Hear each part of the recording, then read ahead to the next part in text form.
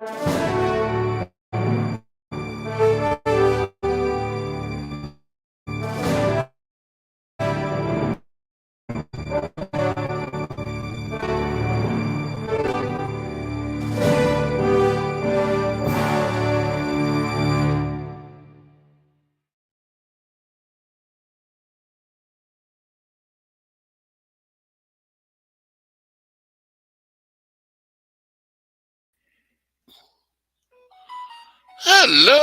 hello, hello, hello.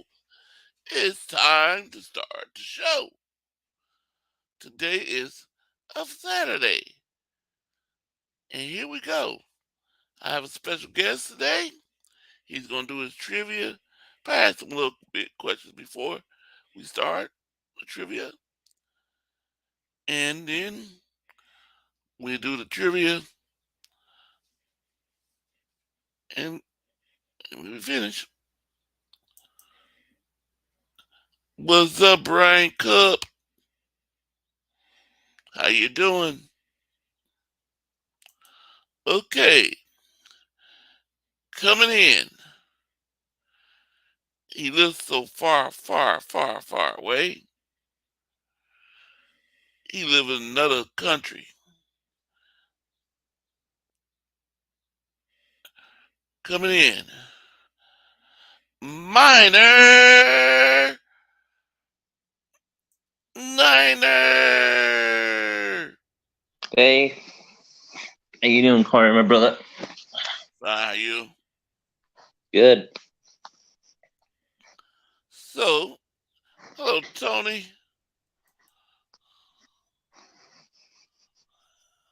Hey, Hey, Mr. David. Niner.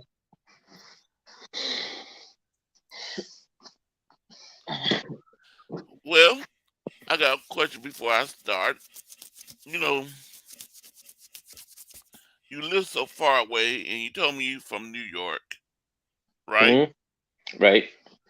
How did you become a 49er fan? Why didn't you choose the Giants or the Jets?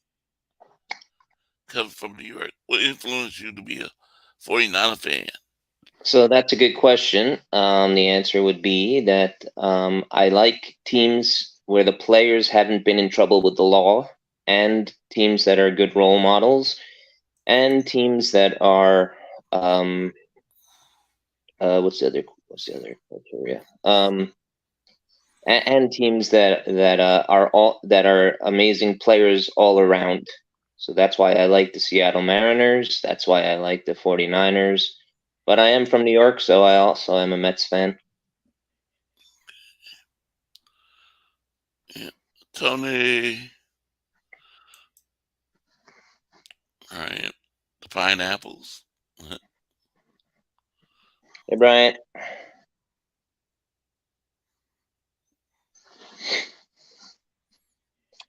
But my grandfather and my uncle are Giants fans, and my father is a Jets. Sorry, I just choked on something. My father is a Jets fan. Okay. You know, it's strange that you didn't follow him. Yeah, You know, he finds it strange also. But usually the son follows the father. Whoever or told at us. least the grandfather and the uncle. Yeah, Yep. you're right.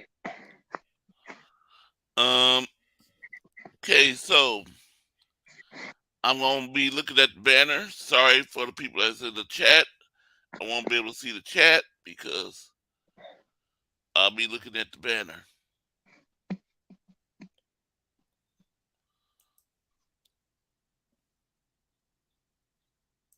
Let me bring up the banner. So before we get started, you did the Giants Wednesday, and this is what Mhm. happened on Wednesday. Oops, wrong thing. I did wrong.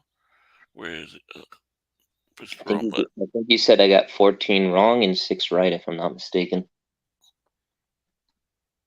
Yeah.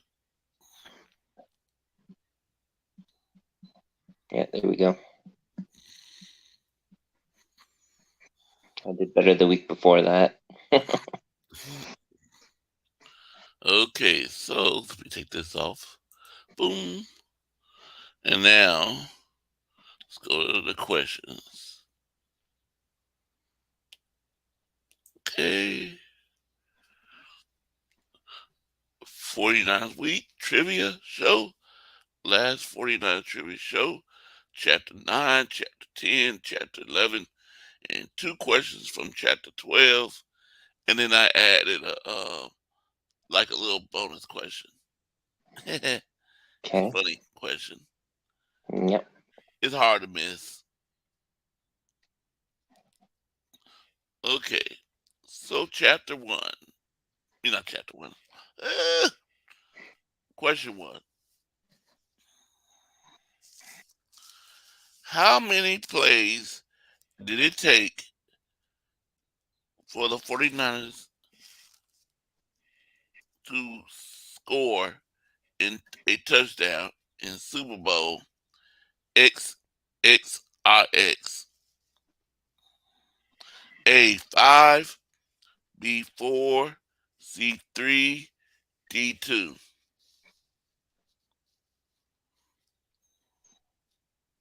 I say D2. D 2. Yeah. Okay, number 2 is a true and false question. Okay. The 49ers held the lead in Super Bowl XLVII. True or false? And I believe this is Super Bowl when we played against the Ravens. What was the question? They held the league? Is that what you said? Yeah, they held the lead in Super Bowl XLVII. I'm gonna say true. You gonna say true? Yeah.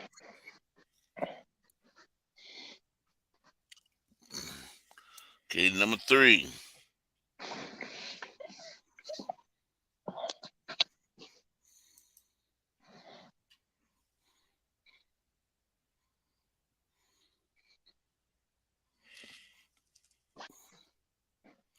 Colin Kaepernick set the record for the longest touchdown run by a quarterback in Super Bowl history. In Super Bowl XLVII. How long his scoring run? A, 11 yards. B, 13 yards. C, 15 yards.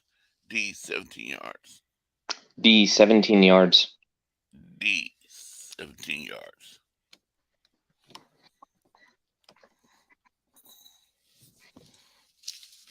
Okay. Number 4. No.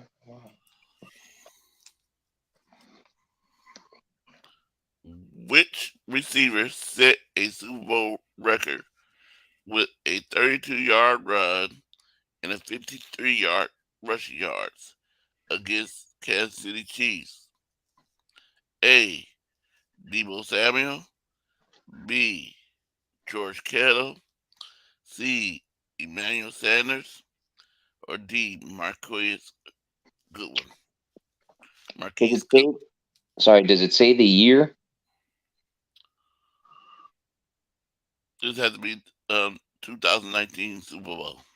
Oh, 2019. Okay.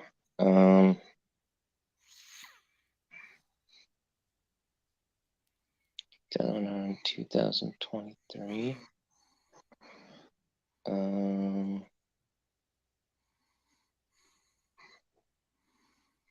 Which receiver set a Well, I heard the question. I'm just thinking a second. It's 2000. Eagles. 2019. So that's 4 years ago. I'm gonna go with Marquise Goodwin. Okay. I think the other players predate it because, like you said, it's only up to 2020. This trivia. Yeah, but this is Super Bowl 2019. Right.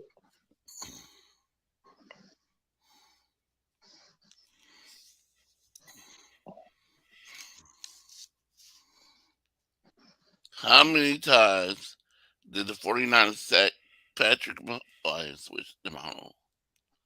Number 5.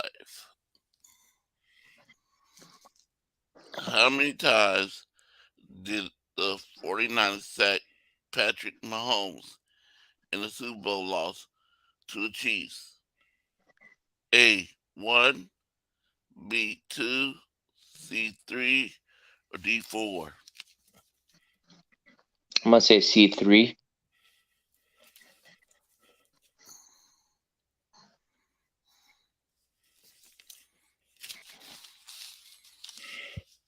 Okay, I gotta switch pages. Take your time.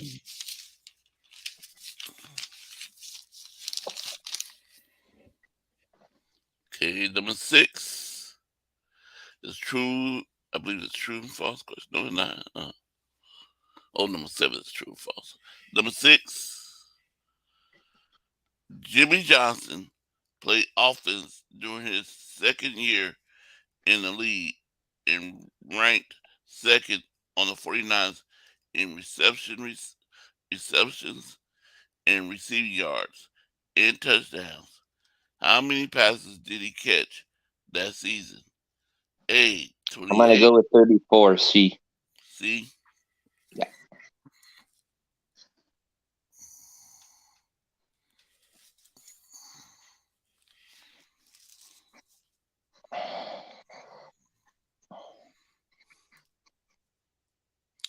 Okay, number 7 is a true and false question. That's what I thought it was.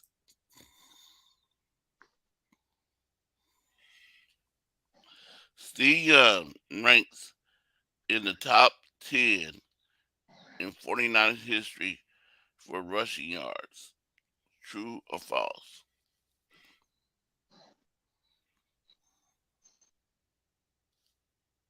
Rushing yards.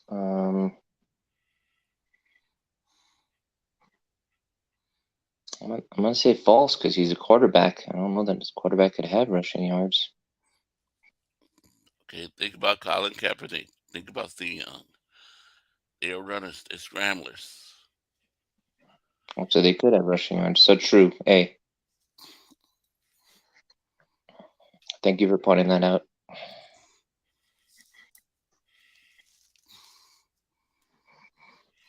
Okay, number 8.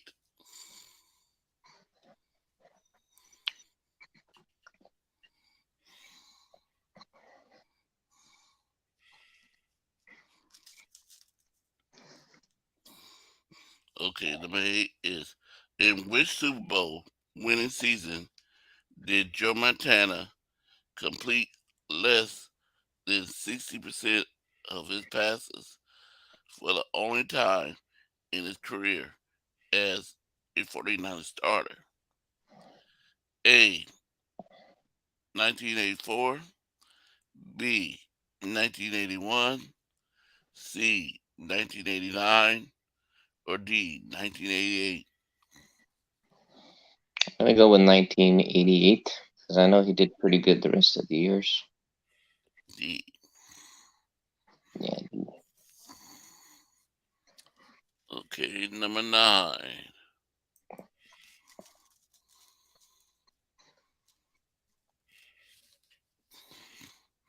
How many times did Jerry Rice catch at least 100 passes for the 49ers?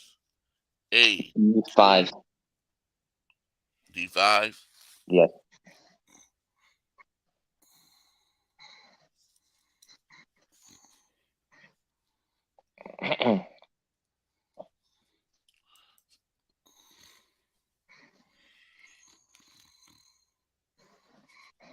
Number 10.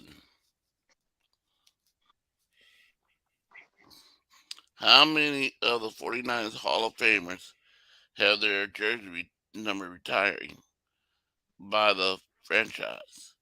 A. 9, B. 10, C. 11, D. 12.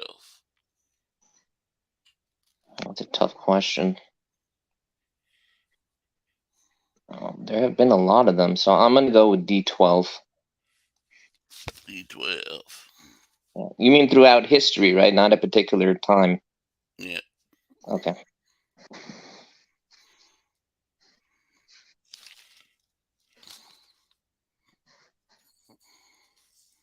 Okay, number 11. I believe number 11 is going to be a true and false question. Yep. Oh,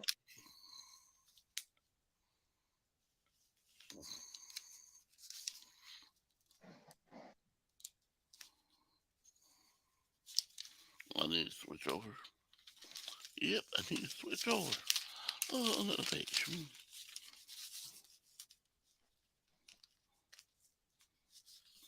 The 49ers drafted Alex Smith with the first overall pick in 2005, then follow up by selecting Frank Gore in the second round I'm of gonna that say same I'm year. gonna say true. True. Yeah, that sounds about right. Alex Smith was a first round pick, as far as I can remember. He's very good.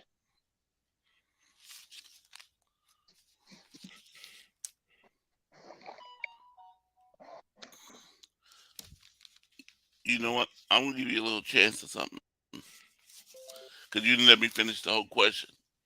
Okay, sorry. The Sorry about that.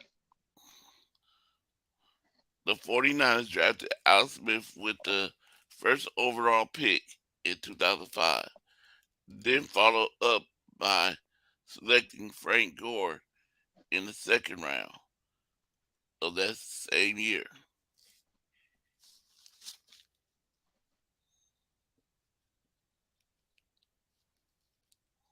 I think I see what you're doing. I think Frank Gore was on the team already.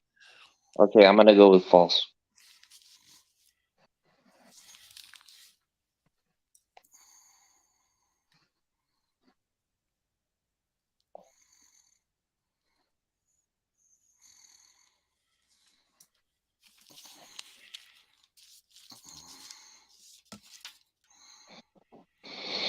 Okay, number 12.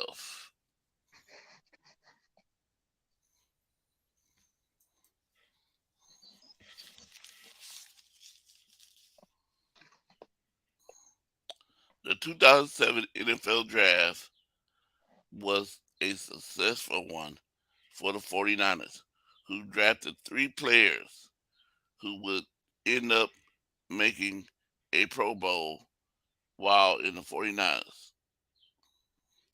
Who was not part of that 2007 class? A. Vernon Davis, B. Patrick Willis, C. Deshaun Goldson, D. Joe Staley.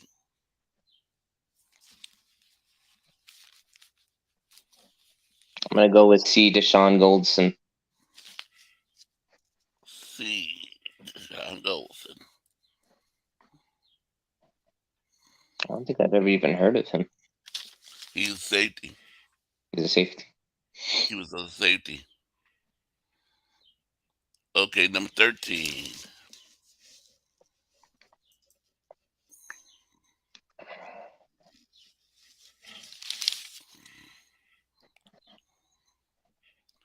Which member of the 49ers starting defense line from Super Bowl LIV was not drafted in the first round?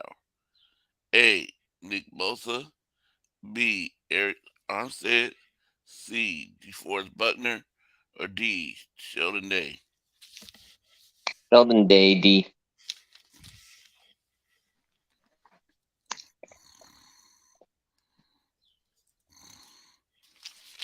Okay, number 14.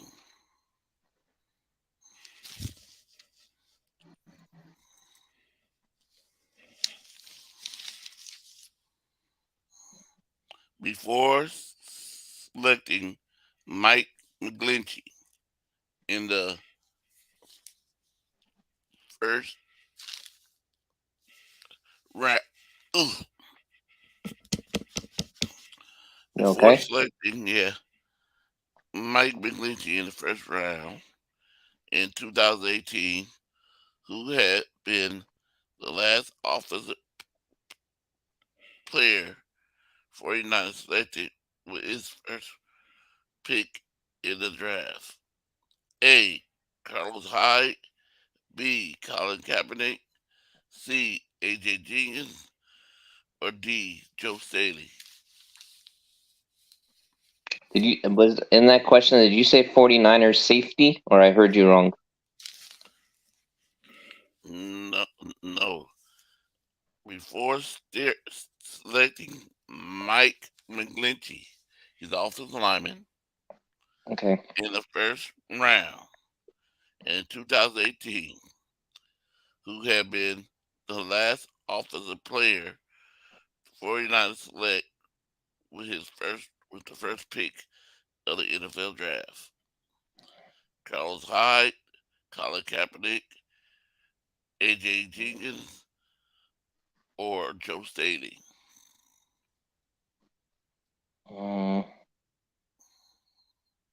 2019. 2018. Oh, 2018. Mm-hmm. Oh, um,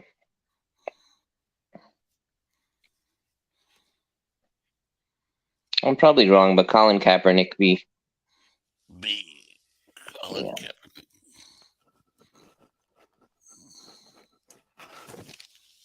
Okay, number 15. Turn the page.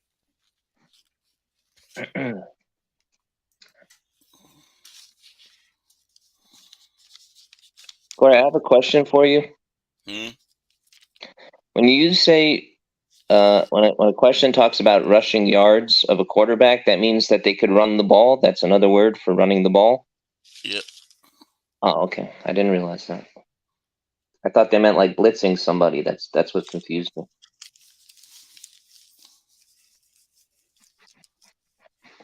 Number 15. In which round of the 2019 NFL Draft did the 49ers select punter Mitch Wisniewski? A. 6th, B. 5th, C. 4th, or D. the 3rd? He's a fairly good punter, not as good as Gold, but I'm gonna Gold's a say kicker. third. 3rd, D. Yeah, D. D. Yeah. But Gold's a kicker. He's not a punter.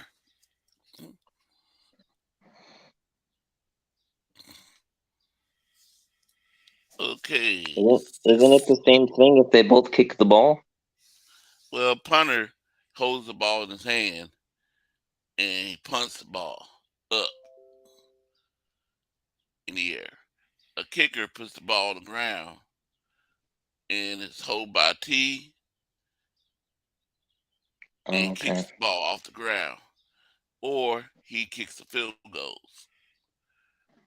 Okay. Gotcha. Thank you for explaining, Corey. Come on. Okay, number 16. True or false? The Patriots ended up drafting 43rd overall, the second round draft pick. The 49ers sent to New England Patriots for a Jimmy G trade. True or false? I'm gonna say false. Jimmy G Okay. was a good player. I don't think they drafted him 42nd. No. Okay. Um, number 17.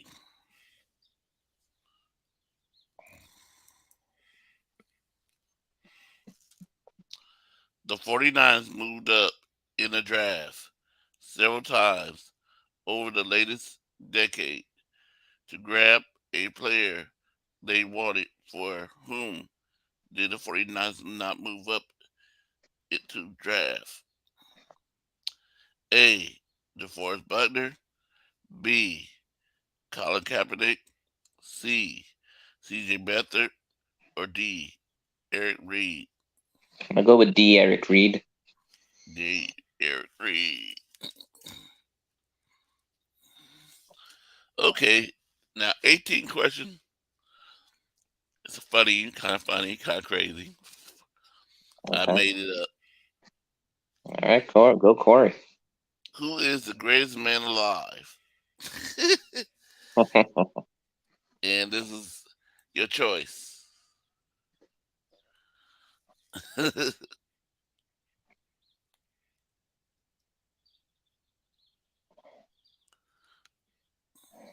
The greatest man alive?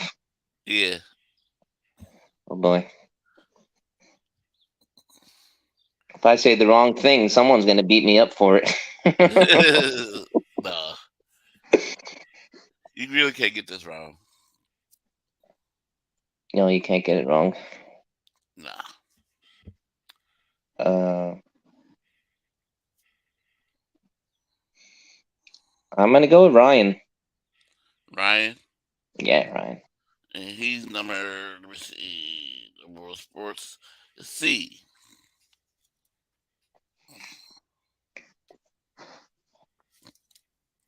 I forgot to put this on there. Keep on forgetting. I meant to put two. Like everybody's on there is the greatest man alive. Yeah, but you can only pick one. No, I meant to put the letter. Like what was my last letter? A B C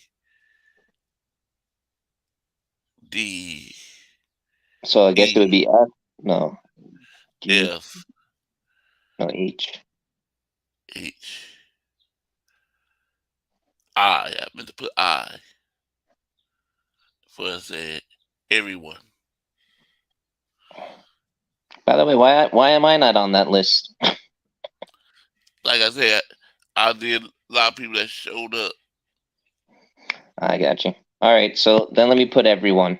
I have that option. Yeah. To put everyone then.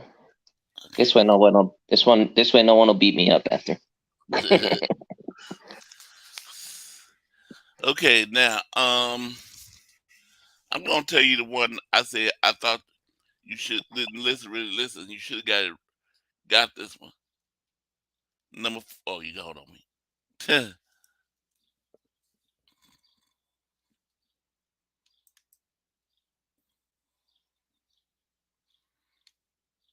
Let me go back to that first minute.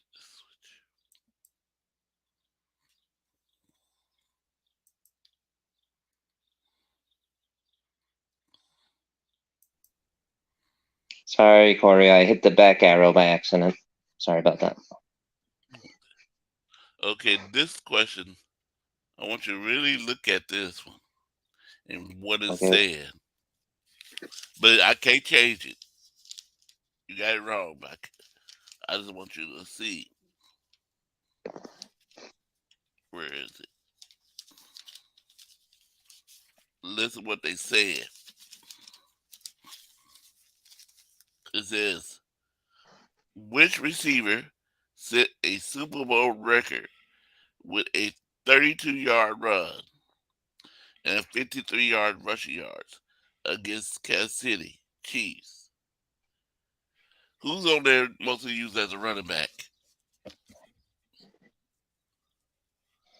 Debo Samuels. Yep. See, that was been the answer. Not my Keith Goodwin. I got you, but to be fair, I did not hear you say running at all until now. I didn't say run. I said 32 yards run and 32 53 yards yards. run. I didn't hear that part, to be fair. I would have gone for it if I knew that, but it's okay. That's what I said. I said.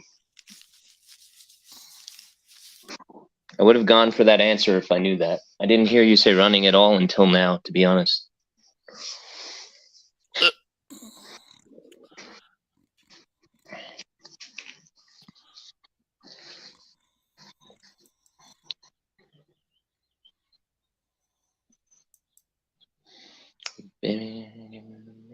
Okay, so here, let me put in the link for Anybody wants to hop in? Oh, I gotta get the link up first. Let me get it. I ain't copy it yet.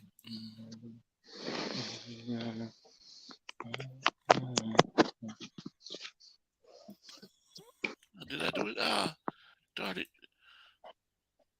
I didn't do it. Copy it. I was about to probably send them to another page. Oh, Corey, I'll be back in a few minutes. I have to go get my rent money. okay. All right, sorry about that. Okay, if y'all like to come in and we can do a little show, a little hangout for a minute. Don't have no much. Well, I just got gray hairs and then make the for the result show and change my questions to the right answer. So the link is in the chat. If you would like to jump in and have some conversation going, that's the link. It's down here on the bottom under Brian Cup.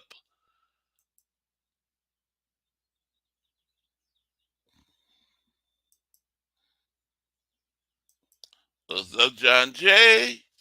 49ers Ultimate Report. What's up, Brian Cup? What's up, what's up?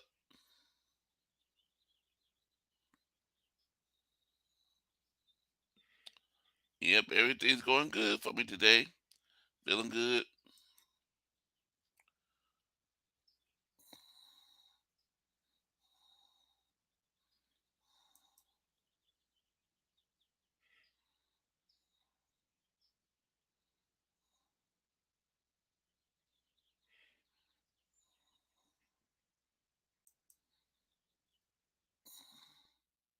Anybody want to come in? Y'all probably all busy, tired, because I know Brian Cub did a show this morning. Everybody's probably busy.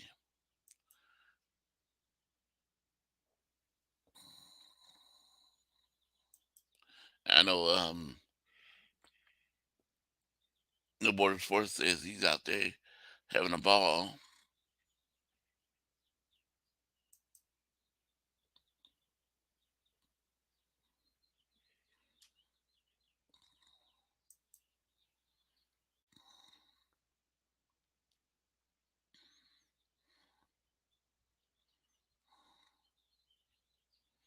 Anybody want to come in?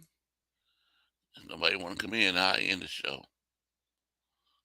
'Cause I don't like talking to myself by myself. Not that good at that. I love having a committee, a panel, talking.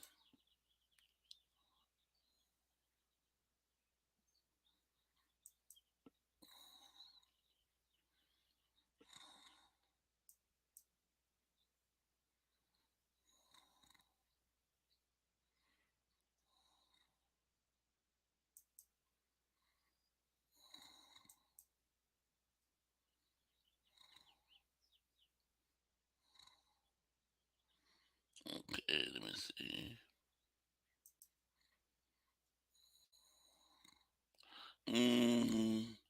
Today was a good day.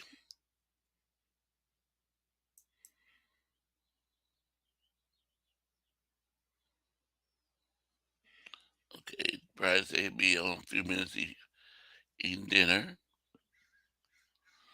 Um,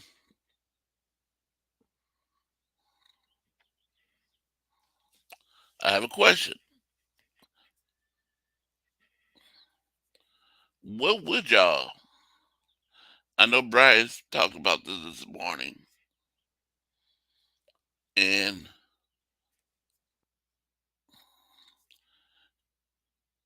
Tom Gro oh God, Tom Grossman, man's doing all the traveling.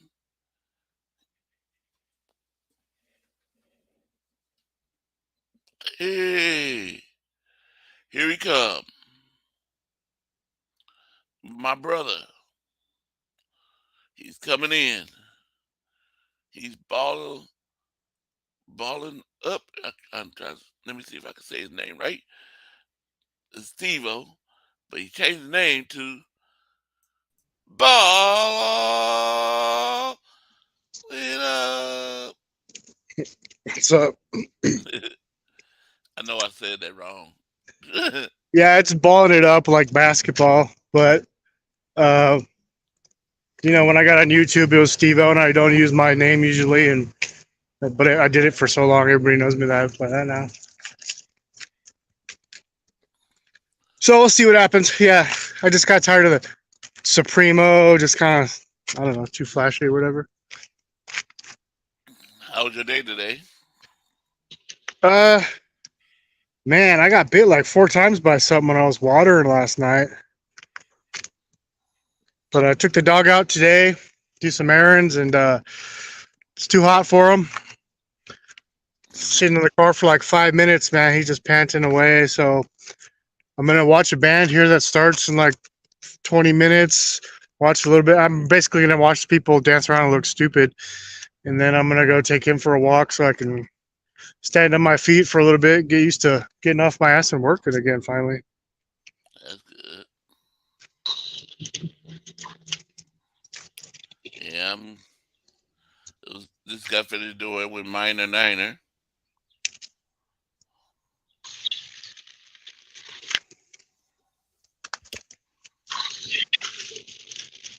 This is my last night of getting it all out of my system before I have to become a grown adult again.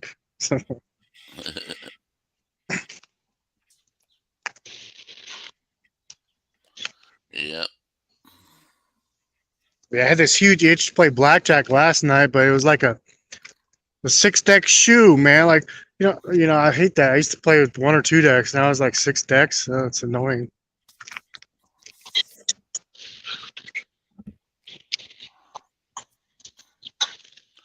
They not. I think a lot of people are tired.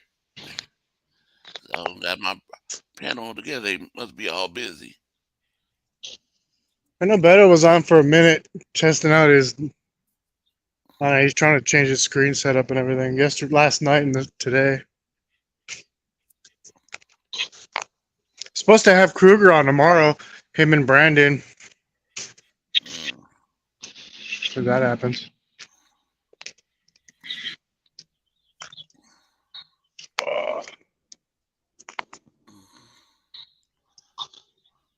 Is that the guy that say you got it for the blocked head?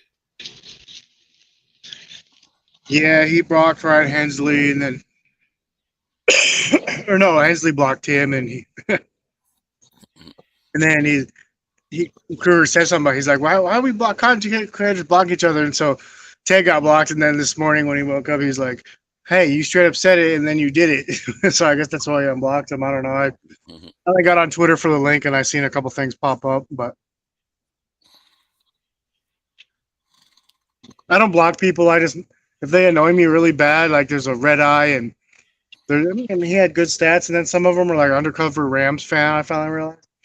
Like if they annoy me that much, I'll annoy them so they block me. Because I don't know how to. I know how to block people. I don't know how to unblock them though. Because I usually get blocked by everybody, right? And then these guys are getting blocked by Kruger before me. And when that whole beef with Hensley and them, like I was adding them both of their names and like, hey, both you guys are in the wrong. So like, and I actually checked yesterday. I was like, did he block me? He might have blocked him on YouTube, but can't block me, man. I got too many accounts. Like Ted's got his dog's name is Hamilton, so I made an account after his dog and took a picture of his dog.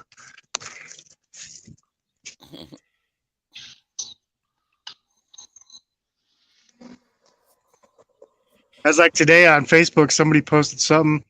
This guy's arguing about, Trey Lance shouldn't be the starter. Kyle's not even watching him throw, blah, yada, yada. Traders, if he's not started week 1, I go check out his pick background. And normally I don't count on that. I don't comment on that stuff on Facebook, but then this other guy, him both go back each forth, and I just wrote in there 40 whiners, and some old dude in California replied back, "It sounds like you're jealous." I messaged him a minute back later, like, jealous of what? Because like you could see you should know it's a 49er jersey my dog is wearing, because the KC doesn't have the stripes, and you should just know. But it's like, what am I jealous of? Two 49er fans arguing? He never replied back. But some guy just called me. They go, "Hey, nice cat." Like, okay. I was like, I didn't say no. I wanted to say, "Did you play disc golf, man? That's not a sport." You will never catch me playing that. But I just was like, yeah, man, he's a killer. CC, me and Tommy. Yeah, but there's positive trolls and there's negative trolls. I'm not a negative troll. I'm a fun troll. I'm positive. Grant is like a negative troll. But Tommy has a nickname for everybody that he talks to. Tommy's the reason why I learned how to spell Faria, because I was like, first time I seen it, I was like, that's not how you spell it. And then I looked it up and I was like, oh, okay.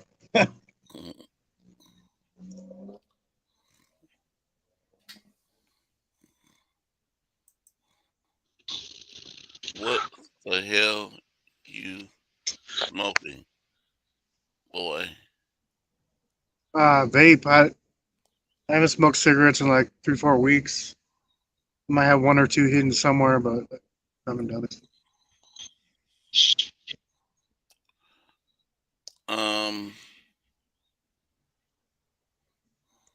Let's see.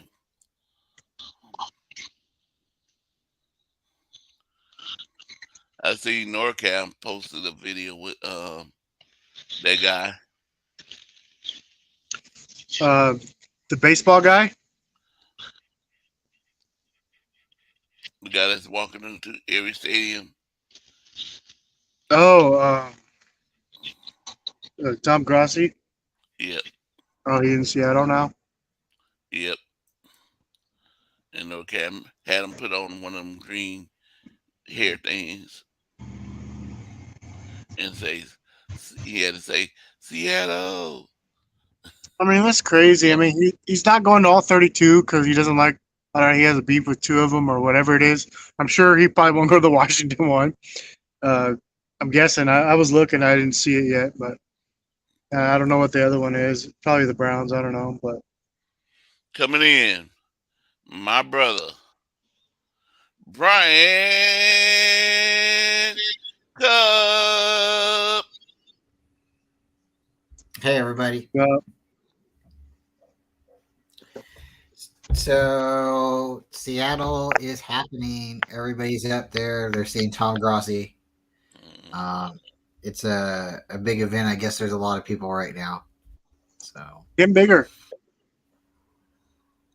It's really happening. Joe and Ryan are there, and they are having a lot of fun. It sounds like. Yep. Tell Ryan to get my pack. Ryan Joe sucks. He almost made me quit playing games, but then Mariah came through with the card, so then I started playing games again. Ryan said, Joe said, oh, yep. Who's that? That's Ryan and Joe Stevens with Tom Grossi. Oh, they got it, huh? They got it. Shout out to the guys,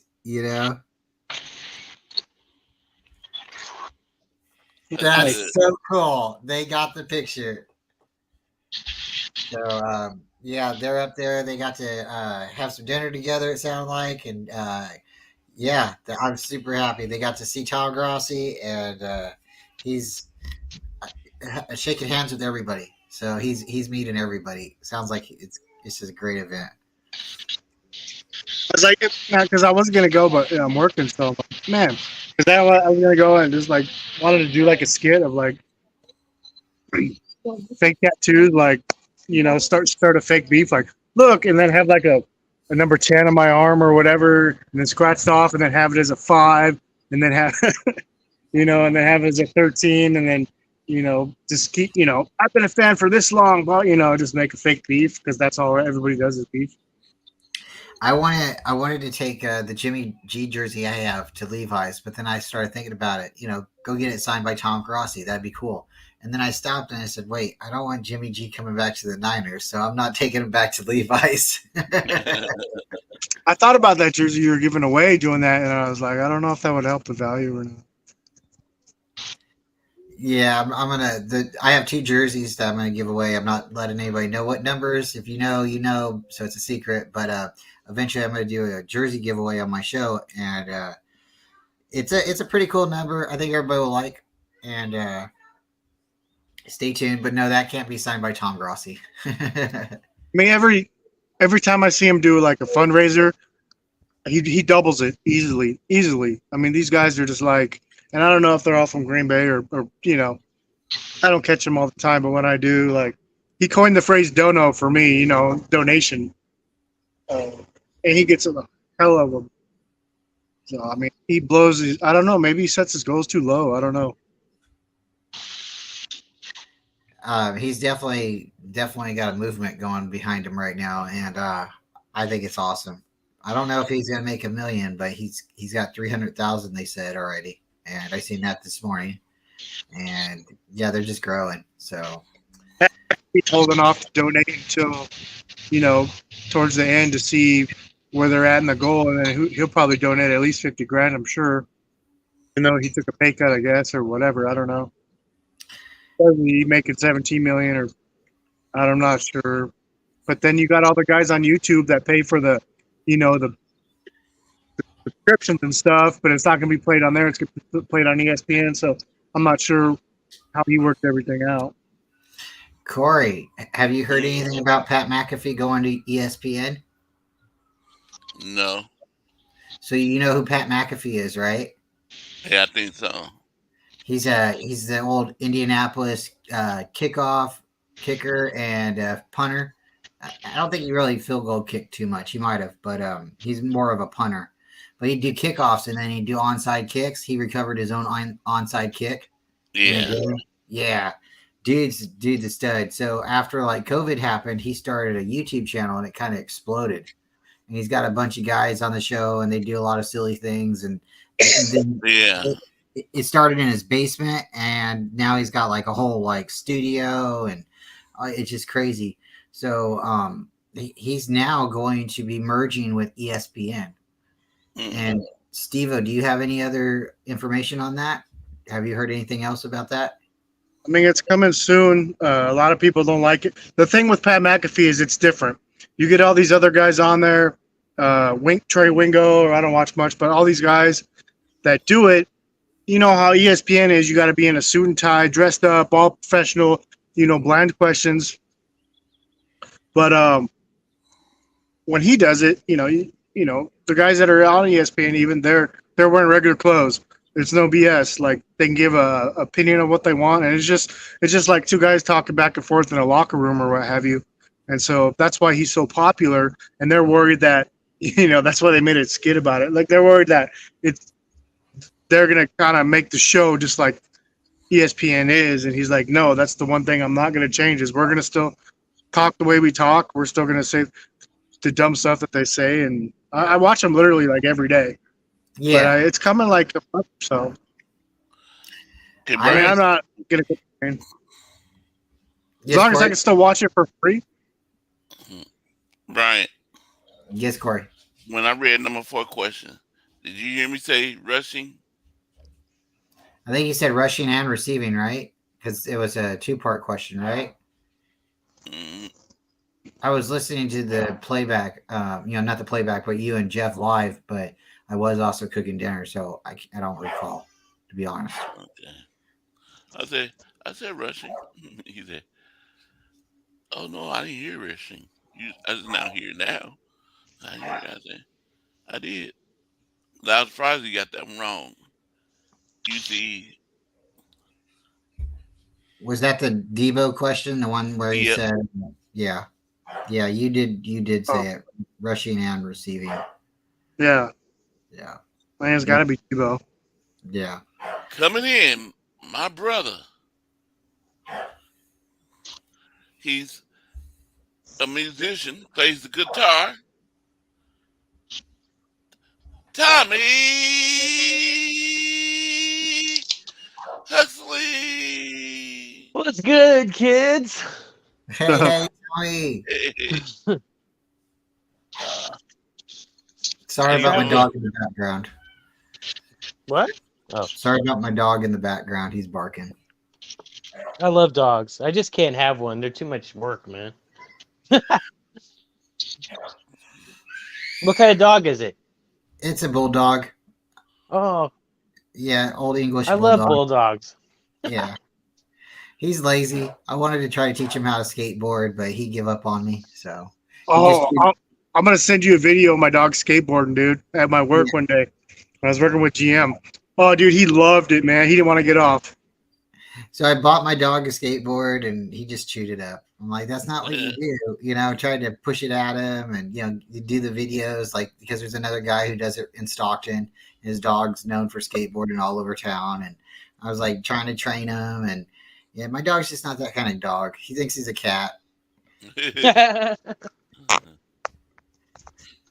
That's funny. Yeah. That was really cool that you knew about the road I'm talking about. So you're in San Ramon? Yeah. Man, that road driving down, I've driven a truck down that road a lot, and I've always been like, man, if I could get my wife's Carmagia, because we got a 65 Carmagia, I was like, if I get it over here, I just really want to just cruise it down the road. There's a lot of nice turns and, downshift and, just have a lot of fun with it. But North Canyon is even worse. It's really skinny, and now there's a stop sign there. It never used to be because of the rain. I think it messed it up where the landslides kind of made it smaller. So Hey, Tommy, when's the trade deadline?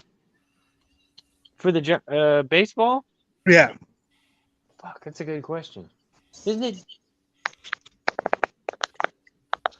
I thought it was after the All-Star break, I don't know. but I could be wrong. But we're in second now, so Uh-huh. I'm The not sure. fucking Astros choked tonight, man. They were ahead 7-3, and the Dodgers came back and won 8-7. What? Are you So kidding me? pissed right now.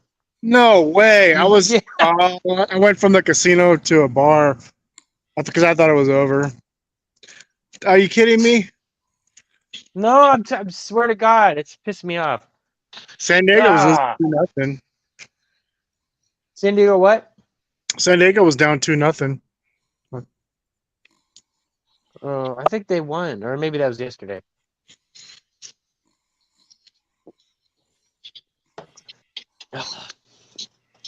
Yeah, I knew it. The D-backs are frauds.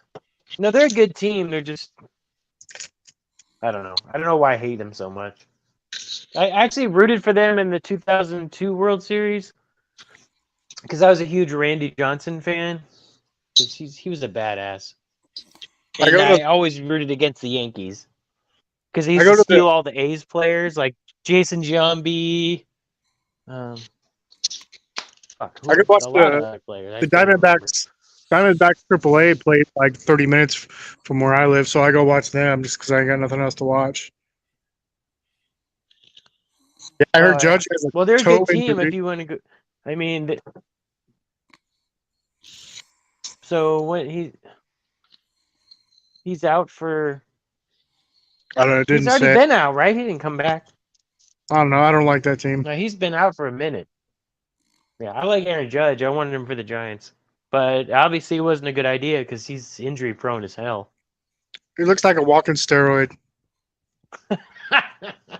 That's like if you watch AJ Hawk, you notice all the guys on Pat McAfee's show have a slim microphone, and AJ Hawk has this big fat one, and I think he does that because he wants to make his. I always want to call in and ask him if he does it to make his jaw look smaller because he has such a big jawline. Oh God, that's funny. He's got like a jawline like a bulldog. Yeah. 0 concussions.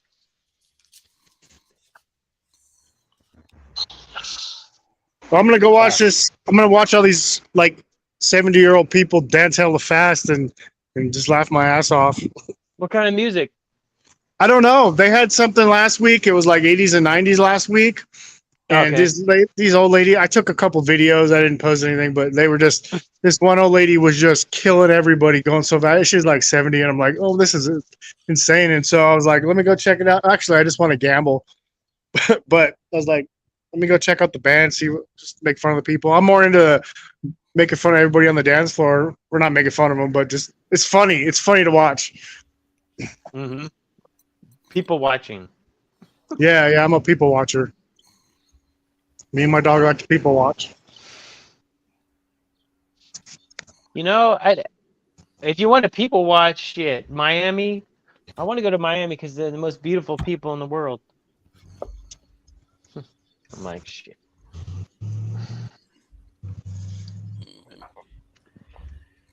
Yeah, we like going to like Victory in the Park here in Anyway. Stockton. It's a pretty cool little event. They have like jazz in the park, and you can bring your You dog. think Joe's a good sport, huh, dude? I freaking troll that guy so hard. Joe's cool. Joe's really cool. He's really knowledgeable about the What Seahawks. city? He lives up there in Seattle.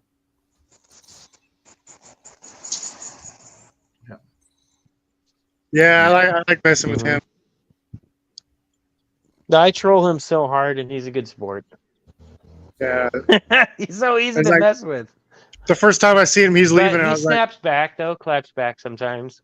I mean, he just knows too much, man. Like, my brain isn't where it was when, he's way younger than me now. And I was like, I can't remember. 2012 is when they changed the jerseys. I was like, Yeah. why do you even know this? Like, you know what I mean? But then he was leaving the first time in Isn't the he chat. like in And I was his like, early 30s, though?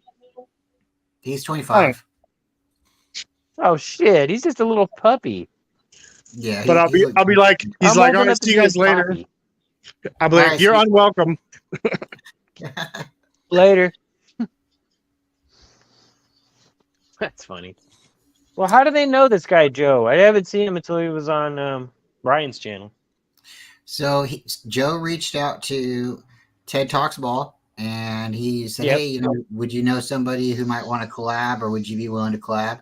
So then Ted, because Joe had just started his channel, said maybe reach out to Ryan, and then give Ryan's information to him, and they message each other, and they're really close to each other in Washington, so they start collabing, and now they've been doing the rivalry show, and then it just kind of grew from there. I met him, through Ryan, and then I had him come on my show in the morning one time, and he's been, for the main guest, and then we've had panel shows with him on, and we do the Friday night show.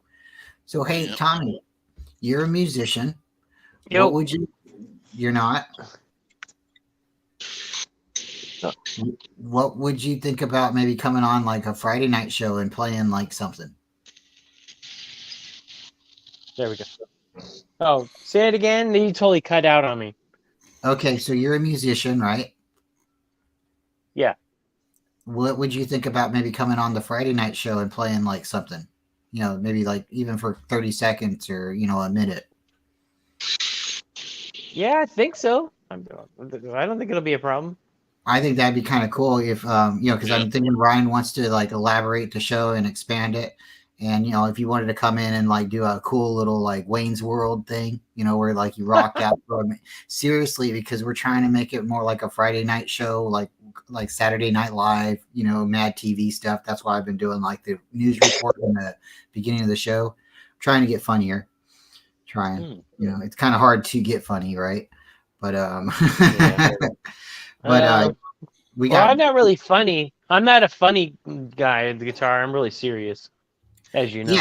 Yeah, and that would be totally cool, But for example, that I just thrown it out there like a Wayne's World thing where you came in and did like a solo, and maybe if you wanted to do something different every week, or even just record something where we could play it during the show, would kind of be cool.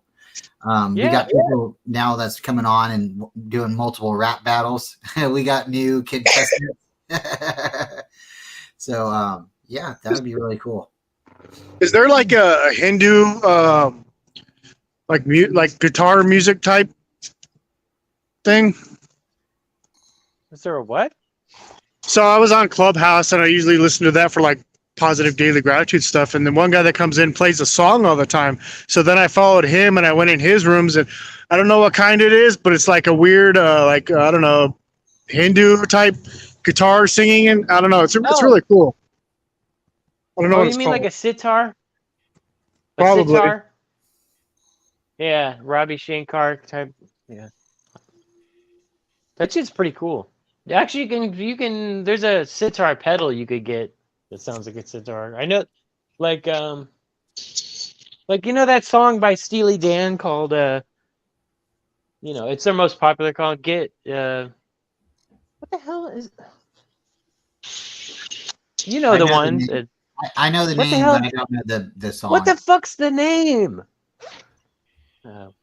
See, I got so many songs in my head I can't pick out one when I need to. Do it again. I don't know. Go back. Yeah, do it again. I think it's Do It Again. You go back, Jack. Do it again. Wheel running round and round. That one. There's like a sitar type sounding effect on the guitar during the solo. Yeah. See, that's why you should come on, Tommy, because you could even talk a little music on the show for a few minutes and it will break it up. Mhm. We're going 5 hours. So if you come on for like a half an hour and take up that much time, it's helpful to everyone. Yeah. Well, I'm going to be your biggest critic. I'll tell you right now. You could really, because you're really knowledgeable. You could really come on and say a lot of cool stuff. It's the variety show, so it's not like it's all football either. So I don't know. The only thing is I live in a box. Not really a box, but it's like a 1-bedroom apartment. Condo. It's a condo. Oh, it gets too Fucking- loud. Well, I live with a Nazi. Not technically, because she's actually Jewish, or she's an honorary Jew. So, but she's pretty. She hates practicing. It's like, I don't want to hear you practicing. It's like, well, what? It's not like I'm jamming. Well, I guess because I get jammy, it sounds really noodly. And so, I mean, maybe I'll just play my acoustic. I know that might kind of sound cheesy, but no, I don't know. because we're just trying to get something a little bit more lively. So if an acoustic isn't offensive to your neighbor or your roommate, I mean, dude, that would be awesome. Just anything other than No. My fiance is my roommate. yeah. So she's the one that you're talking about. Then much respect to her. And if it's not, what I mean, like make her happy wife, happy life. Happy girlfriend. Same thing. So yeah, if you could do something like that, that would be kind of. Are we talking about my girlfriend or my fiance? Your fiance? Just kidding. See what I did there? Yeah, we won't bring up the girlfriend. This couple I know. This couple just got married last week. They'd been together 17 years before they got married. Yeah, dude, we've been together 11 years. Every time I hear Tommy and think about Tommy, I think when we was on Jay and the Bay show. Man, that's the first time I called in on Jay and the Bay.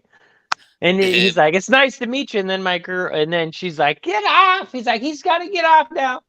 And I'm like, and she's like, all trying to grab the phone, and I'm like, "Get the hell off me!" Yeah. I felt like an idiot, dude. It was like the first time talking to Jay and the Bay. We've been talking like, just like me giving him super chats and me, commenting, and then me messaging him on Instagram and sending him shit. It's the first time it was face to face, and she's like, "Oh, up on my nuts!" Like, get the fuck away from me! Just give me 10 minutes. God. I was in the background cracking up. I know. I'm like, bet this shit looks hilarious. It's like, dude, if I want to go hang out with my friends, I'm not going to ask for permission. You know what I mean? No, she just said, "You're wasting your time." Yeah. With these guys that live in their basement. I'm like, okay. Well, I'm like, you don't know that. Most of these content creators are, you know, they're all married or. Yeah, there's no basements where I live. Where do you That's live? heck of fun, I live in Nevada, but like Wisconsin, Oh, I remember sweet. Wisconsin and Colorado, they had basements and stuff, but around here, Mhm. their houses don't have basements. Yeah, I haven't seen a fucking basement. Shit. I have a crawl space like underneath my house, so like I have a half basement, and then Oh yeah, yep. and I've had houses that's had basements, but it's not too common anymore. It's not. Fuck. I've been Yeah. going fucking eat. We've been eating like freaking eating so much out here. Good God. But I've been going to my dad's gym every day, so I'm trying not to. But What are the bugs like? $45 for 1 week at the gym out here. That's Oh, crazy. Yeah, Florida. But Not even that much for a yeah, month but here. it's cool because my dad goes for free because he's elderly. He's like he's gonna be 79, and but he works out 6 days a week. That's crazy. But he just does that bicycle thing, and then he does all the weights I do. Like, Catch you guys later. All right, right. Steve. all right, have fun. Thanks. Go pick up on some old ladies. He's not married, is he? No. Always. Oh, always. Dude, the day you stop looking is the day you die. Yeah. Okay, I got a question. And Brian already Mhm. touched this question this morning. He did his show this morning and he touched it already. What? But I had to leave. Who would you trade Tested? for? Huh? No, this morning because I usually do Saturday, Sunday shows, and this morning I kind of asked a question that we sort of asked on like Thursday night and Friday night. So the question is like, would you trade Juwan Jennings for Chase Young, or another 49er for Chase Young? Is that my internet? Oh, hell yeah! But what do we have to trade for? Oh, next year's first. No, it'd be like player for player. So would you trade like Jennings for Chase Young, or would you trade Kinlaw for Chase Young? Kinlaw for Chase? Hell yeah, in a heartbeat. That's the consensus for everybody, but I threw it out there and I was like, what about Jennings? Like, would you trade Jennings? Because he's really good on third down. But if Chase Young came in and sacked the quarterback on third down, it's kind of like we got enough people who can catch the ball. We need somebody who can sack a quarterback. Yeah, dude, Chase Young and Bosa, oh my God, I think they'd be magical. Because I think he's, I don't know. He's not a bust. He had a really great first year, but and then he injured his thing. And then third year was what, average? Yeah. So this would be like his breakout year or his recovery year where like he's actually back to strength. And sure, we'd only have him for like 1 year, but we only have Juwan for like 1 year. And again, it's like Juwan's great, but if we could get somebody who does something different than what Juwan does, because we have enough guys that catch the ball and contribute on that side of the field. If we got somebody who was an impact player on the defense, I think that would be great. But who was it? Steve-O brought it up. I think Steve-O said it, and I think who else said it? Bebop Jones said it. He said that they don't need wide receivers in Washington. So that could be a reason that they wouldn't want to trade for Jennings. But we had basically a divided panel, I think. Half of us thought, maybe trading Jennings would be okay, but everybody agreed. Trade Kinlaw for Chase Young, 100%. Make that call. Yeah. I might do for Jennings. I mean, he's great on third downs, but I don't know, with Brock Purdy being able to scramble and Lance can scramble. Everyone can scramble in the QB room. I don't have a lot of faith in Darnold. I mean, yeah. So I don't see ghosts. I mean, obviously, I think course, we have way more faith in him. Yeah. More faith in Judge Johnson, but that's not saying much. Okay, so here's another good question that we all asked the other day. Who would you say is a 49er player that's underrated? And before you give me your answer, I said I thought CJ Beathard was underrated, and everybody just tore me up.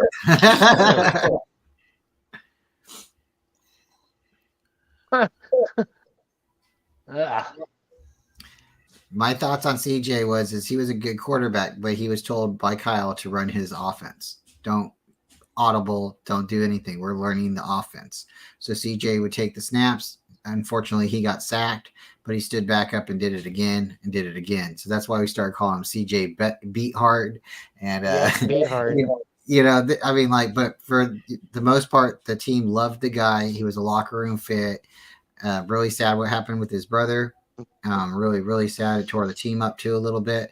And then when he ended up getting, let go, he didn't get let go, but he went to Jacksonville, and he's still, the same guy. He's doing his thing in Jacksonville. They're really happy with him. But I think at a certain point, it's like when quarterbacks are being developed, there's a certain point where they're either going to be like that guy that's allowed to ad lib, or they have to do exactly what the coach says. And CJ did what the coach said. And I think when Jimmy did come in, the team had like gelled a little bit at that point, and they were like, okay, we can roll. And Jimmy played backyard football, and that's why we won those games. But so I think CJ's underrated. But in your humble opinion, Tommy, who would you say is underrated as a 49er player? Any era, really.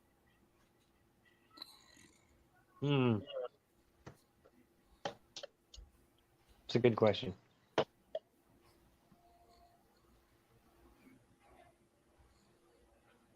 That's not on the team now, or anybody? Any 49er player like Julian Peterson, you want to say Dante Whitner, Hittner, or you want to say all of them were rated pretty high, actually. You want to say somebody like Dante Johnson, who keeps making our team every year on the practice squad. Is he still even on the team? He made our team last year. Yeah. Oh, yeah. He's injured. He tore his ACL. Yeah.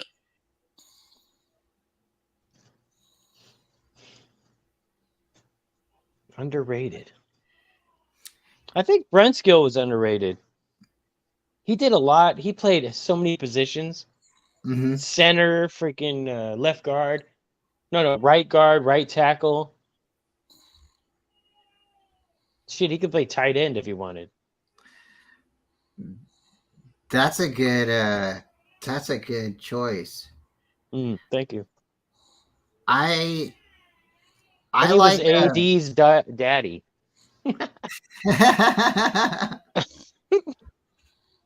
Except in that playoff game, though. Yeah.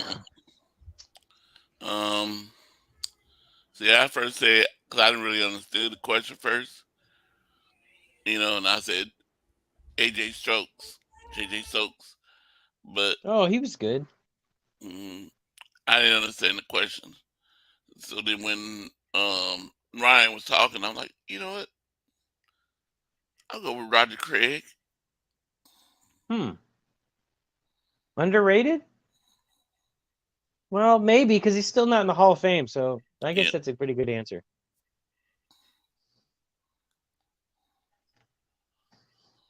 And I gotta go with, Armstead. He's underrated. People doubt him. There you go. He's pretty good. But I don't know if he's underrated because he just don't get the sacks like he's supposed to, but he gets the pressures on the quarterback. Yeah. He makes the quarterback throw that ball.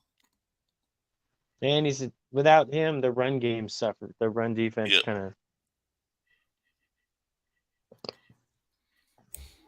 How about Jeff Ulbrich, linebacker?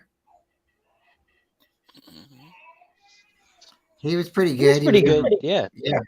He was number 53. I think think he was really good, but I don't know how like well we really liked him at the time. And I don't know, maybe I'm just throwing out a name, but yeah, was decent. He was good. Chris Borland, that number 50 guy, retired on us too soon. Yep. What was it? That tight end from I think he was from Stanford. He had great hands. What the hell was his name?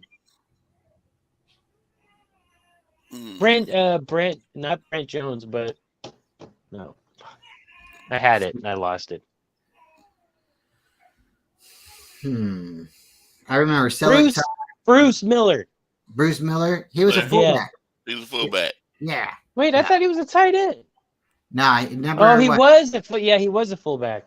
Yeah, Bruce Miller.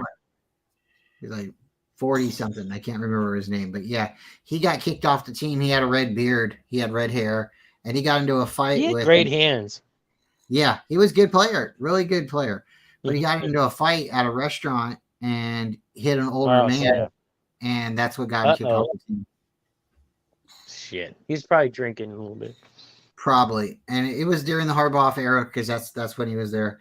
And we also had who else went wigged out on us like that? We had Alden Smith wigged out on us. Yeah, just on the so good. Yeah, he was a great player, really great player. Wasn't even in. He would have been a good linebacker if he didn't mess up with the rules. Reuben Foster. Mm-hmm. Yeah, Torpedo Man. Yeah, but he just didn't follow the rules. What was that? 2018, 2017. Yep. Hey, shout out Young Nex 916. Thanks for coming. Appreciate you. Hey. If you're not subscribed, please subscribe. Corey does a great job. Yeah. And if you got any people that you're thinking about right now, currently, Young Next 916, that's underrated as a 49er, please throw it in the chat and we'll talk about it too. Kyle Nelson. Are you a 49er fan?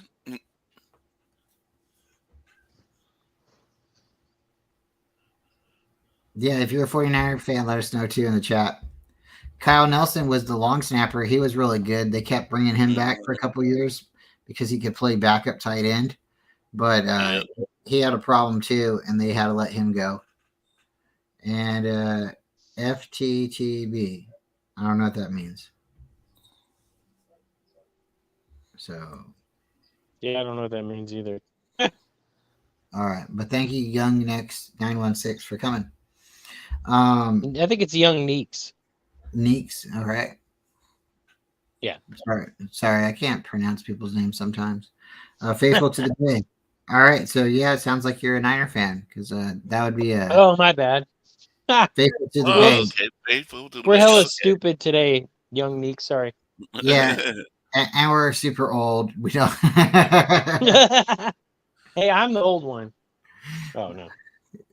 I'm getting up there too. I turned Actually, 30. Corey's got me beat, I think. Yeah. But I don't know. I don't know. I'm 53. Yeah.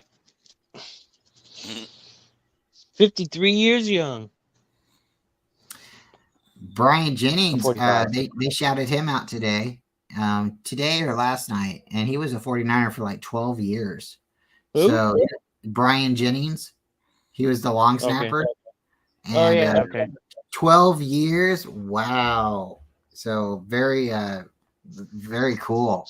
I would say very underrated for not, most people knowing that, really good player. So special teams matter. Mm-hmm.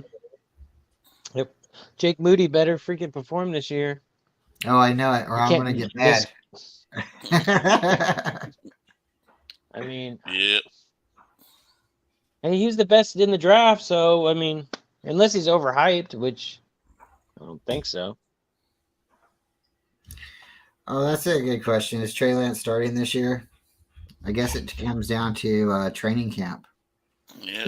If he blows off the practices and he does really good in When does preseason. training camp start? July. July. Okay. Yeah. I want to say like July 20th, but I could be wrong. Hmm. So I'm gonna try to go. I'm gonna try to go to a preseason training camp game. Not a game, but a practice. Yeah. Mhm. Well, they're playing with the Raiders, right? Yeah, during preseason they do play the Raiders. And then they have Yeah. joint practice. Yep. That's gonna be fun. Mm-hmm. See how many interceptions Jimmy throws if he even practices because he's hurt right now, right? Yeah. So he might not even practice. Right. Play. Yep. He might not even play. We talk about practice.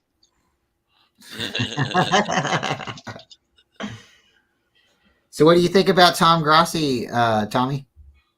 He's funny, man. You do you know what he's doing with the 30 for 30? No. Okay, I subbed him and then unsubbed. I don't Okay. know. I've subbed to too many people right now.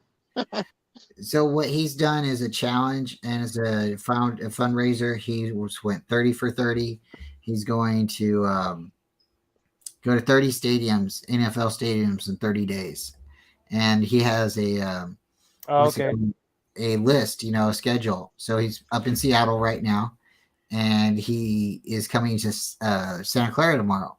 And then he's going to go to Las Vegas, Arizona, and then he's going to finish off in LA. So he's almost done with the whole thing. But he's donating all the money that he gets for the fundraiser to St. Jude's Children's Hospital. And it's an awesome thing. So Hi. He's a great dude. I can tell. he's up to like $300,000 already. And if he makes like $1 million, he's going to get a tattoo. He's gonna get a Niners tattoo. No, Whoever donates the most money, he'll get a tattoo. What they say, wow. Yep. I would never agree to that. right? Me either. What if he wants us to write "I love moth"? So there's Joe, and there's No Border Sports, and Tom Grossi. Yep, I saw that. That's cool, man. That's so cool. Where was that? Seahawks Stadium. Yeah, What's that's the up name there. of that place? That's Lincoln. Lumen Field. Lumen Field. Lumen, yeah. Yeah. Thank you, Young Neat. Stop by anytime. Yep. And Thursday nights, well, this one's the last one already, but tomorrow we're doing a result show of who went 17-1. Two people went 17-1. That's crazy. That's crazy. Where the hell's David tonight? Where's David tonight on a date? He might be. He just That's might right. What it be. is. Like he usually chop in real fast. And David Cron is umpiring. yep. So. And John Jay probably busy doing something. Freaking Dodgers, man. Yep. Not Niners. Giants swept the Dodgers. That was crazy. That was super crazy. 0. I've been trolling my friends. I trolled Lawrence a little bit. He's like, we don't care about you guys. Yeah, right. You care when we're in the I know when the Giants.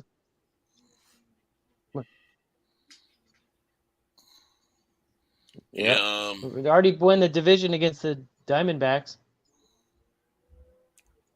So, and they're in first place. So I think the Giants are 44-33 now, or 32. 11 games over 500. That's pretty good. Yeah. Because last time I was like, we're teetering above 500, or we go below, above, and then we go get to 500, then below, then above, then at 500. Never got above it. Maybe for one game. Then they had the winning streak, and then it just kept going. I remember back at And Merrill Kelly, the pitcher from the Merrill Kelly has owned the Giants, but not today. So anyway, go ahead. Oh, I was just gonna say I was at like Bible camp one day and Bible study, and it was fun. You know, go like once a week to this church, and it was really cool. And there was a kid there. He was one of the counselors or whatever, you know, like from high school or something. And they were talking baseball, and then he asked me one day, he's like, "Who do you like?" And I said, "Oh, I like the Giants." And because I'm a 49er fan, you know, so I like the San Francisco Giants. And that's really probably the only reason I said the Giants at the time. And he looked at me and said, "Why do you like the Giants?" And I said, "I don't really know. I mean, like, they're the Giants. They're from San Francisco. They're, you know, my favorite team." And he said, "They're the worst team in the league." And I was like, damn, you know, like, and I walked away like thinking, okay, well, I don't really know much about the sport, you know, so they could have been the worst team at the time. But then I remember going to junior high school and then making it to the World Series against the California Angels, and Barry Bonds was there, and, you know, we come really close then. And then just recently, you know, we had the 3 World Series for what was the odd or even years. You know, we kept going, you know, so it's just I'm not the biggest one who can tell you about the stats, but I wear more Giant stuff than I do 49ers. I tell you the truth. Me too. Like, cause I only have I don't wear my jerseys around because my fiance is like, "Why are you wearing that? You look ridiculous." I have like a bunch of jerseys and I never wear. I don't even wear them during the games anymore because I think that they're bad luck. I don't know. So Tommy, but now, what? When you play your music, do you read off a sheet or do you No. you play by ear? I'm usually memorizing.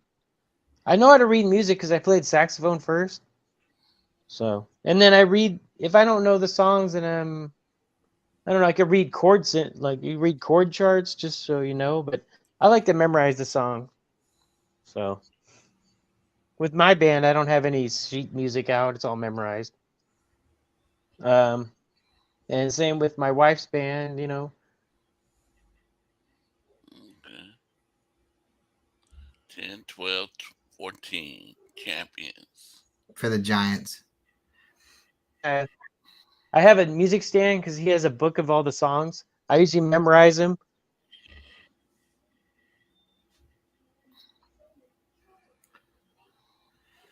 Well, we might be losing Tommy a little bit. Here he's back. Oh, yeah. The Wi-Fi is not that great out here. It's okay. We appreciate you coming on. We don't get to talk to you a whole lot, you know, so. Yeah, because she's not here with me on this trip. She doesn't really get along with my parents that well. I mean, her and my mom don't really. No, I was saying because I was looking at on his YouTube. This guy, he goes around. He sits at a piano or a place, and then he'll have people come up to him and say, "Can you play this music?" And he has to get their phone and listen to the music. Yeah. And then play the song. He's playing by ear. Yeah. Well, I mean, most of the songs, like I used to be, like, from junior year to like, forever. Like, I was obsessed with Stevie Ray Vaughan obsessed with him. So I'd be like listening to the music, like trying to figure out what he was doing. And now I could pretty much play all of his songs, and I could pretty much play his solos note for note, and that's just from me listening. It's not from getting it online or, you know, trying to chart out the freaking solos, you know. But some stuff I can't chart out, like Dragon Force or whatever, or some crazy ass shit that's just like that. No. And that's not really music to me anyway. It's just a bunch of noise. What's your thoughts on Fish? Oh, I love Trey. He's awesome. Anastasio. Yeah. They're kind of goofy though, but there's some of their songs I really like, but some are kind of too cheesy for me. But never saw them, but I dated a girl who was really into Fish. I like Rush.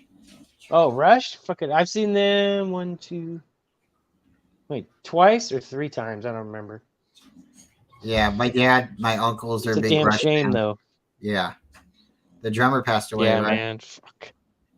Yeah, it's a damn shame. Like, I told my boss, and he's like, "What? No fucking way."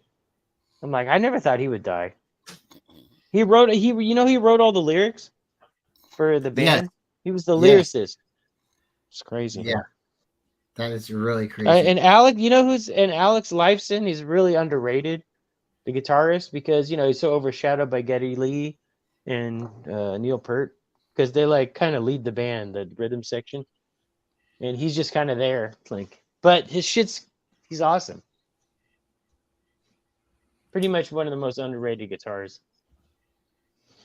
Dude, we gotta get you to come on the Friday night show, talk a little guitar and music and stuff. Yeah. I used to be, because I'm a musicologist too. I read the Miles Davis freaking autobiography 4 times. That's how obsessed I became with music. But now, like, my obsession is sports and music, but then sports is kind of taken over. That's probably why my fiance's mad. Okay. So Young Knee 916 has a question. What's your opinion of our tight ends that we drafted? Latu is labia. Sorry. No, I think Latu was a reach, man. I'm just not a fan. I don't like him. But what's the other guy? I like him. Brandon Willis, I think he is. I think Yes, so. that's him. I'm not a fan of Latu, but I hope he proves me wrong. What do you think, Brian? Did you tell? I told you that I put that in the super chat. Latu is labia, and Grant Cohn read it. He's like, "Tommy, I can't read that, but thank you for the $2."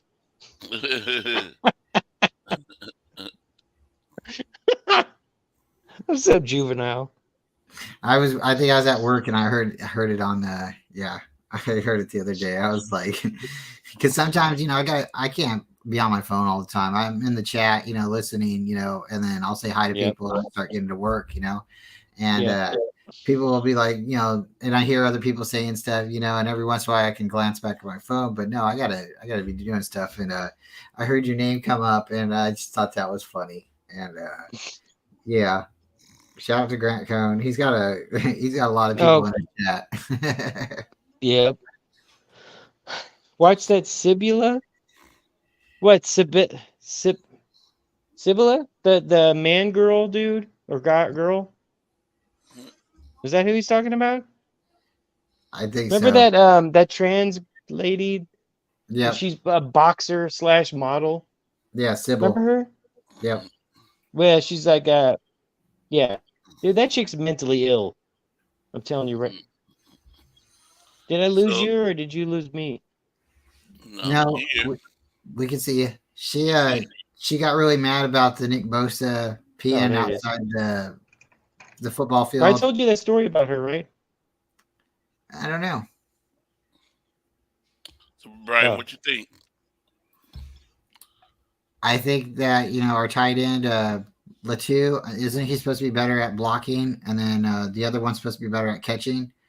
So I think that it really just says Warner and what's the other one? Dwelly could be gone this year, and it's kind of like we're gonna get younger at the position. It looks like to me. So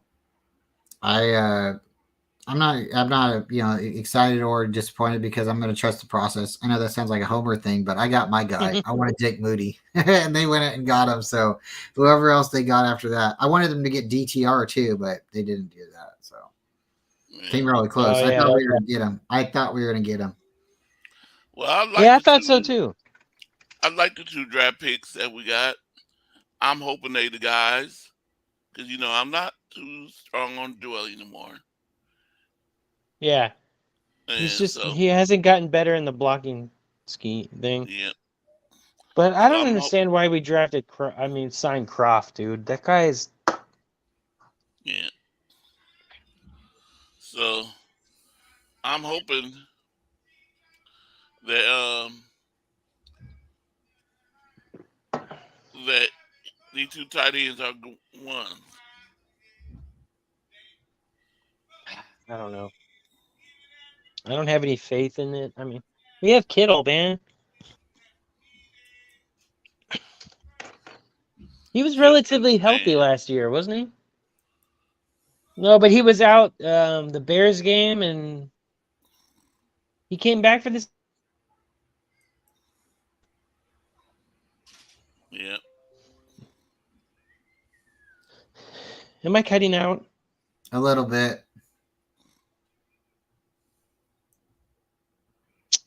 Just a little I'm in bit. the. I think I'm back now.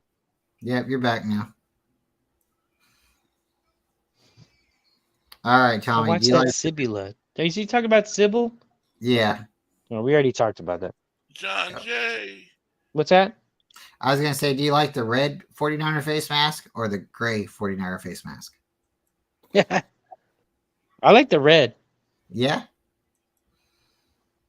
like the Jeff Garcia era, the early Alex Smith era. That, Yeah. 98 to 2005, I think, or 2006. Mm-hmm.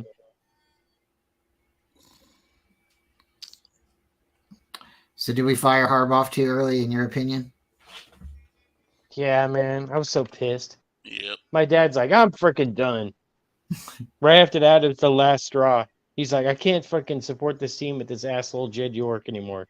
I'm like, okay. I'm like, I just can't. This is my only team. So it's like,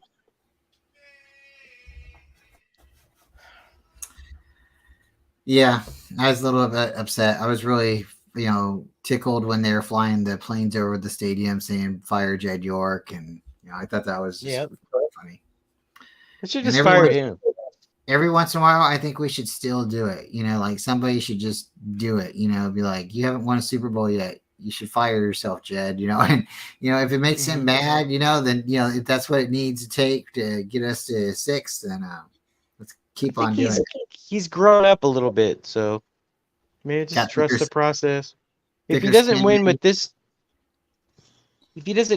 with this, regime, I mean, then I think he's got to think about something else, doing something else, because he failed.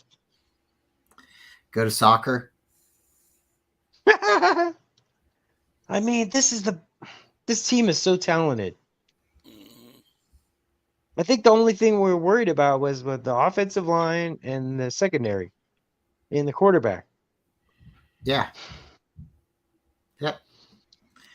That's it. We're a stacked team. We are so stacked. Man, So- imagine if we had the offensive line from the Harbaugh days plus Trent Williams. Wow. Okay. That would definitely be the number show me- one you got- offensive line. No, Nick, you gotta show me your face first. I don't just let people in. You gotta show me your face. Unless you know him. Yeah, I don't know.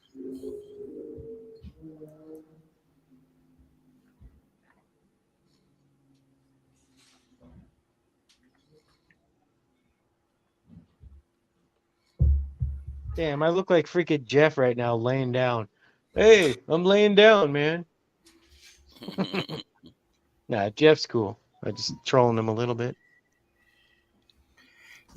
Yeah, Jeff's cool. We've told him a little bit. He's gotten better. We said, you guys sit up a little bit. Looks like you just got out of bed or you're still in bed. It looks like you've been in bed all day. But he's a good guy. We like Jeff a lot. Yeah. But yeah, if he could come in, and like play some music before he did his Niner rap, or that would be so awesome. That A would little really be car cool. cast. Broadcast, jump on. I'm doing good. Nick, I see you down there, but you gotta show me your face. What you talking Yes, about? Show me your face. He's in the backstage. Yeah, because he might be waiting to show some freaking Pornhub. Yeah, you gotta wait. Sorry, I was sorry. on the stream. I was like Jesse Naylor's caller right before Really? that happened. Yeah.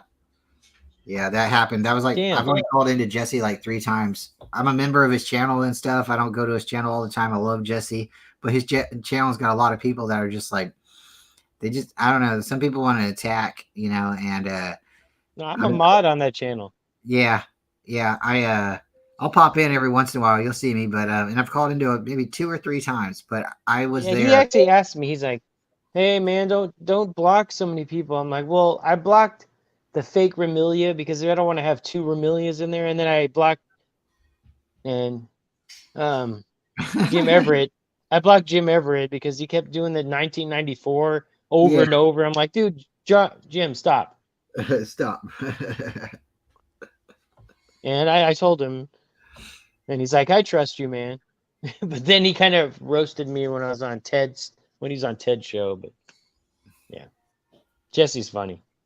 I send him funny shit all the time, and I troll him about because he's such a Josh Allen stan, so I kind of give him shit about it on Twitter. But it's all in good fun, you know. Sometimes like they'll put together like a top 10 quarterback list or a top 10, this or that, and like they've done it in the past, like last summer. And so I put together a top 10 kicker list and I sent it to Jesse and he got a kick out of it. I was like, I went on Grant's show and I called in on a cone phone and was like, you gotta do a kicker list. And he's like, oh, I don't know. No, a kicker isn't the sexiest player, and I get it. But it definitely is something fun to talk about other than quarterback. So, Yeah, Nick, all you had to do is show yourself. I guess you don't want to show yourself. That's funny. I lost people in, but just gotta show yourself. Mm-hmm. Well, he's still in the waiting, and he's not going to show his face. No, he disappeared now. He went left. Fuck. He was a troll, wasn't he? Damn, Neeks. We liked what you were saying, but he might have been just. Me and Ryan were doing a show. It was like one of our first Friday night shows together, and we had this dude show up in all black. He had the hat on with the cutout eyes, and it was weird. And then Ryan? on Ryan's show on Friday night, like it was our first stream together or something, or second stream. And Ryan let him come on, and then he said something really like nasty real quick, so Ryan dropped him. And then he came back, but Ryan didn't bring him up on screen. But instead of wearing all black, he was wearing all white, so he had quickly changed. Not feeling well. Okay, but you could show you could show yourself, then go back to your avatar. Mm-hmm. Oh, there you go. Okay, here you go. What's up, y'all? Hey. Sorry, we right. can't. I just have to be careful because we have people come in and they show their stuff. That's fine. That's why we. I ain't tripping. I ain't feeling too well, so I didn't want to show my face, but it's all good. You look fine. I just wanted to come on here and show some support. Corey Davis, keep doing your thing. All you guys, I'd like to stop by a little more when I get some time. So I just wanted to come on here and say thank you guys. Appreciate your time and coming through. Appreciate it. Thank you. Get well, man. Get well. Oh man, yeah, I'm trying. I got my Gatorade. I got my NyQuil. I've been battling for a couple of days, but I've wanted to hop on, man, real quick and show my support. I know you ain't got no super chat or whatever yet, but drop a Cash App or something, for the supporters and shoot you a couple dollars, man. Yeah, I'll wait to that. It helps provide for your show. You know what I'm saying? Yeah. It takes a lot of time, energy, and money. You know what I'm saying? So, your supporters should look out. If everybody comes through and shoots you a couple dollars, hey, man, it's something. I'm down.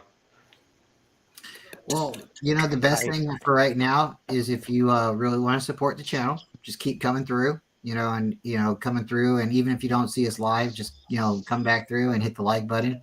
If you know other 49er fans or NFL fans and you want to share the show so they could subscribe, because Corey's got a great channel, And honestly, everybody here's got a channel. We'd like to see you on other shows and stuff. We do a lot of things together. We got a pretty cool show on Friday nights where it's a little bit more jokes. We do some stuff on Saturdays and Sunday mornings where we're joking around but drinking coffee and still talking football. And Tommy, right here, this guy over here with the Christian guitar, he's got Pringle. a YouTube channel too. He's a musician. Okay. He plays music, and he's a really big 49er content creator supporter. He's everywhere in the chats. So, yeah, if you like coming through talking 49er football or just talking football, and because not everybody has to be a 49er fan to be subscribed or Most definitely, man. it's all about vibes, so like right now Corey doesn't have like a Patreon system or anything like that, but just you coming through and just saying, hey, we'll answer any of your questions. You can jump on the panel and talk like you're doing now. We just keep it friendly and keep good vibes, but sometimes opinions get a little heated, so if you got a hot take and you want to drop it, like it's always welcome. Yeah, but thank you for allowing me to step in, man, and show my support. I'm gonna bounce back down into the chat. Okay. Cool, man. Thanks for coming on. I hope Thanks to see for you coming again. on. Thank you guys, man. I'll be right here. Get well. Right. Get well. All right. Hey, Okay, well. Tommy, I'll subscribe to your channel, and I think I'm subscribed to Bryant already. Appreciate you, So, man. I appreciate that. Right on, Right. man. Thank you. Yep. I'm gonna subscribe to Tommy's right now. Right on. Appreciate it, man. All right. Thanks, guys. I feel blessed tonight. Yeah. And I haven't even been putting out shit. It's great to have somebody come in. Yeah, I don't know. I don't feel comfortable with the Cash App yet. Yeah, I had it for a little bit, and then it was like, cash app me. I'm like, I'm gonna cash app you shit. Little Spongy, what's up? Spongy, the Beagles are overrated. I'm just kidding. Dude, my dad hates it. What do you think My of their dad's a- turquoise? Sorry, what do you think of their turquoise and blue helmets from the throwback years? Who? The Eagles, remember they had those horrible turquoise and yellow helmets? Oh, those are god awful. Jesus. Spongy, it's your fault, man. No, I'm kidding. He's a good kid. I was asking him if he had seen like the Fog Bowl. Do you remember seeing the Fog Bowl? I don't think so. So the Fog Bowl happened in Chicago, and the Eagles had Randall Cunningham at the time, and he came into Chicago, and the whole stadium, the whole stadium was just like submersed in fog. You couldn't see across snap. the field. It was just like it's an epic event. So shout out North Border Sports movie star. No, I'm not talking to you. Uh-oh. What's up, CarCast? The Carcast. All right, what's up, man? What's up, guys? How's it going? So, oh man, Jesus Christ, man. What the hell was that? what happened? My mom's like, were you talking to me? She can't hear a goddamn thing. She's so deaf. Oh my God. My dad's old. He's 79, but he can hear really well, but she can't hear shit.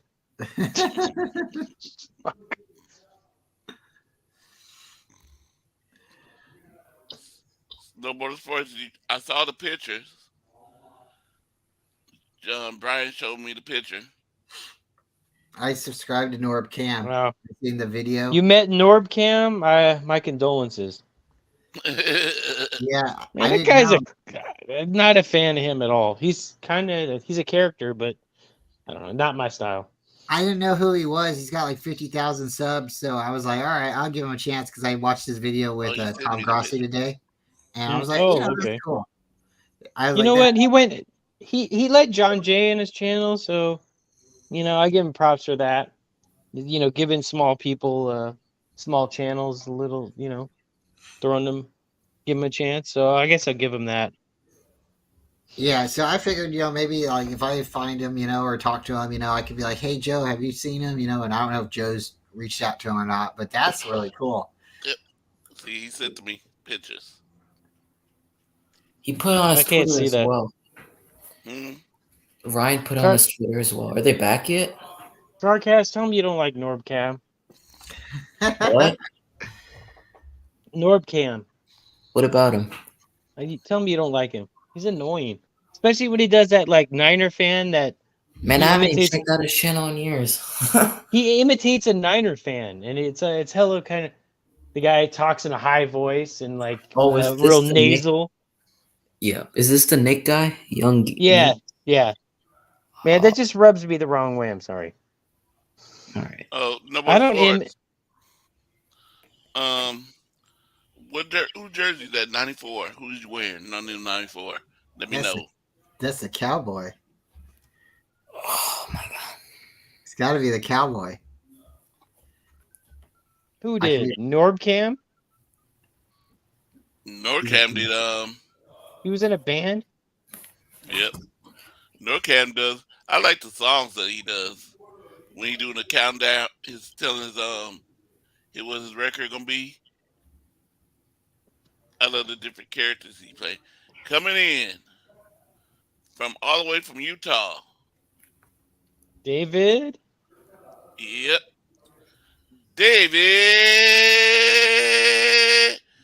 McNiner. We were just talking about you. I'm like, where's David tonight? Oh, just What's up? busy.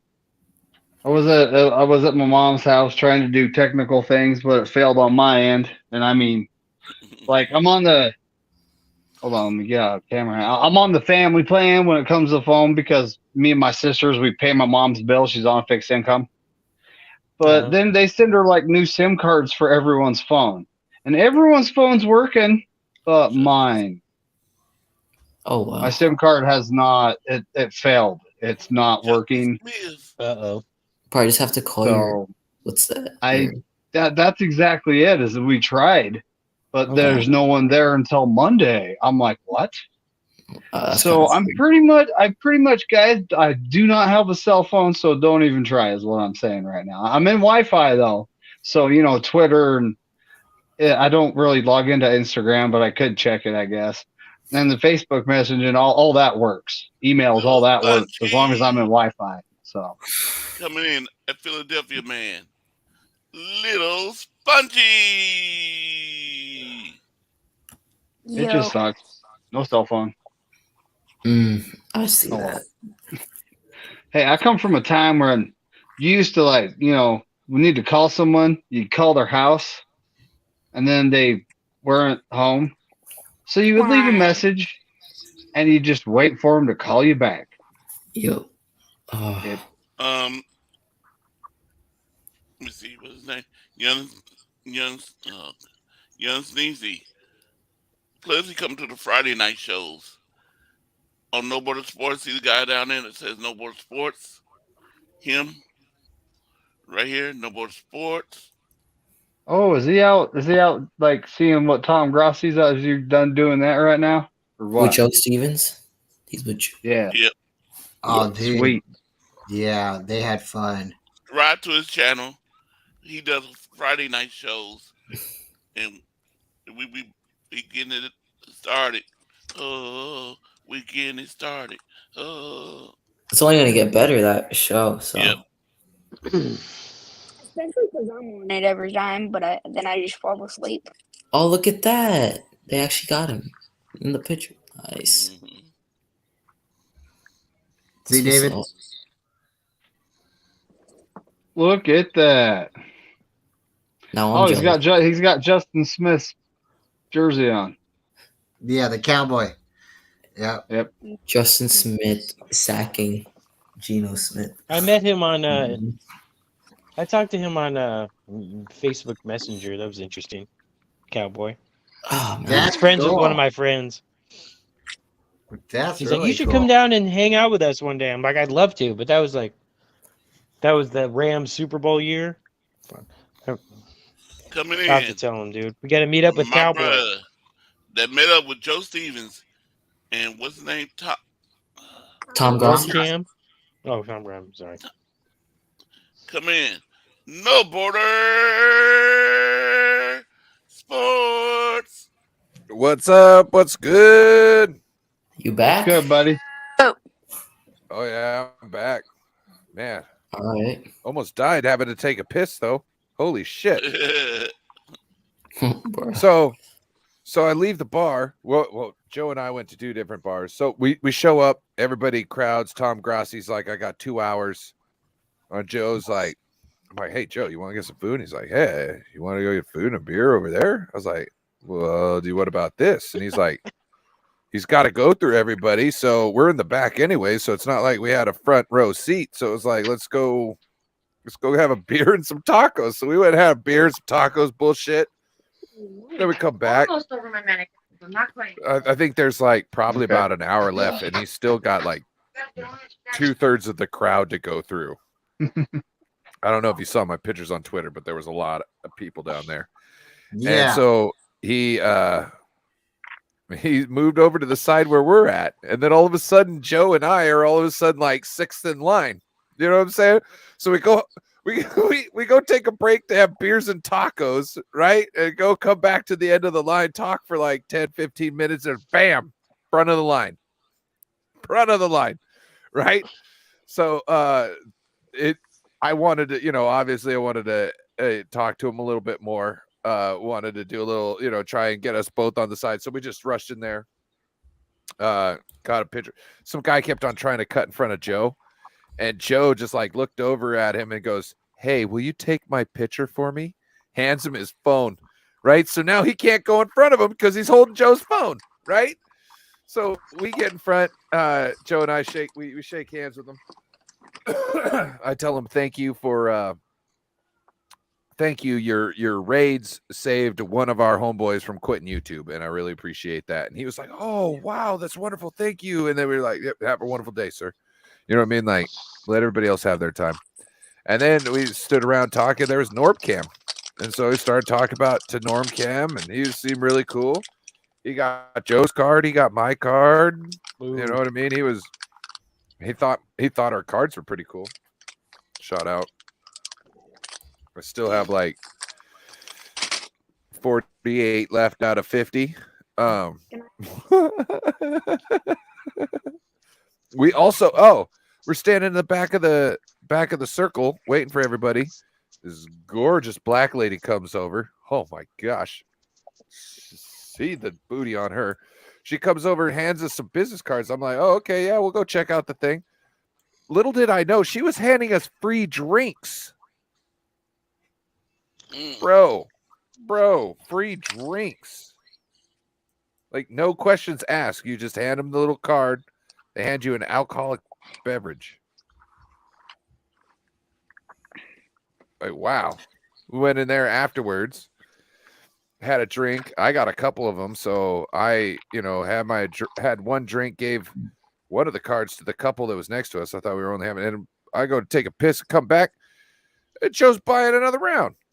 Well, wait. He buys himself a soda and me another beer, right? Like I ain't got to drive after I get on this train for about 20 minutes.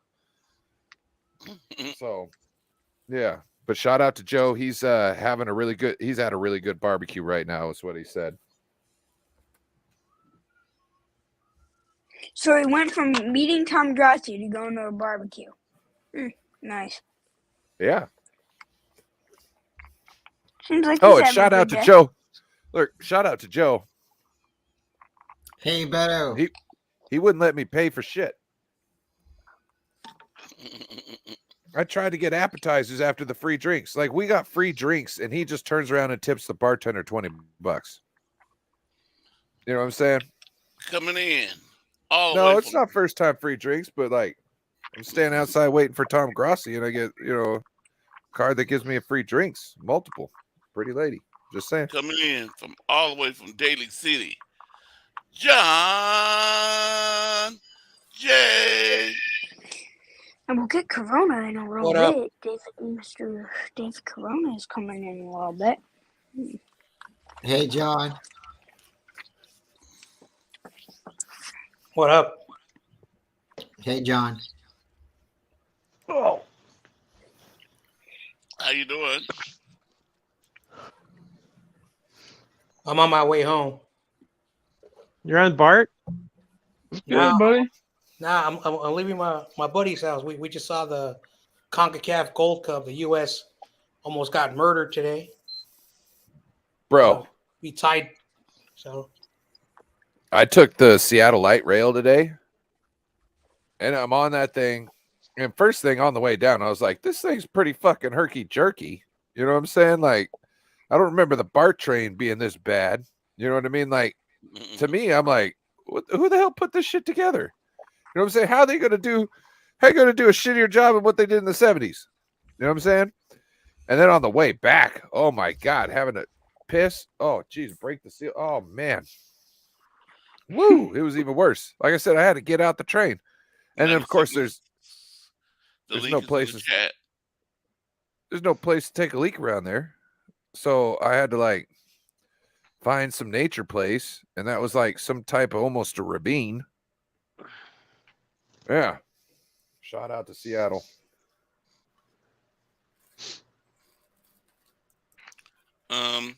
We had a new Seattle guy sucks. come in here today. You had what? A new guy subscribed to my channel. Oh yeah, who's that? His name is Young Neeks. Neeks. Nice. Good dude, very nice guy. Yep. Yep. Good positivity. Yep. Well, he's got good taste if he's subscribing to Corey Davis's channel. He subscribed to Bryant and Tommy's. Oh. So I'm just telling him to subscribe to your channel so he can come to your show on Friday nights. Oh yeah. You probably really Man. enjoy Friday nights. I can't believe how freaking old this card is. What card? What language is it written in? This card is so old. How old is it? Shit, it might be fucking 10 years old. That's not old. I'll be back. The Tommy Huxley Band. Woo! That's not what it's called anymore, but in the back. Yeah, Norb Cam said his channel came about right at the time where he quit being in his band. Oh, I see. He was nice to John Jay, so I give him respect for that. Remember when you went on his show, John? yeah. He was cool, but he was fun. He kind of was snarky. He's like, because you called the Seahawks to win. He's like, you know what? I don't like it. Something like that. He's like, you're trying to do a reverse psychology thing, and I don't like it. Oh, yeah, I think he was messing with you. I know. I remember that. I forgot I was on his show.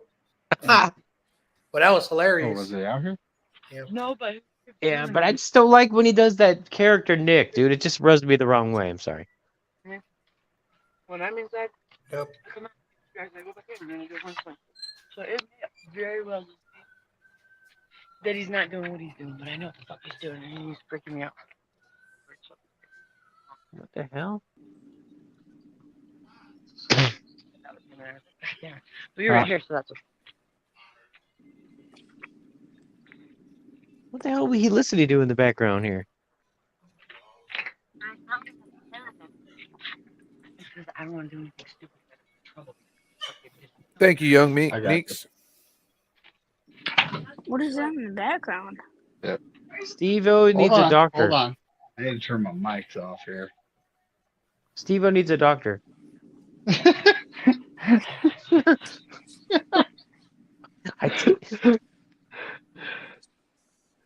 Wifey needs doctor. What happened? What happened, Steve-O? You ran out of vape juice or what? Oh, I know. You need a doctor because he's watching the old people dance. One just collapsed. Am I right?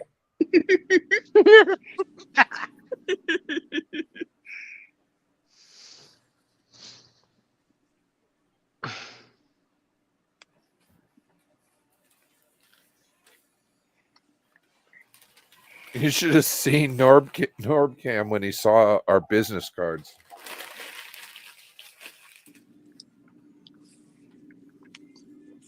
You see this light go off in his head. Wait, Ryan, are you subscribed to me? I don't know. Probably. Let me check. We'll check that right now, sir.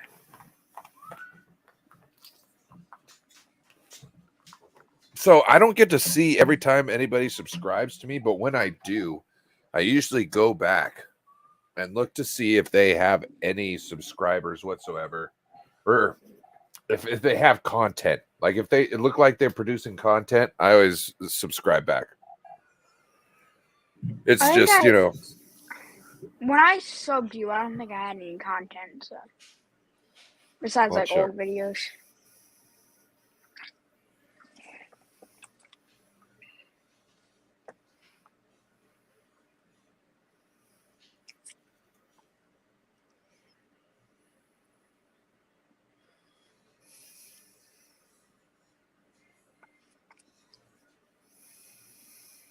Yeah, I'm subscribed.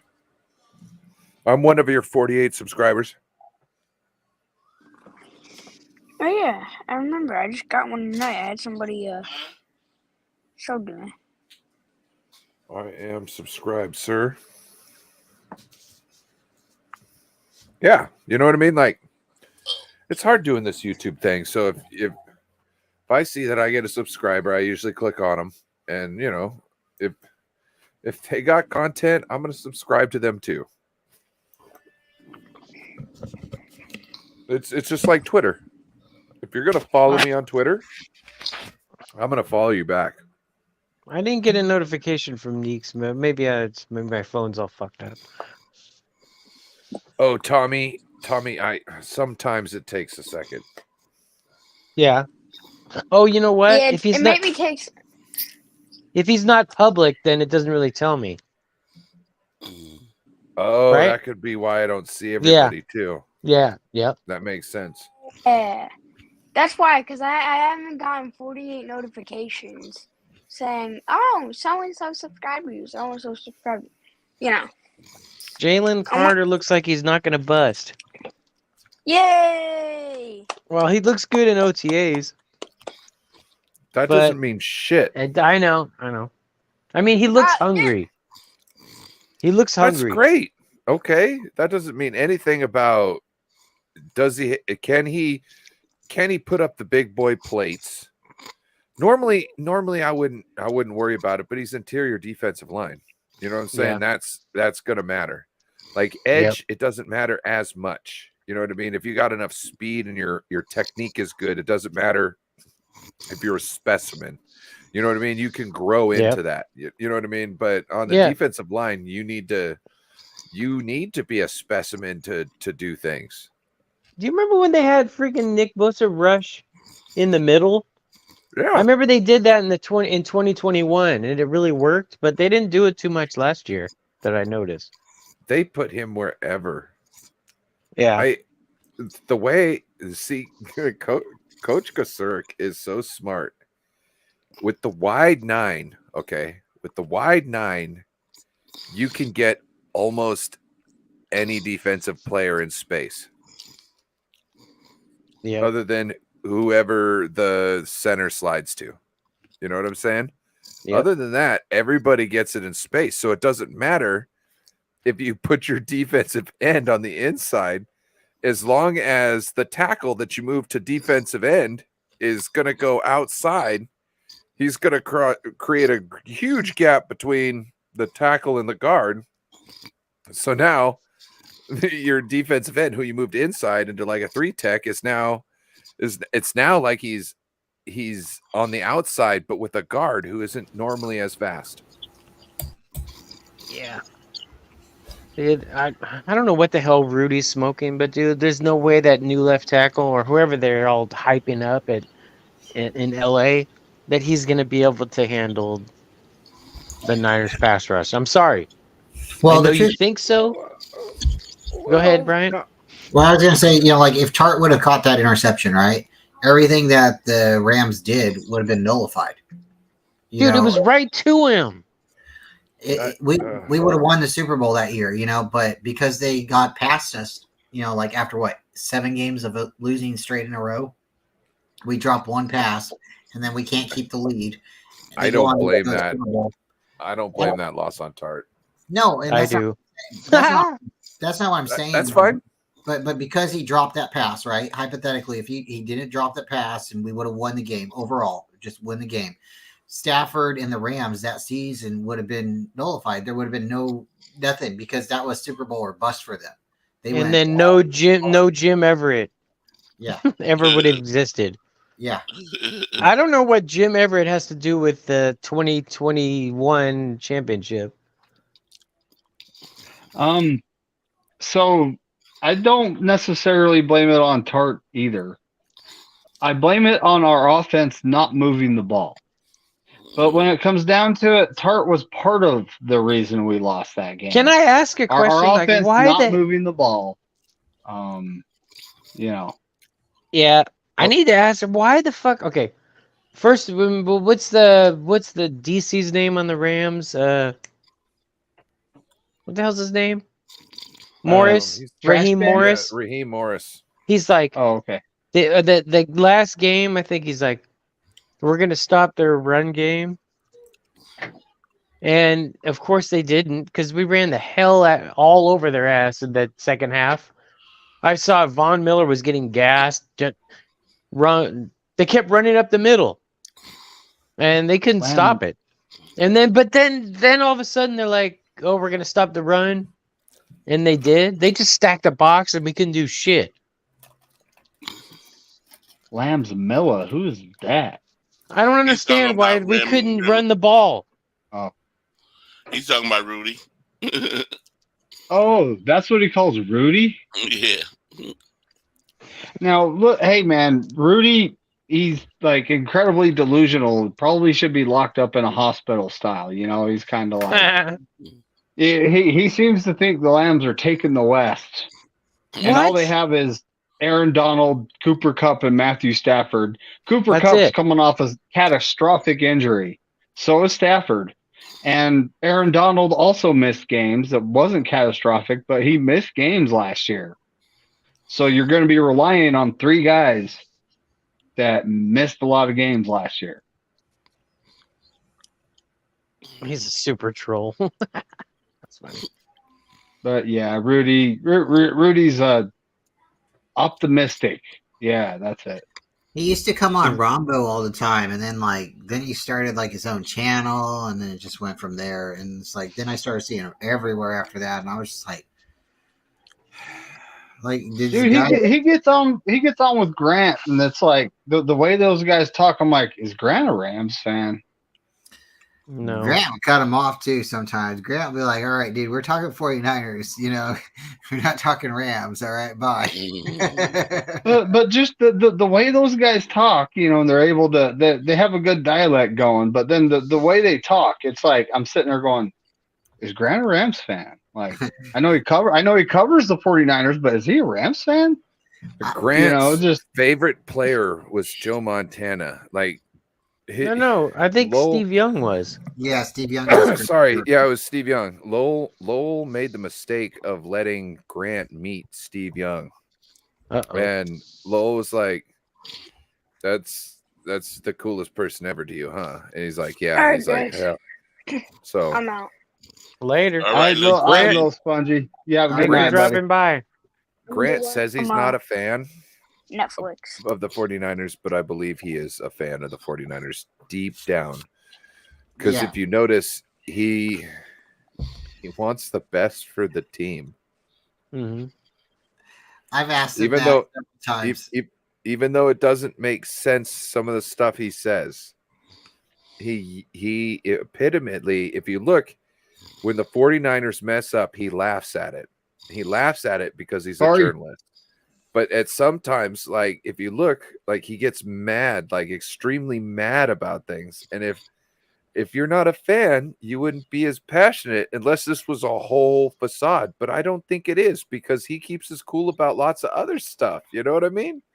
So I've definitely questioned him a couple times. I've messaged him and talked to him privately and publicly, and I've asked him that a couple times, and I respect him saying he's not a fan, but I have my suspicions, and I've told him that as well, because it's like, you're covering the team. You definitely have a lot of passion for the team, and you're definitely invested, right? So if they're winning, then it's looking good for you. When they're losing, you have a lot of things to say bad about the team, or content to make, right? So there's your bonuses, but I do think, like, he wants to see the Niners win the Super Bowl because he wants to be able to cover a Super Bowl winning team like what his dad was able to do. But there's been people that said he's an Eagles fan, and then he's not a fan like Kyle Shanahan isn't a fan of the 49ers. But to kind of, you know what I mean? Like, Kyle Shanahan has been a fan of a lot of teams, but when it comes down to it, his dad coached here. He was a ball boy here, and now he works here. Now, he's not necessarily a fan of the 49ers, but he's fucking at home every once in a while going, I can't believe I got my fucking dream job. Are you fucking kidding me? At one point in his life, this was exactly his dream job, to be the head coach like his dad, or, past his dad. Maybe his dad's his defensive coordinator for him or whatever, Definitely. It's like, how many people can have this situation, perfectly fit for them? And for Kyle, maybe, like you said, he's not walking around with a 49er tattoo because he's had so many other jobs or so many other jackets to wear. But this is definitely a team that's going to mean a lot to him if he gets, or when he wins a championship here. It's going to be like, look, Dad, look what I did. And I did it with our team, not with, some other team. No, it was me and your team, Dad. His dad's got an office inside Levi's, like at the headquarters. So it's like his dad's got a lot to say on what's going on with the team too. So okay, coming in, he's an umpire. He's all the way from Corona City, California. No, he's not. No, he's not. He likes the Cowboys. 49ers now. I'm gonna pick 49ers. He's got his 49ers suit on. So he's a New York Giants and a San Francisco Giants fan. Go ahead, Corey, finish it. Corona. Hey, what's up, everybody? What's up, David? Kate Holmes. What's up, Tommy? What's going on? Nothing much. Just got home. Who won? How's the games today? Any like loud parents? Always. Did the winning coach pay you off? Nah, wait. That'd be funny. They come up to you in the parking lot after the game, like right in front of everybody. I told him, I told him, just send it to my cash app. Send it to my cash app. Dude, the freaking Astros totally choked, and the Dodgers came back from a 7-3 deficit. Oh, hell yeah. I didn't see the game. I missed it. It was crazy. Hey, let me tell you a story real quick. So I was reffing a game.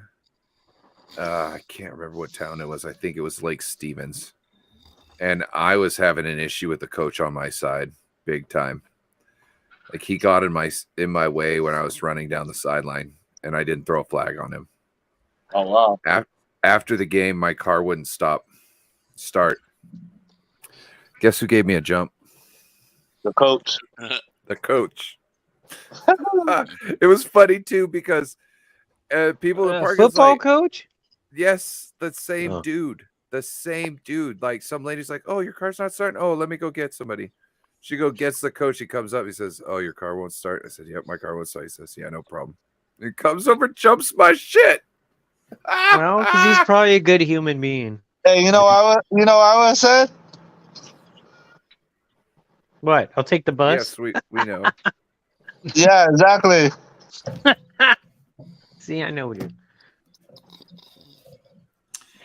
I don't know. I'm super pumped. Ryan. David got too much pride. He's like, fuck this coach. What? Right? No, you'd be like, fuck this coach, man. I'm not walking like 30 miles. I need to ask John Jay a question real quick. Where is? I don't think he's there. He's on mute. Do you want to? What are you, a freaking mute, John? I'm not home. Hey, John Jay. What? He wants to ask you about the Cowboys. No, I'm just kidding. No. Just kidding. About Little League baseball. Can you wait 15 minutes? Yeah, I could Does that wait. come after 14? Does Oh, he need come to on. explain what the strike zone is again? I No, hope it's it's about longer than 15 minutes. it's about a kid hit a grand slam, right? Really? A kid hit a grand slam, and the kids came out to give him a high five before he touched home plate. Uh-oh. And the coach protested. Wow. So we call winner sport, and they said you can touch a kid before he touch home plate. You can give him a high five. And I said okay. So the coach came out and told me, "Is that out?" I said, "No, I'm not calling it out." So they called winner sport. They called winner sport, and they said, "Yeah, you can do that." So the kid hit the grand slam. Yeah, I think that was the right call, man. Yeah, and they lost too. They blew it in the last inning. Oh man, what the hell? Yep, As long as nobody's running out and touching somebody while a ball is still in play. You know what I mean? But I I don't liked have an it. issue. Oh yeah. You know what I mean? Like if somebody's throwing the ball from the outfield in, stay the fuck back. You know what I mean? Yeah. Ball's in play. But if he hit it out, I as long as you're not crowding like third base, this and that, and if you get him a couple of steps before home place, I don't give a shit. But I was like, I'll be calling him out because, especially if they throw the ball in and the catcher get the ball and he come over there before he touches the base and tag him. But it's a grand slam, so the ball's over the fence. Yeah, Yeah, exactly. It's out of the park. So like, yeah. I mean, I would say maybe excessive celebration if you see the whole team lining up from like third base, waiting for like the guy to run by and slap everyone's hand. I'd be like, get you guys' butts on the bench, you know. But if one person comes up like when he's halfway to the home plate, I don't know. I mean, No, half of the team came out and touched him before he touched home plate. I would give him a red card. This isn't soccer. God. Give him a red card. Fuck, it's midnight over Hey here. Ryan, you got any medicine? I always stay medicined up. In fact, let me roll one right now. I got a bowl pack in there right now. Okay. My roommate. I want to hear about it, potheads. So What's that I'm from? leaving. I'm leaving for Seattle, and my roommate goes, "Oh hey, my ex-husband will be sleeping over here tonight on the couch." I was like, "Oh good, because I'm probably going to be coming home in the middle of the night." So I get home, right? We're not supposed to smoke weed in the house, right? So I come home, I immediately open up the door. I smell weed, right? I'm like, "Oh, okay. This is how all right. it's going. All right." So just Right? your husband gets to smoke weed, but nobody else? Well, no, it's the ex-husband. But anyways, so I come around the corner and he's at the bar in the kitchen, shirtless, with jeans on, just having a blast. And I'm just like, "Do you, boo? Do you know what I mean? Like, hey, I'm Ryan. Have a good night."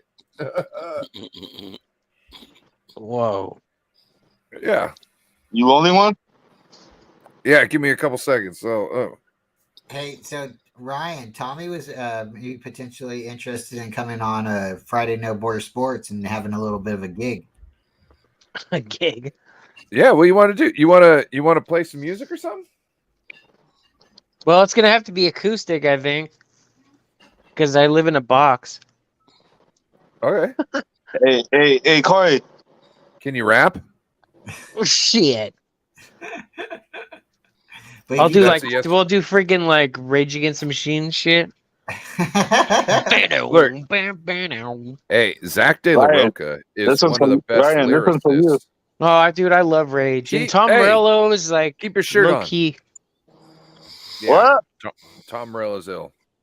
Oh, So, dude, he's so good. I used- he's a I freaking used- He's an intellectual too. You know, he graduated Stanford. Oh yeah. So I used to listen to some of his music and some of his guitar riffs. I'd be like, "What the fuck is this?" Right? It's just I'm so like, high "What are you pitched doing?" and this and that. And after I listened to it over and over again, I was like, "Oh, it makes it makes sense now." He was like doing Skrillex shit on a guitar before Skrillex was thinking about even touching a computer doing that same shit. You know what I mean? Like he was finding a way to synthesize those sounds, and I was like, "Oh shit, he's a hell of ahead of his time." Yeah, well, it says on the CD, it says all the noises and everything was made by a guitar or bass or drums. Bro. So the first everything. time I ever saw, I heard Bulls on Parade on the radio, right? And I was like, this is so fucking cool. They got a turntable in the band. They got a so I'm playing hooky from school. I'm pretending to be sick. And I think I was like home for school like the whole week, right? Well, it was about the second day home from school as I'm watching the MTV video, I realized there's no turntables. Mhm. And then I realized, wait, if I watch, he's doing that on a guitar. Yeah. It's just a I never wah-wah pedal. It's just he's doing his wah-wah back and forth and just like scraping the strings. Yeah, and he's just, but he's the tempo. You know what I mean? Like he's got it perfectly down, Mhm. and he's doing it right to where it makes people feel. You know what I mean? He's giving you an emotion. You know what I mean? I got He's another- making you feel something. I got another hot take. I think God damn it. Now I can't even remember the band. I got a question for you, Tommy. What's the Butthole freaking Surfers. band the band that Tom Morello was in with Chris Cornell? Oh, System of a Down. Yeah. No, No. it was Godsmack. Shut up. What No, the hell you is the shut name up. of it? It was. I'm trying to think of it. He keeps on throwing other stuff. Come on, Why Ryan. can't I think of it? God, what is wrong with me? I love that band, dude. Yeah, smoke a Yeah, bowl. me too. Such a good band. Coaches. Yeah, Go on and Cochise save is great. yourself. Those pea That was cups such- and come in handy. Dude, pretty that soon. video with the guitar and everything coming in at the same time as the fireworks are set off. Oh my god, that shit was fucking. That gets you jacked. That's almost like Foo Fighters. What's that one where? Is it Hero? No, it's the one where they're like the SWAT team is opposite of them, and then like when they hit I don't remember the. that. Oh my god, that video gets me fucking pumped, bro. That video gets me pumped. It's like that. I don't know if you ever seen the old school video for The Ghost of Tom Joad by Rage Against the Machine. But that video, oh my gosh, get me drunk in the morning and let me watch that. I will fucking protest. Drunk the in the government. morning? Yeah, it's one of the best You times. rocking out with your cock out or Audio Slave. Bro, Yes, I went that's it. I went as far as to Google it, and I didn't even put in anything in the Google. I looked at the page and I just said Audio Slave. There you go. Yeah, I mean, my hot take was Audio Slave is better than Soundgarden. I would say because I think there's more talent. I Yeah. think there's more talent. Okay, I do love Soundgarden because the drummer, he's a fucking badass, and I love the bass player. But that Indian guitarist, he's cool, but he doesn't really do anything for me. Soundgarden was needed. It was needed for the time. They're not necessarily the best, but they were needed at that time. Yeah, I do love a lot of Tony- the songs. So Tony Right. says she likes Soundgarden, but I have a question. Soundgarden, sorry. She's right here listening. Soundgarden. Oh man. Hey, so here's my question though, Tommy. What is ska music? It's like reggae and punk mixed together. Okay. My uncle, he plays it. He's in the Bay Area. He lives in like Livermore, and he plays it. And That's Pat- what the yeah. skinheads, the original skinheads, used to listen to. It was ska. Okay, Before it that was makes- politicized and like made, like Aryan Nation type Is shit. Sublime It really was- ska? No, that's more like I don't even know what the hell. It's But like a very island influenced. that makes a lot of sense now. It's not even just But I island, love you know what I Sublime mean? shit.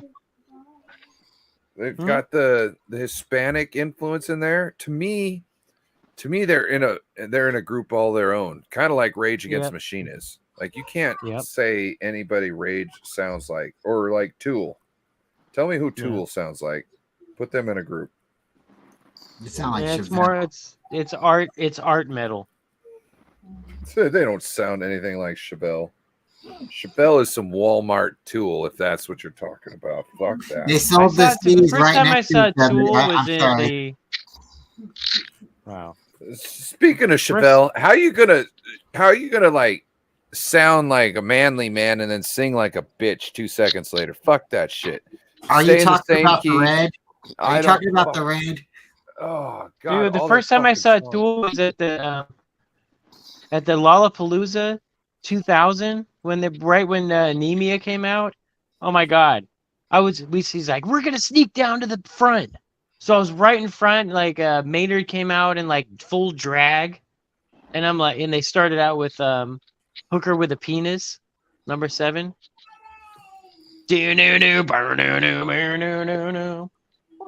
That- yeah. Oh my god, it was freaking crazy. I got to see the inaugural concert for the Experience Music Project in Seattle. Experience Music Project is like a music museum. So like you could go in there and you could take like a kind of like a roller coaster ride almost through the beginnings of funk. And then you could go in and you could see, like Jimi Hendrix guitars. And you could go and figure out that the Kingsmen didn't have any words to Louie Louie. You know what I mean? And it's like totally interactive. You don't need anybody in there. You could pay for a little computer to be on your hip, and you got a little scan thing. You just scan it, hit a number, and it'll tell you about shit. I loved it. Anyway, so I saw the inaugural concert it started out Filter, then it was Kid Rock, Red Hot Chili Peppers, Dr. Dre, Snoop Dogg, Eminem, Exhibit. I don't know if I'm missing anybody, but it's because they had the Chronic 2001 tour. So it was that whole thing. And then they finished with Metallica. And I'll tell you, that was an amazing, amazing concert. That was my first concert as an adult that I was like, yeah, I want to go to that. You know what I mean? And holy shit. My second one was the Doobie Brothers, the Allman Brothers, and the Grateful Dead.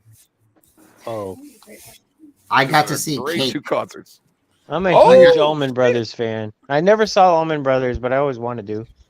They came out and did total jam band style. The Doobie Brothers came out and did like an official Doobie Brothers set. Wait a minute. They did So Derek Trucks was playing with the Allman Brothers at that time?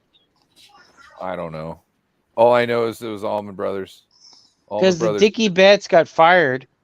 Doobie Brothers came out and did like the horns were going in unison, from side to side, doing the thing right. And it was like every song was normal. And the Allman Brothers came out and I was like, what the fuck is going on here? I know these songs, but I don't know these songs. And my girl at the time was like, jam band, man. Jam band. I was like, what the fuck they're is jam this band, but they're like Southern rock mixed. I didn't know about no jam band. And then I come in going, the Grateful Dead is shit, right? Because I heard all their studio shit. I was like, oh my God, what the hell's going on? They start playing. I'm like, oh my God, these guys are fucking awesome. Like, yeah. So me too. I never liked them until I listened to them, and I'm like, they're really great. So amazing. I had drank a lot the night before, and might have done some drugs the night before. Yeah. That day, I was sobered up. You know what I mean? Like I wasn't doing anything. And as I'm watching, nothing. I was just water. I didn't even have a beer. And so about halfway through the Grateful Dead, I smoked a joint.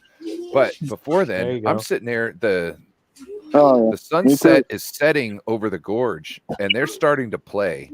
And I'm like, oh my God, because just their music and the lights are making me have visuals.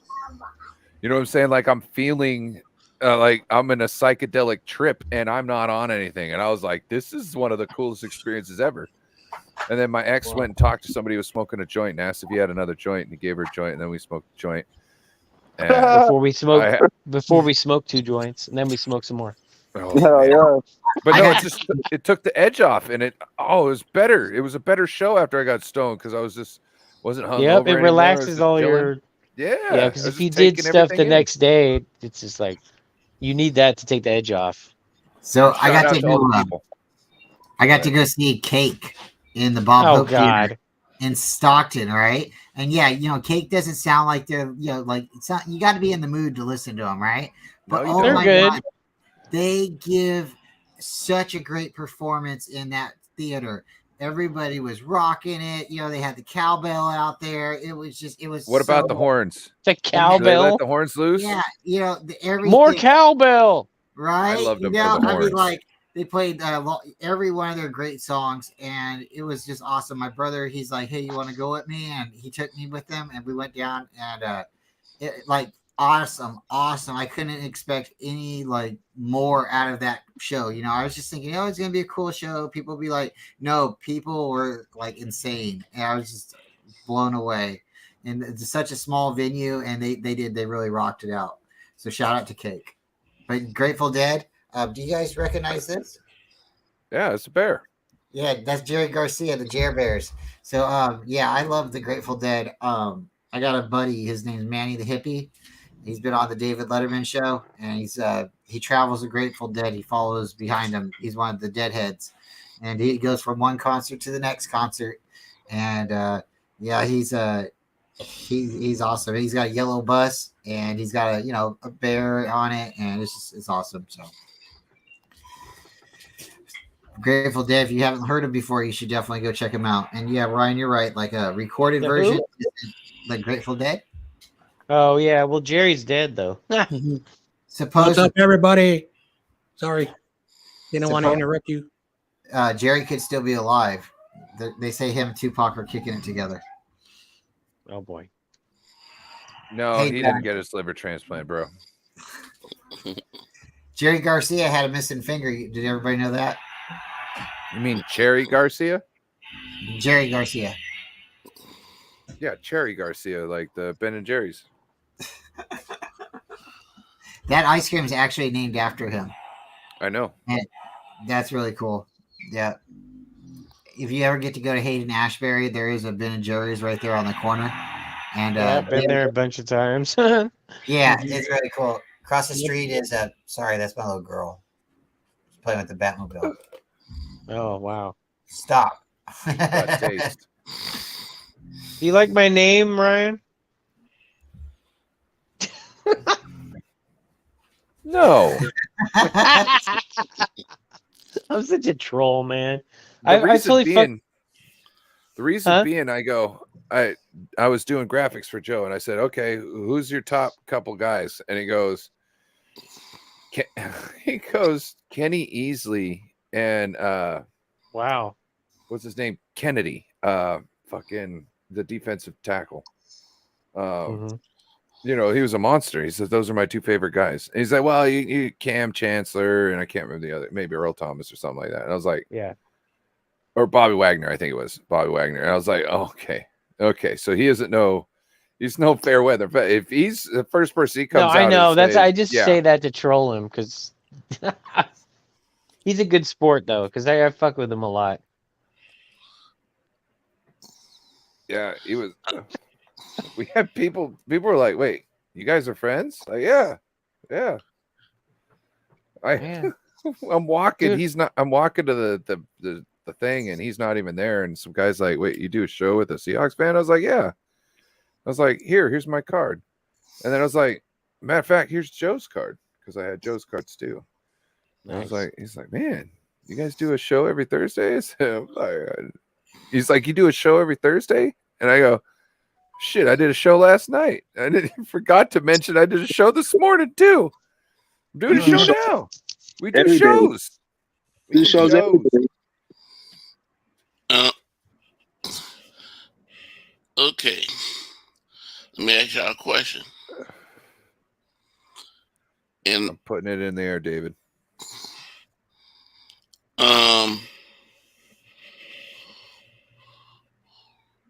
Right now, on the 49ers, who would you trade True. to get What? Chase Young? Oh my God. Oh, Nobody. Oh, gee. nobody. Nobody. What? Who Oh, are we come on, definitely man. gonna cut? Because a Oh. player that's definitely getting cut, I'd trade him. Yeah. Just get him. Truthfully, Kinlaw. Okay. David, I got a question for you. Okay. We're trading Kinlaw, but they don't want a straight across trade. No way. They're not going to want that bust. Now, hold on. It's a bust for a bust trade. Okay. No. He's Yeah. not a bust, though. How do you know? His They first don't year know. was amazing. It was amazing. Right. It was. This is his fourth year though. So what Yeah. about his second and third? Yeah. Tell me. What's Tell me. Yeah. What did he do his third year? I'm not. It Shit. wasn't. Yeah, it Shit. wasn't great. So what I'm saying The second is, year like, didn't really count, though. I don't think they would go straight across, but I think they would take draft capital in return. Okay, What so would you Kinlaw be- and a what- third. Whoa, holy shit. That's too much. To me, Yeah, that's maybe. too much. Fourth? I would go maybe fourth one of because I the think. one of the compensation picks. Okay. You know, if you're Like a talking sixth? third. Like a sixth rounder? Right. No. Don't be giving out third rounders. No. That's Wow. That's too Yeah, much. you guys are better at this than me because I went way too high. He's not a bust, but he's not a Nick Bosa. And I told I would Rumbo s- that I the would say first a year fifth or a and his sixth best year. rounder. Hmm. Where we're at right now, 'cause we don't know what he's going to be. You know what I mean? I told Rumbo that. I'm like, dude, he's not a Nick Bosa. He's not Nick Bosa. Nick Bosa's better. And I was right. So I'll take my cookie. Who's this? Let me see. To me, it seems like he's like a not as good Micah Parsons. You know what I mean? Like Micah Parsons has repeated success being athletic. Yeah. Chase Young is He's extremely ridiculous. athletic, but he didn't have enough to really do it as like Chase Young has done it. If that makes any sense to anybody. Wait, you know what I mean? Hey, drunken 49er. Is that you, 49er grandpa? No, I'm just kidding. Did you guys check out his channel? Who? 49er grandpa? I haven't. No. Dude, that's ridiculous, man. He's funny, though. He wears a mask, a grandpa mask, and he's talking about how he wants to beat up Greg Cohn. He's like, I want to do a celebrity boxing match for charity. I'm already calling Kinlaw a bust. He's a bust. He's been in the No, league he's 3 definitely a years. If bust. he was gonna do something, he'd have done something by now. Oh, hell yeah. Yeah. Oh, yeah. I give him one more year. Nah, Steve-O. I mean, if we're he's, trading Kinlaw for Chase Young, let's throw in a fifth or sixth rounder. All right. You Yeah, know? I'm down with I think they would take that. They'd be like, well, dude, he had a great rookie year, but he hasn't done shit. He got injured and didn't do shit. What if we give them a fifth and we get a seventh rounder back? All right. I'll take it. Without even giving him a player, we could just give him a fourth, Yeah. maybe a third. Yeah, but I would rather But give then him we won't be Kinlaw able to just afford it. It's the I'd rather cap get Kinlaw. situation. We got enough room in the cap to take him off. I got Yeah. You have to think about this. For them to trade them, they have to pay out. We both have to pay out the rest of the contract that we have them under. I just gotta say one thing before we continue the Kinlaw talk. Y'all better put some respect on his name, or he'll be coming up in this chat, and talking all that. I took my hat off, so I'm not really. Yeah, you don't I'm want not- them smacking hats off or anything like that, you know. And I'm a lot smaller than Kinlaw, so Yeah, I think you know, it's 8 sacks. Like, you know what I mean? I'm cool with that. Whether we reset him or let him go. I'm north of Seattle, so it's going to take him a minute to get here anyways. I'll probably be asleep by the time he shows up, so good luck, man. shout out Mook Dog. So how many people were there to see Grossi Posse? A lot. I can't put a number on it, but from what I've seen from all the pictures, I would say, and I'm not saying I've seen all the pictures, from what I've seen from the pictures, I would say it's probably his biggest showing.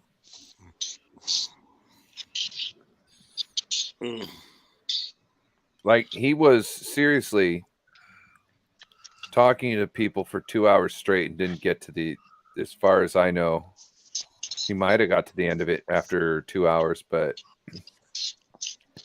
it seemed like he didn't get through half of them by the time 1 hour was up. So, you know what I mean? Did he get in the stadium? As far as I know, you'll have Right. to watch the show, but he said not only did they showed, not only did they show him a good time, he said, I believe it was, but he said that they did something no other team had done, and they gave him tickets to the Sounders. So that's why he was like, hey, we only got 2 hours. And it was like, oh, thanks, Seattle. You fucked over everybody because you wanted to give them tickets. So he was offered tickets to the Sounders, and then he was also inside the stadium. He got multiple pictures being inside the stadium. And then he was also given a Seattle 12 jersey. It looked like it was a throwback jersey to be raffled off for the event, the fan event. So Which Seattle stepped up.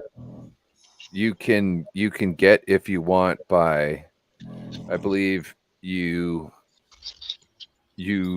tag him underneath the picture with a receipt or a screenshot of your donation from today, and then he will you're in the raffle. Oh, you have to donate the most though. Ryan. Oh, okay. Ryan. Yeah. Go. Oh, there you go. Did he say anything about you and Joe being together like a 49 in Seattle? Yes, he said 2 teams I hate the most. What? The Niners and what? The Seahawks. Who? Well, yeah, you know, we send Aaron Rodgers packing for 4 seasons, right? I mean, he never beat us in the playoffs. So, you know, the best thing is he was genuinely happy when I told him, hey, thanks, one of your raids stopped my buddy from quitting YouTube. Which buddy was that? Beto. Wow. So remember when Beto got his channel hacked and he started the new channel? Oh yeah. So we're streaming one, I don't know, Thursday night or something like that. And we're just talking about the game as it's going. It's halftime. He's really down in the dumps because he just lost his channel because, like, you know, no one's coming in. Like, he's used to having more people. You know, the word hasn't gotten out. He can't get on the other channel and say, hey, I've got a new channel. You know what I mean? Just, he's down in the dumps. Then all of a sudden he watches the room go from like 4 to 150. And it's like Grossi Posse raid. Nice. Grossi raid, right? And so it's flooding the chat. He gets subscribers, he gets some likes, and like it reaffirmed, hey, this shit is worth doing. You know what I mean? Just because you had a bad situation doesn't mean you should just quit. And it gave him enough. And what happened is he got his account reinstated a little while afterwards. Yeah. So that kept him going long enough to get the message saying, "Hey, you're back." And he you could tell he was like, "That's awesome." And wow, where he's flying into tomorrow? What? What's No, up? Brian left. I wanted to mess with Brian. Did you find out if he's flying into SFO or where he's flying into tomorrow? No, I didn't have much. Like I said, when I got to talk to him, it was in like the second half of the 2-hour window, and he was turning into, we gotta get, because he was really adamant on, I want to meet everybody and take their pictures. So I didn't want to stand on ceremony. I just wanted to get in, get out, let him know what I went there. I went there to see Joe and tell him that. That's all I wanted. I don't need anything else. And yeah, so I did it. Brian. Oh, shout out to Young Neeks. He attended the Up and Smoke tour. Mm-hmm. Brian. Yes, sir. I said you might want to get your dog checked for sleep apnea. You hear him in the background? Yeah. Yeah, Tony's in here. She's working on the cup, and I tell you, anywhere he goes in the house, he follows her. He's sitting in the couch, you know. He's right next to her feet. She goes to the bathroom. He follows her. I'm in there trying to brush my teeth or something like that. She comes walking past me to do something. He got to walk past me. I'm like, dude. I mean, like, there's only so much room. There's the wall, me, and Tony. I mean, like, what else do you want? No, but he's her man. Wants you to get out the damn way because he's not trying to be next to Tony. He Ryan. he would walk through fire to get to Tony, and yeah, he knows she'd put him out too, you know. So he's okay. He's like, whatever happens to me bodily, she'll take care of me. So I'm gonna keep putting myself on mute so you don't hear him snoring. But yeah, if you have any questions or anything, I'm right here. I'm listening. Shout out to Grossi Posse. Oh yeah.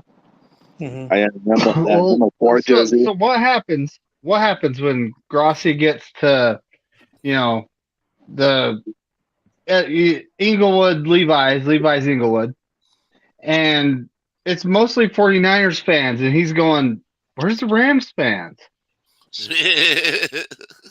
Bro. You got Rudy. You're gonna have Rudy there, and Bryant, you know, Bryant. CG's going too. You need to talk to him about that. About going down to and seeing how many Yep. Rams fans are going to be there. Yeah. Just tell him, hey, Niners twice. hey, Bryant, or just say, hey, Tom, when you go down there and there's a lot of 49ers fans and not a lot of Rams fans, you know what I mean, or Chargers fans, please make note of that.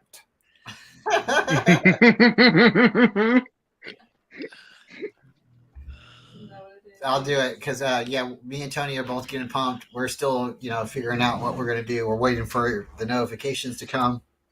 I think I like what you said about, you know, just kind of waiting before we take off. We'll figure that out.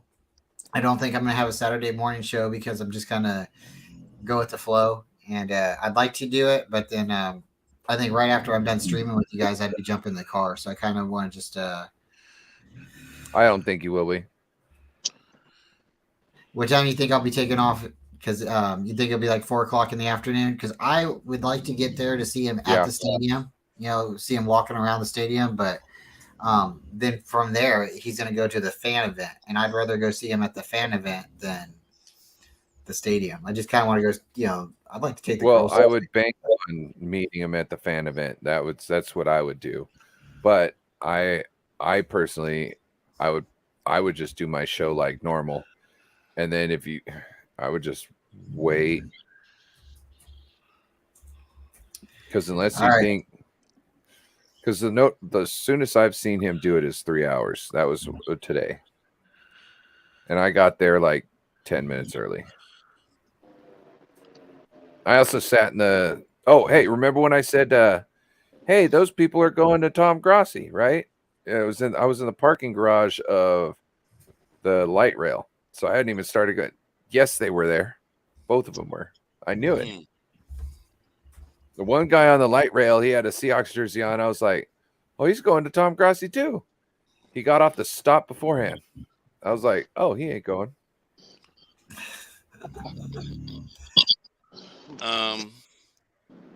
Yeah.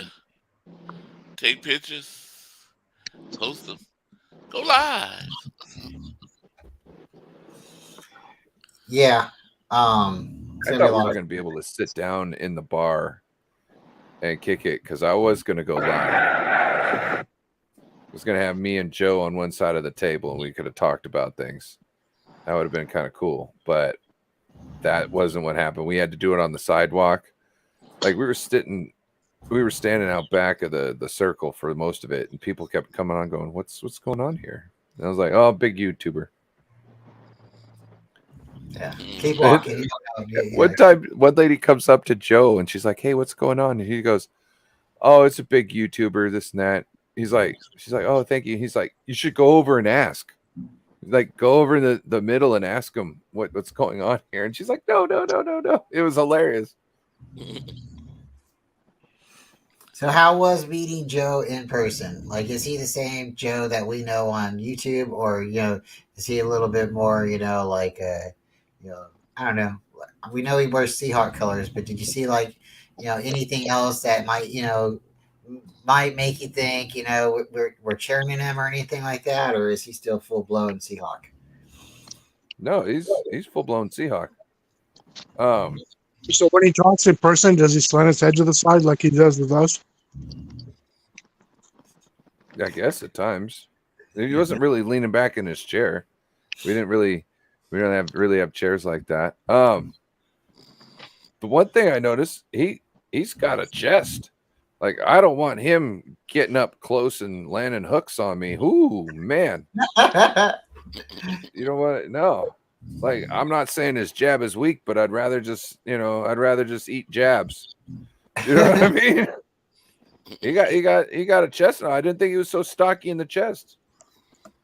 Probably working on all them cars in the heavy machinery. Man, I seen your picture. You both look like you guys are having a lot of fun. I'm like super jealous if you don't see the green right now, but I'm very excited that you guys got to meet each other. So John, if it happens tomorrow, man, it's got to happen. So if you're at the Grossi party tomorrow, I'd love to meet up with you as well. Yep. But, dude, it's I feel the energy, guys. I really do. I think it's really cool, and yeah, it really is. Yeah, I can't wait for tomorrow. Shut up, Eric. I don't know how big the crowd is going to be, but us faithful, we always turn up. Yep, that's what I wanted to. How many 49ers fans gonna be there? Hey, what are you doing? What's up, Eric? Eric. Like the whole stadium be 49ers. I just hope Jed York extends the invitation and let him do what other teams have done. Oh, if I see Jed York, oh my gosh, I may just walk up to him and say, "Yo, Jed York, what's up, man? How you doing?" Oh, you won't see Jed York. No. I'm just saying, like, Jed needs to, like, I guess somebody was telling me that Detroit let him and some people come in to the place. Yeah, come on in. He's been into like a few stadiums. He got to play inside the Colts. Yep. He's got to go on the field a couple of times. I think it was Detroit. They let him into the stadium. They weren't sure about him just yet. And then they came back out and they're like, oh, come on inside. I believe it was Patriot Stadium. They let fans into the tour as well. So everybody was like getting to walk around with him. That was kind of cool. So different stadiums. Listening, Jed. If Jed's listening, this is the type of shit you do. Like Eddie DeBartolo would have done that shit. He not only 100%. would he think, oh, St. Jude's, what a great charity, but he would be like, this is also marketing at the same time. This is perfect. Mm-hmm. You got to understand, this is the most organic shit you can get, and all you have to do is just open a door. Mm-hmm. Eric, were you able to go down there? Or are you in Seattle? Eric, do you live in Seattle? Yeah, I live near, but I didn't get to go there today, Bo. So how you been, Eric? It's been a while, man. Too bad you Been good.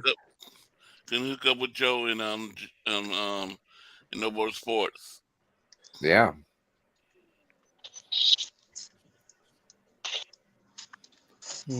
I was knocking back space dusts.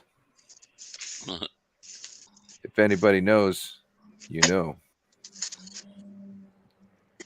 Sounds like radioactive material. Well, now, if you want to get technical, we all come from stars. We're all made of stardust.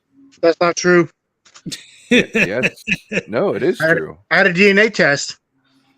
I wasn't a star. Okay, so you know the DNA itself? It's comprised of carbon, which can only be made inside of a star. So where did you hear that from? Neil deGrasse Tyson. Mm-hmm. That guy's smart. Or Carl Sagan. We are all made of star stuff. So what really happens is when the star collapses in on itself, it starts making heavier elements, and carbon is one of those heavier elements. There you go. Brian knows. You just asked what, like what Barlow would have done. Like, you don't know that. Just like Cones, and they all want to be like, oh, well, Bill Washington would never done. You don't know. You have no proof of what somebody would have not done in this age. That shit annoys me. Like, you don't know what somebody's gonna do. Huh? Never mind. Eddie DeBartolo would have done this, right? So York should do it. It's pretty simple. Well, we don't know Eddie DeBartolo would have done this. We don't know what Bill Walsh would have done. Like, people keep putting words in other people's mouths just because they knew them. That's completely your opinion. He kind of did. You're right. My uncle worked at the airport for so many years, and me and my goofy brother would goof around outside the Pizza Hut, and we would see him during the preseason before we went back to school. And the Barlow would like socialize with like just normal people. And one day he walked in where my uncle worked, and he's like, he did this. Hey, what's up, guys? It's me, And the people were like, and he was there with the CEO of the airport or someone big at the airport, and he said, hey, I will buy the like the people, don't worry about it. And that's the type of person he was. So. But it's a tax write-off too, so yeah, and I can tell you other stories like Barry Bonds, but that's for a different channel. So you're saying that you don't think that Eddie DeBartolo wouldn't see the great marketing and philanthropy,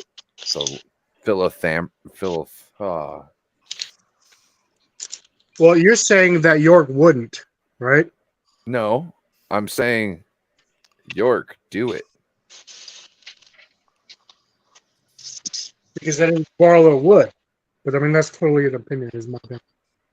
Yeah, okay. I say Eddie would, because Eddie's that type of person. He's a down person. He does things. He the team, they flew first class. True. They flew first class because of Eddie. Mm-hmm. That's why a lot of players wanted to play for him, because he treated his players like it was stars. He treated them better than any other team did. Mm-hmm. He spoiled that team. Like I was a little kid running around in an airport, and then you got like a huge giant airplane. Everyone knew, who they were, painted kind of like a goldish color. All the Niners would come out all wearing nice suits, gold color, So people were like, "Oh, that's the Niners." People could tell. So, yeah. You're telling me if Eddie had $1 million to drop on donating to St. Jude, to get a 49ers tattoo on a content creator, he wouldn't jump at the opportunity to do all of that. Yeah. Has it ever happened before? I don't know. No. Well, there was no YouTube and social media back then. No, I agree. He probably would. He would have loved Disagree. social media if you think about it. He would have loved it. He would have been great at it. Disagreeing just to disagree with Ryan. You know what I'm saying? That's part of it. Just full status. You don't get it.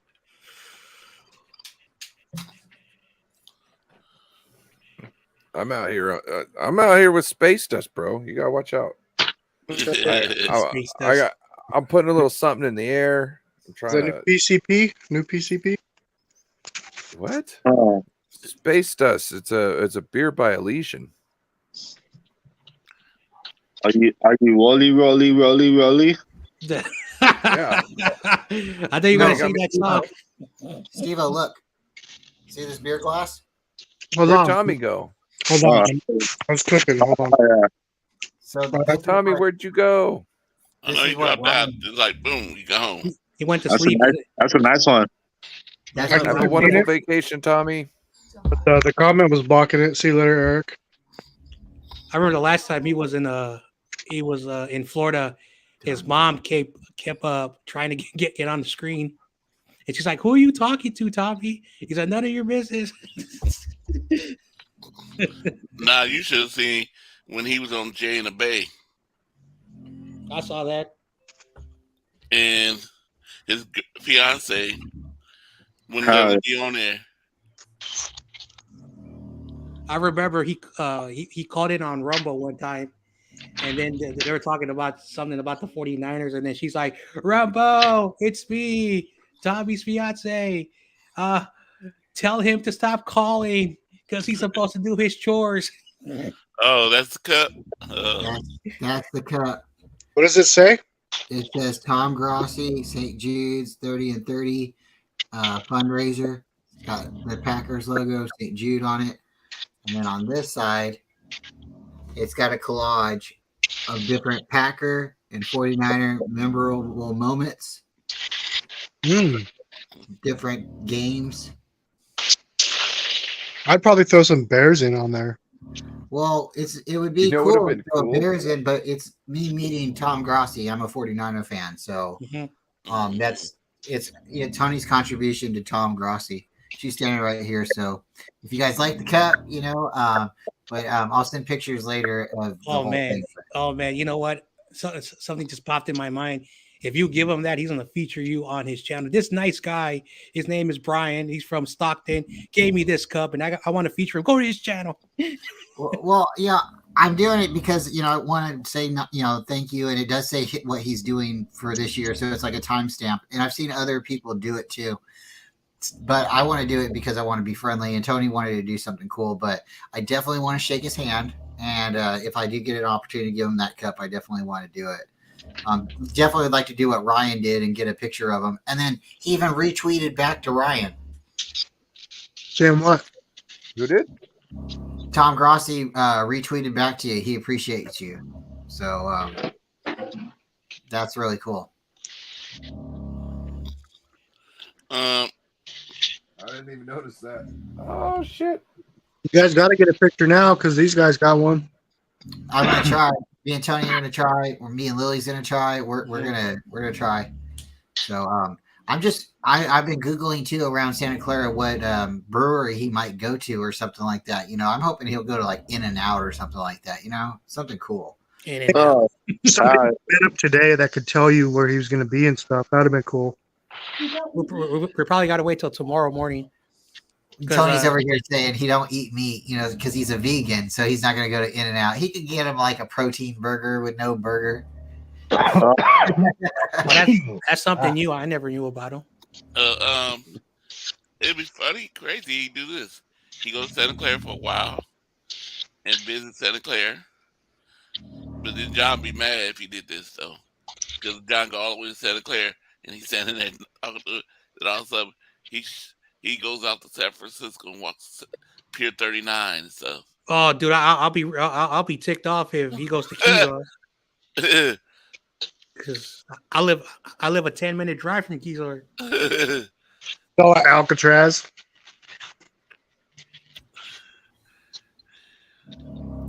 Yeah, so I'm gonna be looking for the notifications. I think I'll just sleep on it, see what's going on. Guys, keep your phones awake if you want to come on the show in the morning. I'll send a link. But as far as I don't know. I'm kind of feeling it out, seeing how it goes, because I'm only like an hour and 30 minutes away, maybe 2 hours at the most to get to Santa Clara.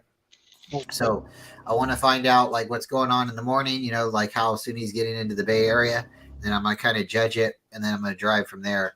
So I really want to go to the stadium and see him there, but like Brian said too, Tony's brought it up, making it to the what is it called? The after party, like the fan meetup. I think that's going to be where I'm going to be with a better percentage of a chance to see him, and actually meet him. So, yeah, but if it's like a bar, then only one of you is going to be waiting outside with the kids.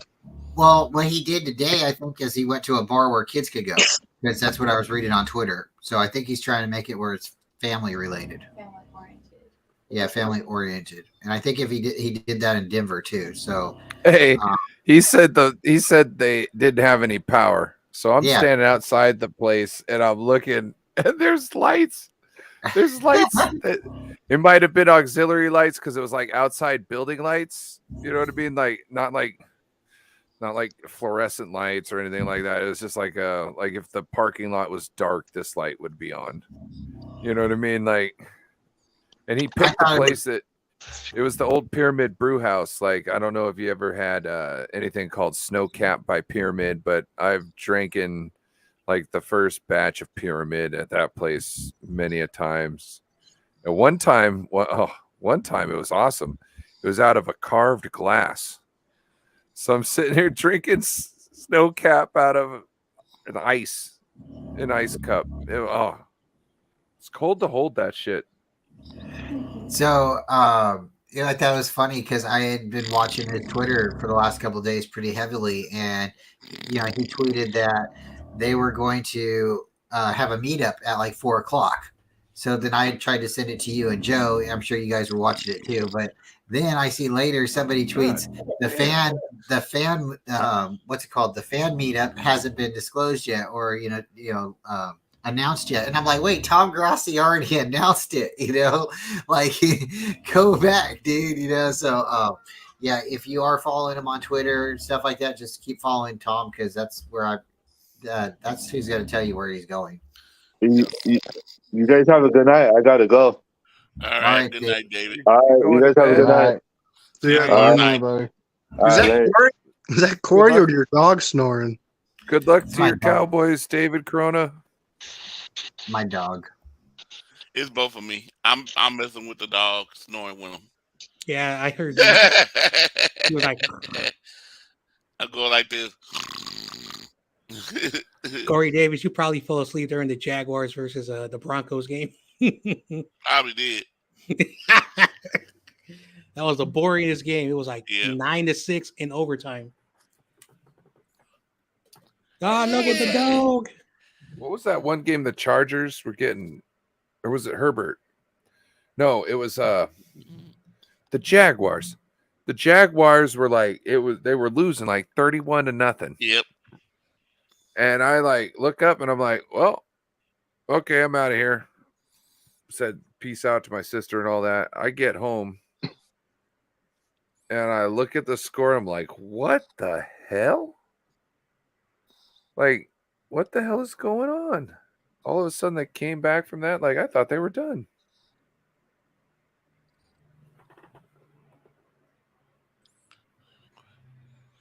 Well, I did everybody's finished with the 49 sub. Crazy Juice never took it, so he's the only one. Shout out to Crazy Juice. Yep. He's a huge fan of the wrestler that George Kittle likes. That's why he calls himself Crazy Juice. I think Kittle's going to turn his pineapple thing into his wrestling career.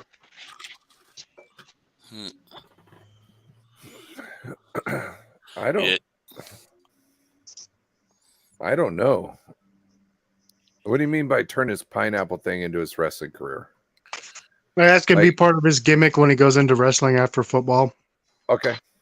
I'll figure out, the people's pineapple, the finisher, I can't finish because I see him being a clothesline finisher guy. I'm just trying to piece it together. Could be way off. His promos will be top notch. Mm-hmm. Like, he's going to be able to sell those the promos before the match, and in the back. He'll be a great freaking wrestler too. Mm-hmm. I remember when they opened up the Chase Center in San Francisco, they had a WWE SmackDown event. Who's your favorite wrestler, John Jay? Oh, I'm biased. I like The Rock because his family is out here in the Bay Area, and one day, I don't know if I told anybody this story on this panel, but I'm doing this rental for a Samoan family. It's a traditional, like in Spanish, like the quinceañera. They have something in the Polynesian culture like that. And well, they do. There was this dude, and he was showing me these pictures. He said, "Hey, yo," and I said, "Oh, that's The Rock when he was in Miami." He says, "Yeah, that's me." I said, "That's you?" "Yeah, well, I'm much older." And I said, "That's my cousin." I said, "You know The Rock?" "Yeah." And he was telling me all these stories, and then out there in what they call Hunters Point in the city, they got some family out there, they got like Samoans are like, they have a lot of cousins like intermarried with one another. Well, that was pretty cool to learn. I love me some Ultimate Warrior growing up, but my name is Steve, so Stone Cold's kind of probably me drunk. And then, The Rock obviously is right there as well. CBS Sports Network, I don't have it no more, but like 10 years ago when I had CBS Sports Network, they would show like those old wrestling promotions that were not WWE, and they showed young Stone Cold Steve Austin when he had hair, and I forgot what was his name, and he was like a more relaxed, more nicer dude, and I'm like, wow. I don't know why they were showing those like old school wrestling things, but that was fun to watch. I also learned that the Hardy brothers, Matt Hardy and his brother, were 17 when they entered the WWE. I said, wow, they were kids. That was also pretty cool to learn.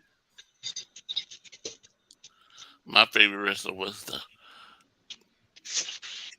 out Kane and the Undertaker.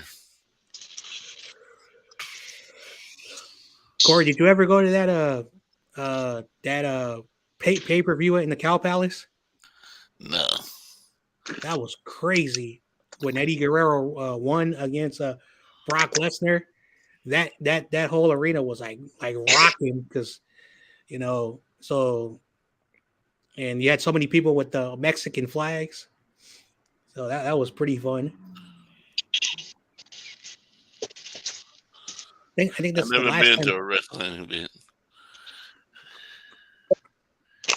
I looked at the prices of the tickets. I was like, I can't afford this. Yeah. You gotta see the Big Show. Like once a year, they always go to San Jose where the Sharks play. Once a year. And then and my job, my site director, he wanted to take the kids to a wrestling, but it was just too much money. We couldn't get the money to take them, and the job wouldn't help. She said, I wouldn't pay half, and y'all pay the other half. We could take the kids to the wrestling event. Something they never been. Mm-hmm. Monster trucks are coming to Gardnerville pretty soon. Might go to that.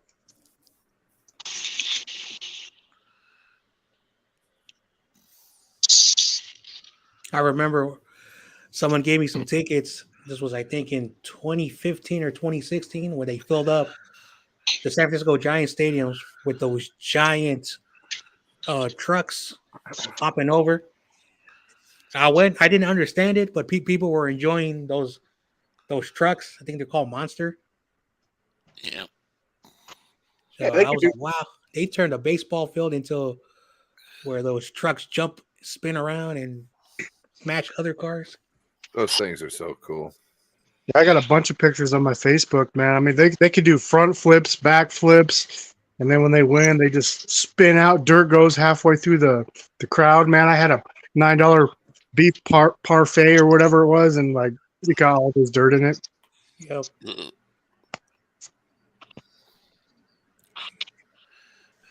I missed when they used to have those college football games at the Giant Stadium, and how they, and a lot of people were saying, yo, instead of going to Santa Clara, they should play the football. It's a baseball field, and it's not NFL regulated because both end zones, like the one next to the left field bleachers, there's no room for the field goal post, and then on the other side, the field goal post was like almost where the bleachers were. So it's not regulated. It's not like NFL regulated. So, but people were like, oh, but they're playing. Well, I said they can play college football. This is different. I got a question. It was mentioned on, I think it was mentioned on Brian Cups this morning. Or maybe it was on Friday nights on No Border Sports. I can't remember which one. We were talking about it. Would y'all be angry if the 49ers went to Oakland and moved to Oakland and played in Oakland? Oh, God. That was this morning. That was this morning. Wasn't it? So before anybody says anything, remember the 49ers moved from Kezar to 3Com Park, right? Yeah. But guess what football team played in 3Com before the Niners did? Shit. Raiders. Yeah. So it'd be like we're taking something back from the Raiders. I just suggested it because, if they're not going to let us move back to San Francisco, would it be better for them to move to Oakland and then be closer to San Francisco? Because right now, I think we are the furthest NFL team away from their city that they're named by. Yeah, you have to remind me of that. I hate that. California's moving to Nevada. There's a reason all the franchises in MLB, NFL are moving to Nevada. I know that I heard that they're trying to get a basketball team now out there. Yeah. I remember when they had the NBA All-Star Weekend in Las Vegas. Everyone was like saying you can't have a pro football team in Las Vegas because of the gambling, and they're also saying a bunch of stuff. And in less than 15 years, they got a hockey team, they got a WNBA team, they got a minor league basketball team, they got the Raiders, and they're about to get the Athletics. Now they want to get a pro basketball team. And one thing I don't like about the commissioner, besides other stuff, he's trying to expand the NBA and add more teams. So I won't be surprised if a Las Vegas team pops up in the next decade. But what do you think about what I just asked, John Jay?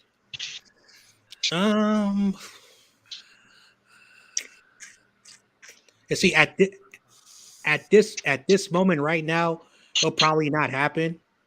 If you go back to like 2013, the last year where the Niners played, I'll probably still say no, not to be disrespectful to the city of Oakland. And I don't know how the people who are Raider fans that live over there, how they would feel. So if they paid for most of their stadium, I would be cool with it.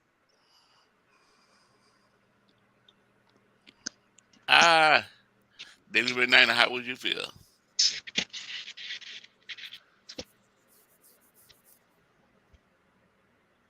David, is he muted? David McKnight here.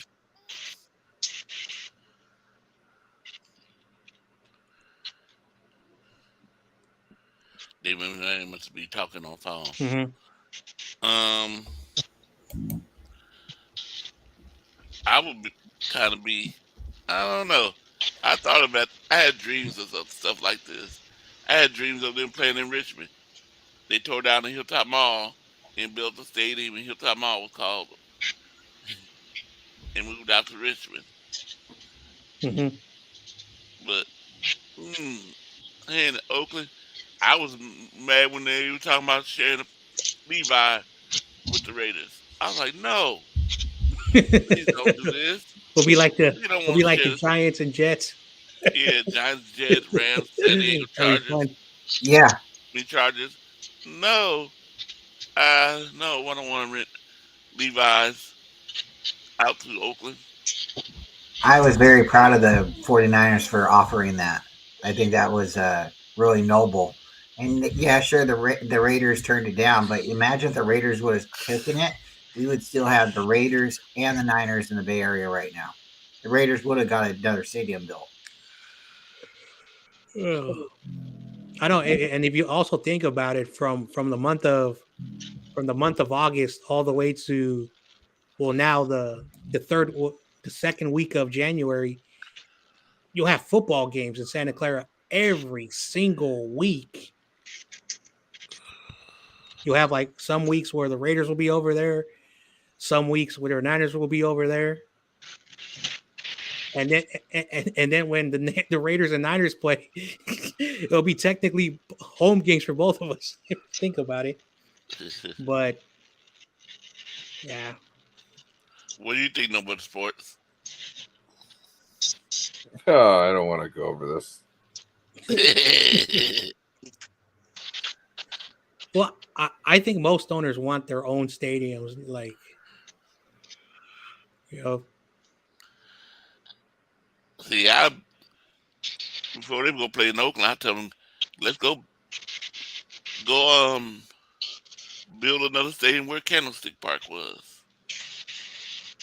I drove down there recently. Bad?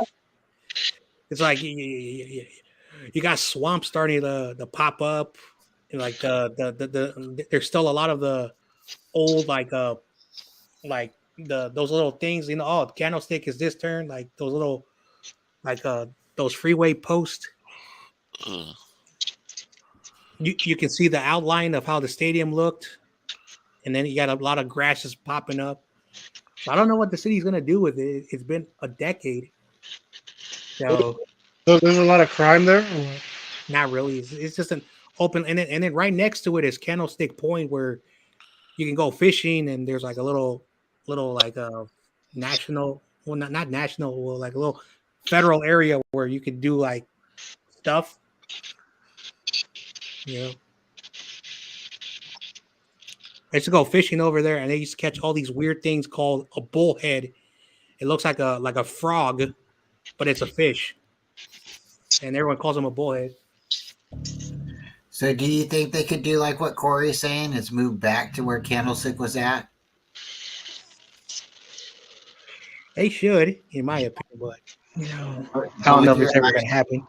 With your eyes, if there's nothing been developed there, that's because I've driven by. I drove by there right before COVID happened, and I didn't see anything developed either. I haven't driven that way on the freeway. I haven't been to San Francisco since COVID either, so I really wish they would move back. That was so cool seeing them on the bay, but you know, I've been to Levi's a couple times, and it's cool stadium. It's growing on me. I used to drive by it on the freeway all the time and smile because I was like, hey, you know, you got to be proud of, you know, who you are, you know, where you play. So, but no, it's not the coolest stadium after our stadium. It seems like they did a lot of other stadium development changes and stuff, and it does appear like our stadium should have been built where Candlestick was built like 10 years prior. So it's almost like they did, and I think everybody knows it. They took the blueprints that they were going to build at Candlestick, and they took them to Santa Clara.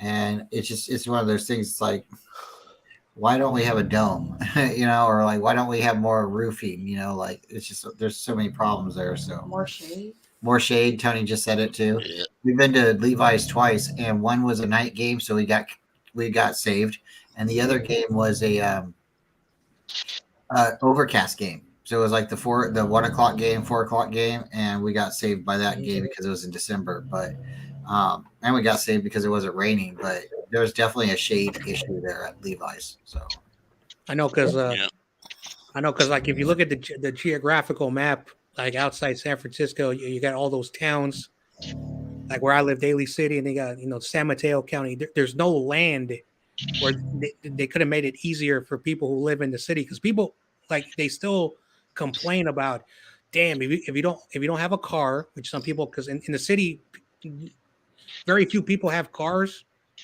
and San Francisco's not a driving city. But once you leave San Francisco, you need a car, because so if you don't have a car, you have to go hop on Caltrain, and even when you go to Caltrain, I don't know what stop. I've never been there. You have to get off, and then you have to transfer to another thing. I don't know if it's like a streetcar, light rail. It takes you to Great America. So, well, the reason why I was asking about the crime is because last night Larry had on a former GM of the Giants and Niners. This is like his third time in a few days, and I mean the guy's stories are great alone. It's getting me back into baseball, but they were talking about the crime lately, and they think that like Radio Row, when we host the Super Bowl in a couple of years, that they won't even have it in San Francisco. They'll have it in Santa Clara because the crime's so bad. And so I was just trying to get another opinion because I can see the news from where I live, but of course that's all bad. So I don't know. I try my best not to speak, but in the past decade, there's been a lot of bad mismanagement with people who run the city, and they kind of screwed up their but that part of San Francisco, that's the hood, that's the projects. So and it's still the same, that's how it is. But when you look at everywhere else in the city, you're starting to have a lot of problems that most of the neighborhoods never had. So hopefully before anything about bringing the stadium back, they gotta fix up their city. Hey, what's up, Ali? Exit stage left.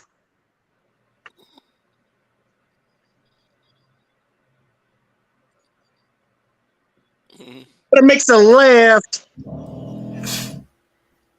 Well, it might be a little too late to do it tonight, unless somebody wants to pull up their phone. Maybe David McNiner, if you want to do it or something. But we'd have to really be on our A game, and I know it's a little late.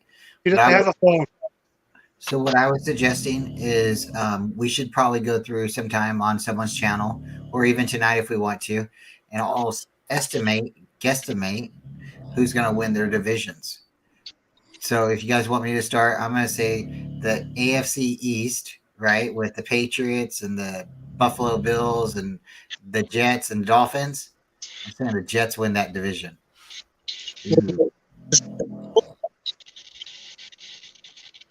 Oh, that division? I say the Bills. You think the Bills win the division? Do the Jets come in second place? I don't know. I don't think so. You think the Patriots come in second place? Well, okay, I can go with the Jets.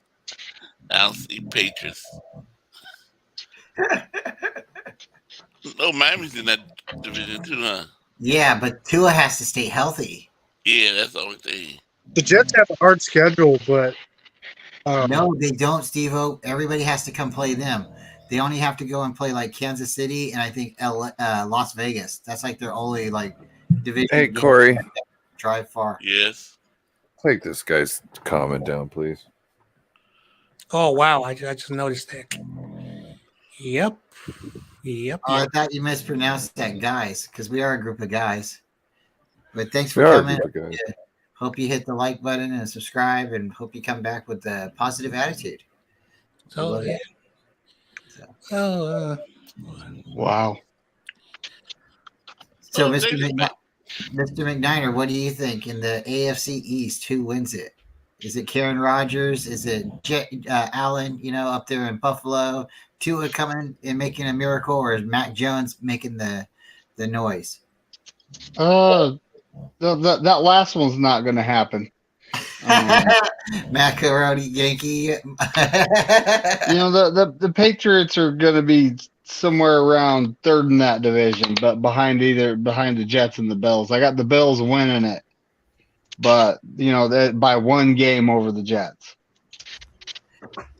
Oh wow, I like it because the Jets. So that means you think the Jets will come in second place, right? Yep.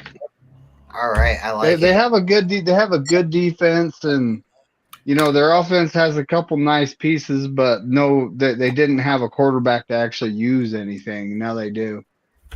All right, so I say Jets. Corey says Bills. You say Bills. Are you writing this down? Yeah, I am, just to have fun. And then let's see. You said Bills. Okay, so Steve-O, let's go with you real quick. What do you think? Who's winning the AFC East?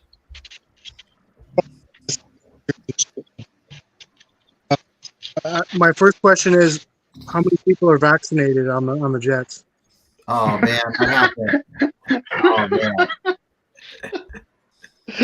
man, that's funny. Or immunized? I'll go with the Bills. Okay, Bills. Bills Jets.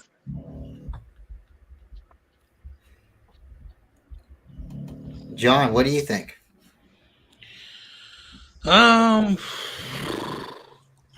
See, right now, the Bills will win the division.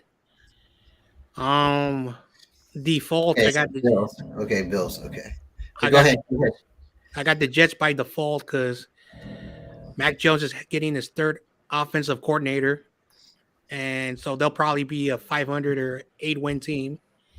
And no disrespect to Miami, they'll probably have like a 6-7 win schedule. Their division did get stronger this year, so that's how I see that division going. All right, love it. Brian, what do you think? We have the Dolphins. They look pretty good with Tua, right? They're pretty explosive, a left-handed quarterback. And then you have Mac Jones, and you don't know what you're going to get out Bills, of it. Dolphins, Jets. All right, so we got Bills. Thank you. All right, so let's stick with the AFC. Okay, go ahead, Steve-O. So also, I mean, I know you said like the Jets, everybody's got to go to the Jets, but I mean, it's still cold weather with the Bills. I see it as a toss-up, but they're gonna have new fielding. Remember when we got new fielding, we screwed it up a few times. Or we had to replace it multiple times, right? So I mean, they could run into the same issue. Tony, can you take him out of the room? I'm so sorry. Okay, so let's move on to the AFC South, right? That's going to be what? The Titans, the Jaguars, the Colts, and the Texans. So, Corey, I'm going to start it out real quick. I'm going to say Jaguars. What do you think?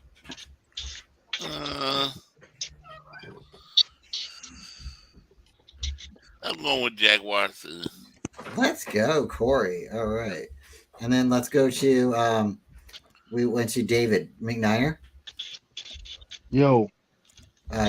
What do you think? You like Jaguars? You like Texans? You like Titans or Colts? The Colts got that rookie QB, so they're probably going to be close to the bottom. Texans third. I got the Jaguars winning first. Who's the other team in that division? Titans.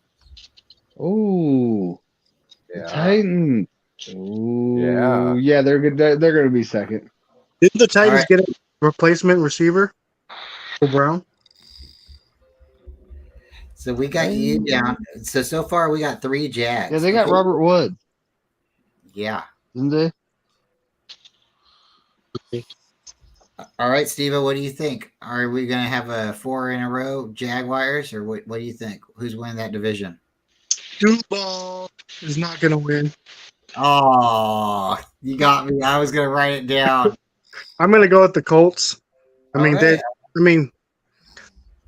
just look, they just fell off. I mean, they had like 8, 9 Pro Bowlers, and then they just fell off. They still got top running back, top things. I'm gonna go with those guys. All right, John Jay, what do you think? All right, so I think Houston's going to be better, but I don't think they're going to win the division. The Colts last year were 4-12, so I'm not sure what they did this offseason. I can't believe I'm going to say this. I got the Jaguars winning this division. Every year it's like this, the same thing. Like it's the worst division in the NFL. You guys know what I think about Trevor Lawrence. He's got the best hair in the NFL. All right, Ryan, what do you think? Who's winning the South? In a division full of mids. Mids. Oh, I gotta go with Jacksonville. Like, fuck you, Trent Baalke. All right, so let's go. What, AFC West? Is that too far? All right, that will be fun. I'm gonna say the Chiefs win the AFC West, but I think the Chargers and the Raiders and the Broncos make noise. I think those three really other three teams really make it hard for the Chiefs. I don't think the Chiefs sweep the division, but I'm gonna say the Chiefs win the division. I'm going to bed, gentlemen. You have a wonderful evening. All right, Ryan. All right, Ryan. Have a good night. Corey, thanks for having me on. Shout out Good. to everybody in the chat. Appreciate you guys coming by and supporting the show. Make sure to hit that like button. Yep. Sweet dreams of Tom Grossi. Mr. Corey, who's winning the West in the AFC? KC again. All right, Mr. McNiner. The AFC West? Yeah, who's I'm winning? going with the Chiefs. I'm Chiefs? going with the Chiefs. You can't pick against Mahomes. Watch me. But oh yeah. And who's going to be second though? That's the question. Oh yeah, the Chargers, because the Broncos are. I think Russell Wilson's done, and the Raiders are just the Raiders. Yeah. Okay, Steve-O, who do you think? So who is it? Kansas City, Denver Raiders, and who? Chargers. Chargers. Yep. I'm trying to remember that. What did McNiner say? He said KC. Everyone's saying KC. I was trying to remember what the mayor said, and I was trying to joke that off, but I forgot what he said. But I'm gonna say KC's fallen off this year. That's my prediction. Like they probably could still get in the play. I'm sure they'll get in the playoffs, but I don't think they're gonna. They're just gonna. You just can't keep it up, is what I'm thinking. So I'm gonna just to prove my point. I'm gonna go with Denver. Oh wow, that's all right. I mean, KC probably still makes playoffs, but I think they're falling off this year because they got a book on them. As they all say, they got a book on them. I think you got something to it because, like what I said too, is it's going to make it hard for KC. I don't think they're going to sweep the division, so I could feel your vibes where they could lose a game here or there. Mr. John Jay, what do you say? All right, so let's get it out the way. The Raiders are going to be last place. Shout out to James Garoppolo. Got a winning quarterback. I got the Broncos improving. They'll finish third. I think they'll have a better record. I got the Chargers being the Chargers. So I think the Broncos and the Chargers will be battling for second place. That's my hot take of the night. Mm-hmm. And I got Kansas City winning the division with an 11-win record. I do agree with Steve-O that they will drop down.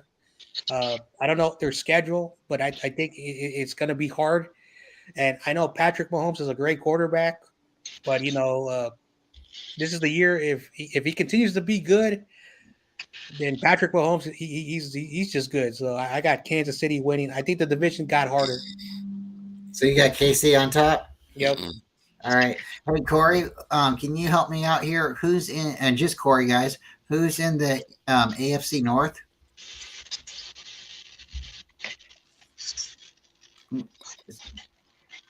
Okay. The AFC North is Buffalo, huh? What is it, Baltimore? Baltimore. Yeah, Baltimore. Yeah. All right, I'm gonna start that one out. I'm gonna say, Baltimore, and then who else is in it again? Baltimore, Steelers, Steelers, and Bengals, yep, Cincinnati. and Cincinnati. And then who else? There's another team, Cincinnati Browns. There you go. Yeah, Browns. Okay, so out of that division, I'm going to say probably the safe bet is going to say Cincinnati, but I think the division got a little tighter. I think the Browns are going to be a little bit better than people expect, but I'm going to just say the safe bet and say Cincinnati wins the division. What do you think, Corey? Cincinnati. Cincinnati. Okay, David. I'm going with Cincinnati, then Baltimore, Cleveland, and who's that other team? Oh, the Steelers. You know what? This has just got messed up. This is a good division. Yeah, it is. Yeah. The Steelers don't. Tomlin's never had a season below 500, so I'm gonna have to put them in second place. Yeah, I think the Steelers are going to be better than people expect, even with that quarterback situation. I think the Browns will definitely be, one of those teams too to look at. I think it's going to be one of those, just like what happened in the last division. There's going to be some tiebreakers. Steve, what do you think? So it's Baltimore, Cincinnati, Browns, and Steelers. Yep. All right. Yep.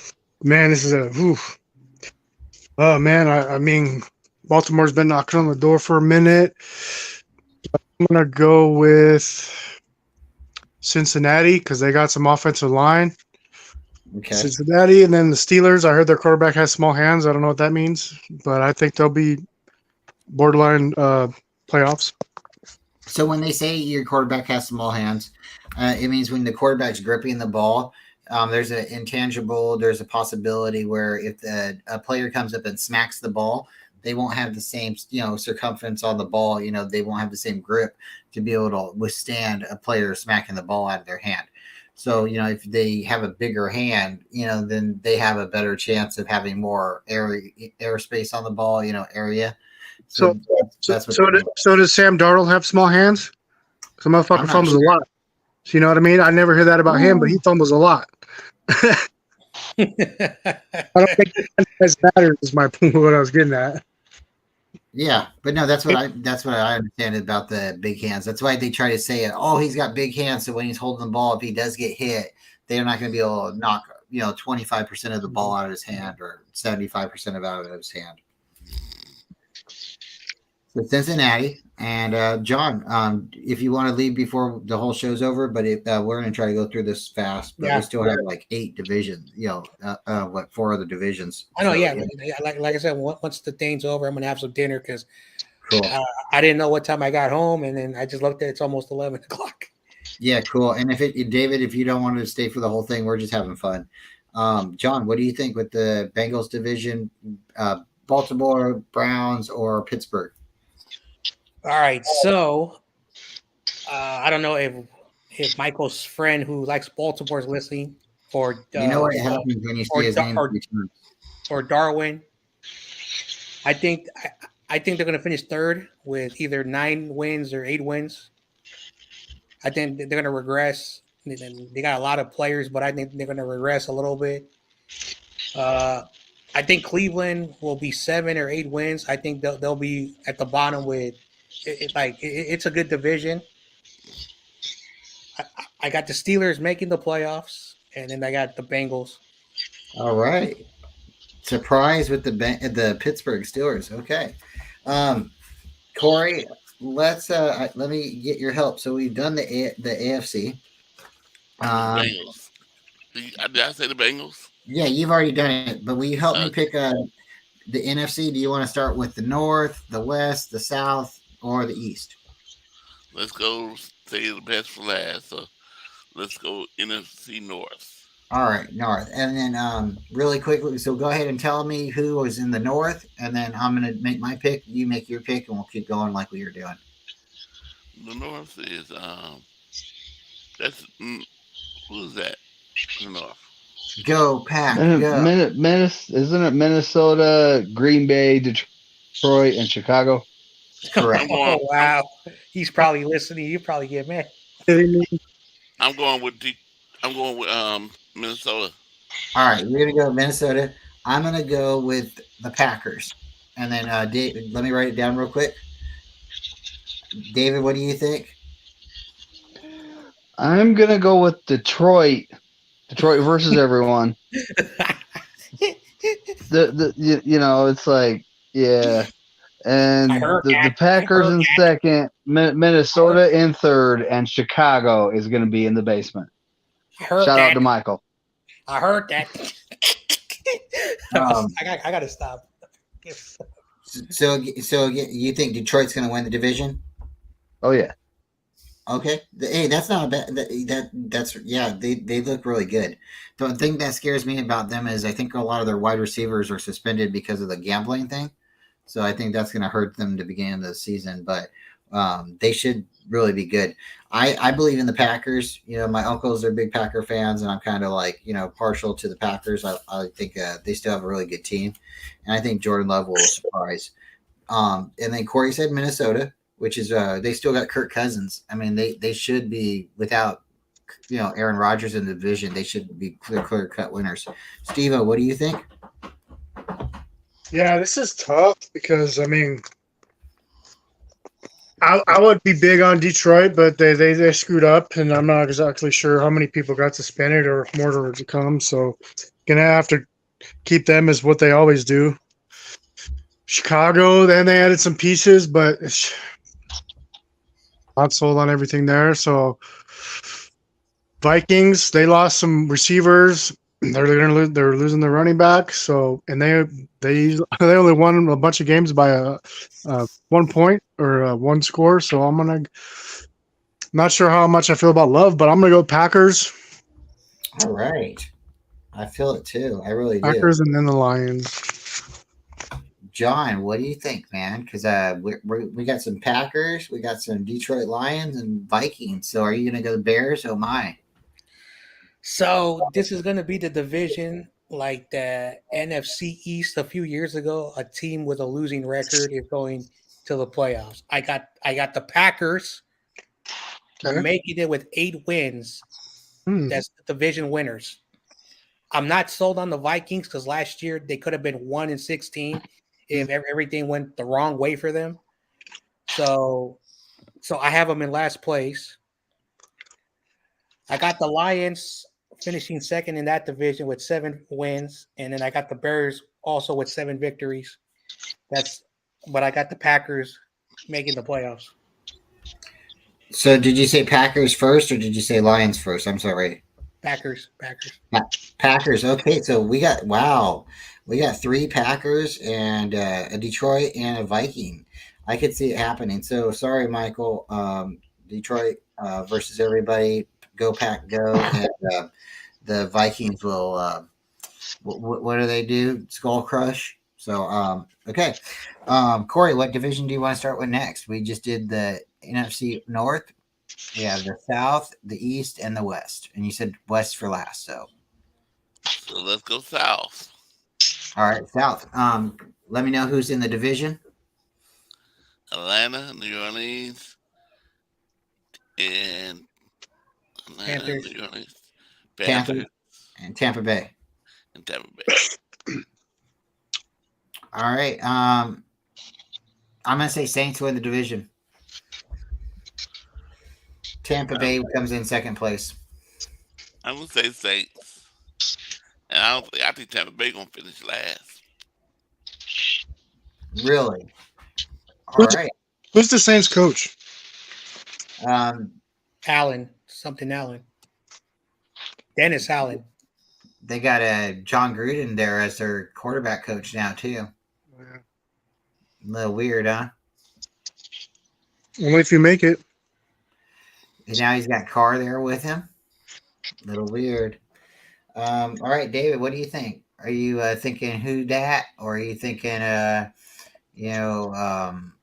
they got the Falcons right there. They got we got the Panthers. You like, Sir Purr, the mascot, or are you thinking it's going to be Tampa Bay with Baker Mayfield? I honestly think the Saints are going to take this division. All right. And it's kind of a dumpster fire. It's just, picking who's climbing out of the dumpster fire, and I got the Saints.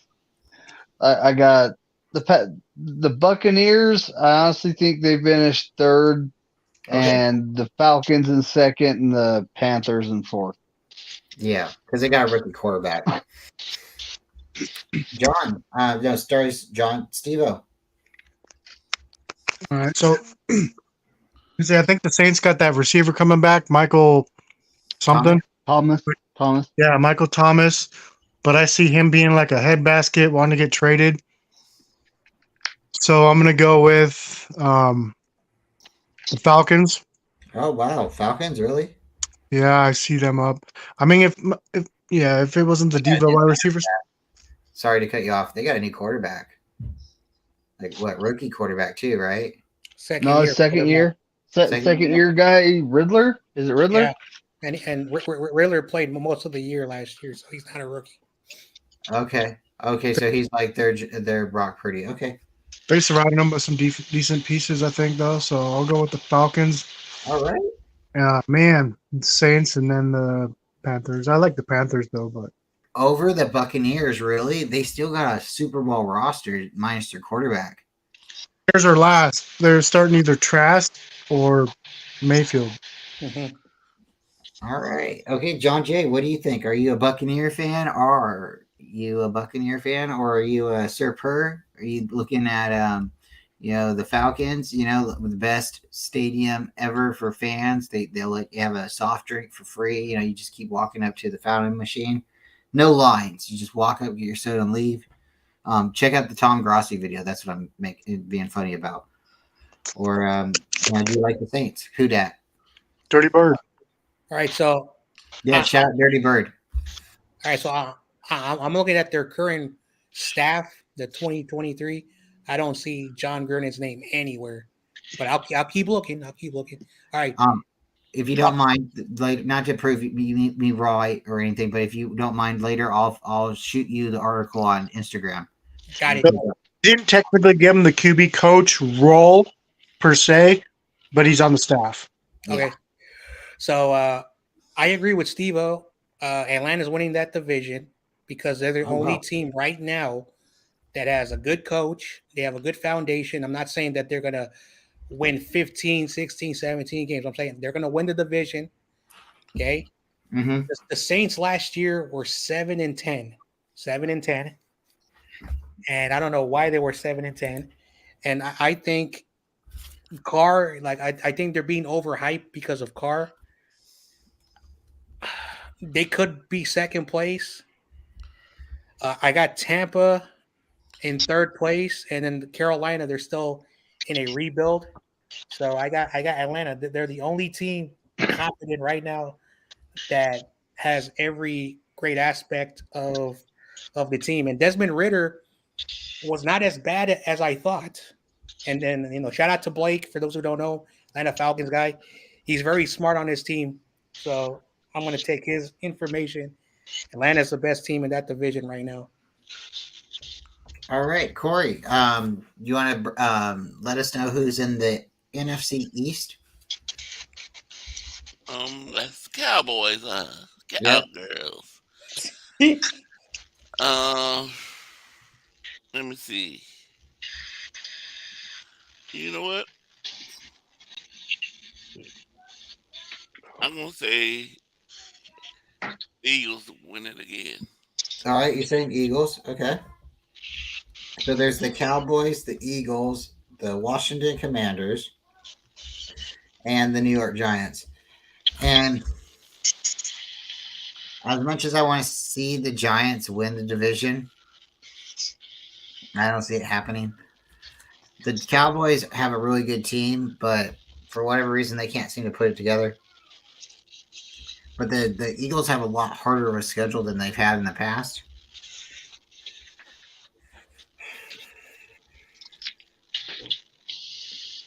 I'm going to say the Giants win the division. All right. That's my dark horse team. I think the Eagles will be good. They'll make the playoffs, but I think the Giants win the division. David, what do you think? We're talking about the East. I honestly think the Eagles have a much tougher schedule than they had last year. And, they're overrated. Super Bowl hangover. They're going to come in second. I think the Giants are going to come in third. The Commies are going to come in fourth. And that's right. I'm picking them boys to win that division. Yeah, I could see it. I could really see it. I just didn't want to say it. I want to believe in the big blue team in New York. All right, Steve-O, what do you think? Shout out YTC.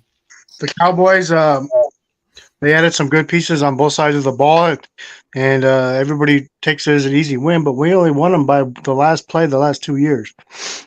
They're gonna Jerry, but they're gonna win their division. Who else was in there? Washington and who else? Giants and Eagles.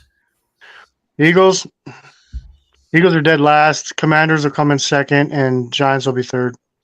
Really? Wow. Woo. Eagles lost a bunch of players. I was going to put the Giants last, but Eagles lost a bunch of offensive coaches that got lucky. They lost a bunch of defensive players. If you look last year, the top 5 guys that were top teams were all like the top 5 quarterbacks were all passing quarterbacks. The top receivers were all, the only one that Philly was in there they were the only one that had a 1,000-yard rusher. All the other that were the only team that was a running team, basically. All right, so I love it. I really do. That's a different insight and different take.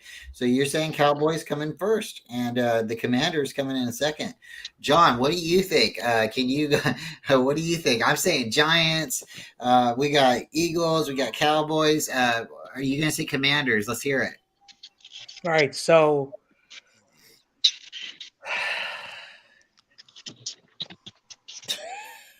oh my gosh. Who's the quarterback for the Washington? Sam Howell. And he did good. He did really good when they let him play. So. And I argue with Giants fans. Sam Howell played the final game of the year against the starting defense of the Cowboys, and he murdered them. But anyway, I think this division is going to get harder, and I think they're not going to have 4 teams with winning or 500 records. I think their division got harder. I think the Eagles will go 11-6. I think last year they had a cupcake schedule. I got the Cowboys being the Cowboys, 10 wins at max or 9 wins. I got the Commanders and the Giants finishing with the same record, tied for third place. They'll be 500. So I got the Eagles winning. Eagles winning. Okay. That's more than likely going to happen. It is interesting that Washington, with the new owners, they weren't involved in the picks, so that could change a lot of things too. It's kind of weird. Yeah, they're not going to get rid of Ron Rivera. He's a good coach. If they do that, then they got to rebuild. No, I mean the draft this year, they were not involved in it. You know what I mean? It was still the last regime that got to pick all the picks. So who knows how that goes? Hey, shout out to everybody who's still here or is going to rewatch the show. A lot of good guys here. We all got channels and we do things together. Shout out to everybody on the panel. But Corey, we have the best for last. And I know it's getting late. Some of our panel members might need to drop out. I might as well. But what I'm saying is again, we have the best for last. So the NFC West, will you give everybody the introductions of all the teams if they don't know? The greatest team of all, 49ers. Then comes the Arizona Cardinals. And then come the Rams. And then Seattle Seahawks. All right, so this is the order. 49ers are winning the division. Then come the Seahawks. And then the Rams and Arizona are gonna tie for last. Not to play. One of them got to win. I guess Arizona's gonna finish last. All right, so you're going Niners first and Seahawks second, and then it don't really matter after that, does it? All right, so 49ers. I'm going to say 49ers as well. I'm going to say Seahawks, and then I'm going to say Rams and Cardinals. I think that's the same thing Carly said. David, what do you think? I'm going 49ers, Seahawks, Rams, and Cardinals. Yep. I mean, that's just what I see happening. Yep. You know. Shout out to Tommy. Thanks for coming on earlier. We're gonna have a lot of fun. Bring your guitar on Friday night. Steve-O, what do you think, bro? Hey, what's up? Hey, Tommy Huxley, what time is it there? It doesn't matter. People say YOLO, you only live once. No, you don't only live once. You live every day. You only die once. Oh. So, anyways, I'm gonna go with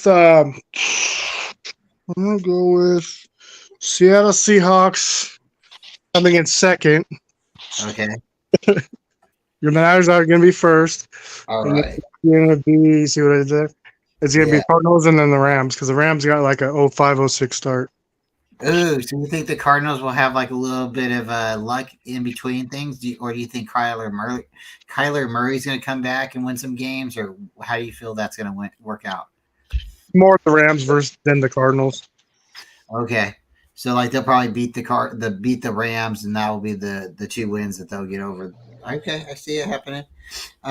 John Jay, what do you think? This is the last game, last division.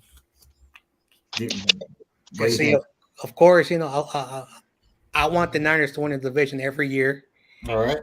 So, don't want to jinx my team. No, but on paper, it's just paper. On paper, the Niners are the best team, so they should win the division. Seahawks are the second best team in that division on paper, because I don't want to jinx us, and because Seahawks have our number. So on paper, they're the second best team. Call me crazy, call me crazy because maybe I like TRL and his boy Awesome Kid. They're good dudes. I got the Cardinals finishing third, and I'm not sold on the Rams. All right. Thank you guys for all having fun with me. I wrote it down. If you guys want to look back at it, at the end of the season, I got it in my orange book. It's always going to be up here by my calendar. It's some of those, important notes that you got to go back and look at. And we'll see how we did. If you guys want to look at it, even midway through the season, it might be something fun to look at. But not to clown anybody, just because this is like how we're thinking right now. It's just like overall looking at what they have on paper and us in our humble opinions. I think the Niners are going to Super Bowl, and I think we all agree. So, just remember. Oh, you leaving, John Jay? Yeah, so I'm gonna be like no borders. I'm gonna dip out. All right, man. Thanks for coming on. I'll be looking for you tomorrow. Yeah, me too. Yeah, I'm gonna be walking around. Corey, before I go, are you planning on going? Right now, nah, I don't have no money. Okay. Funds are low. All right, everybody. You get a sunburn. Good night. Peace. Good night. If I wasn't working, I'd go.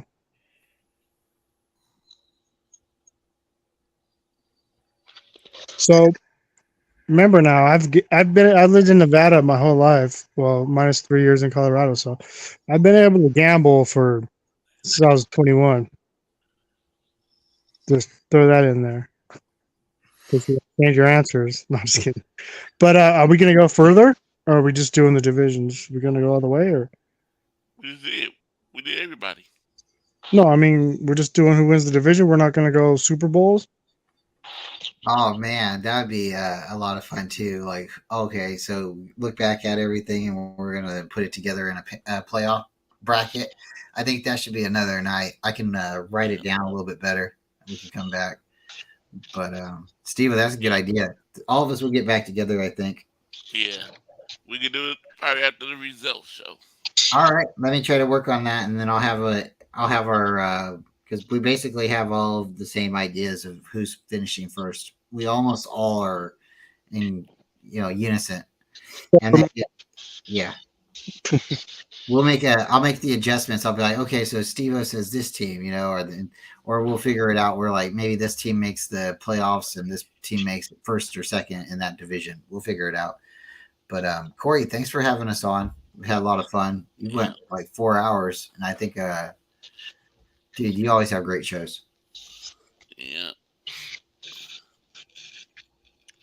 And I go see if that guy really subscribed to my channel. I keep trying to prep, 142. I keep trying to prep meals, you know, for work. Keep freaking eating them though. I don't know what to do, man. Yeah, like, I don't know what to do.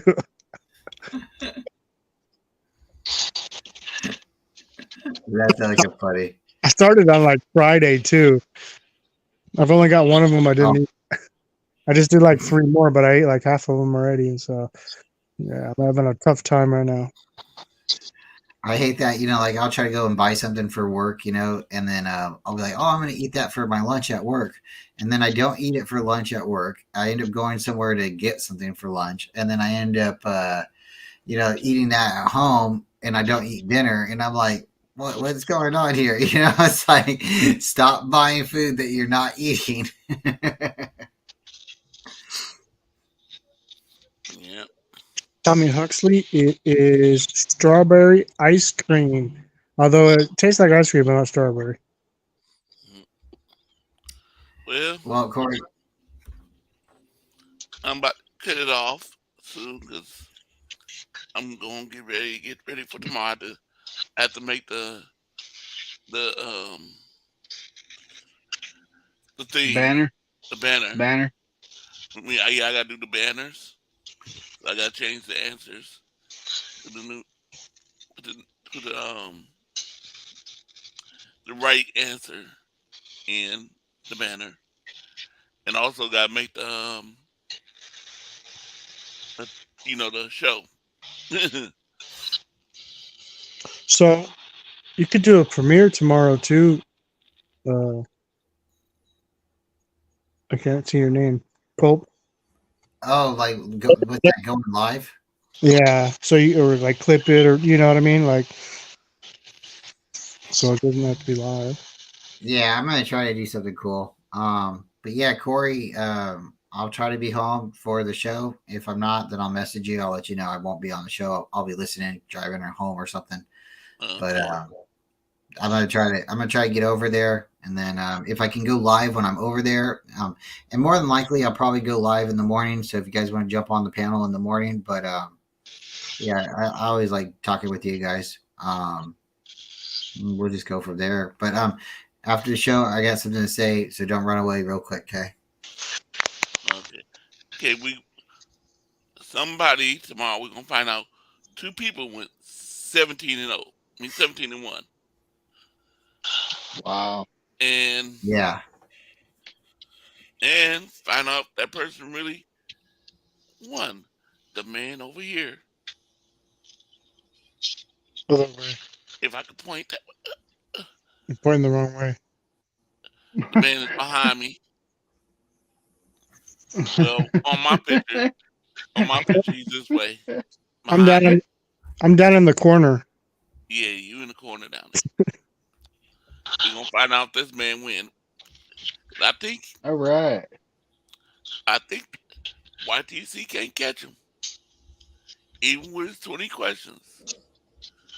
I was looking at it and I'm like, oh, I don't think YTC gonna catch him. And I changed my answer. The last question, I wanted to add Corona because he has a WWE belt. And, you know, I don't know if that's cool or not, but it's expensive, so I got you know. No, I was going through with Steve-O, not Steve-O, with Jeffo? Jeff, and like I gave him a little chance. I said, well, now you know he didn't let me finish the question because I could tell he didn't he stopped at one question and how he talked. I said he don't understand what I'm saying. What I read. So I said, I read it again to him. I said, stop. Let me hold on before you answer again. Let me read the question to you. more because I don't know really if you really understanding it. So, Yeah, we should get a trivia question book for dummies. and then, so he answered it. He went through it and he said, "Yeah, I'll change it to this." I said, "Okay." But really, number 4, he's like, "You didn't say, you didn't say, you didn't say rushing." I said, "I did say rushing. I said he rushed for 400 yards. It says receiver and rush. So what's Debo?" He said, "Run." Debo runs. Marquise Cooper, we did use him, but not as a running, mostly. Marquise Cooper.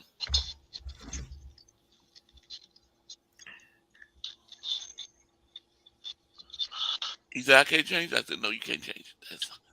It's too late. We went all the way through the questions. I just let you know it was wrong. You should have listened more." It's an easy question. You know.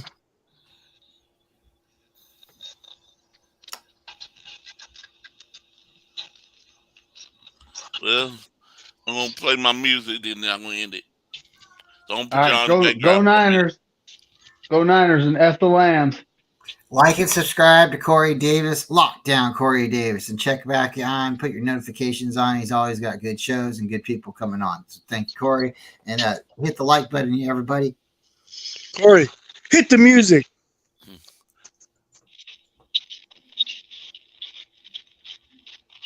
Would he kick himself out? I hope not.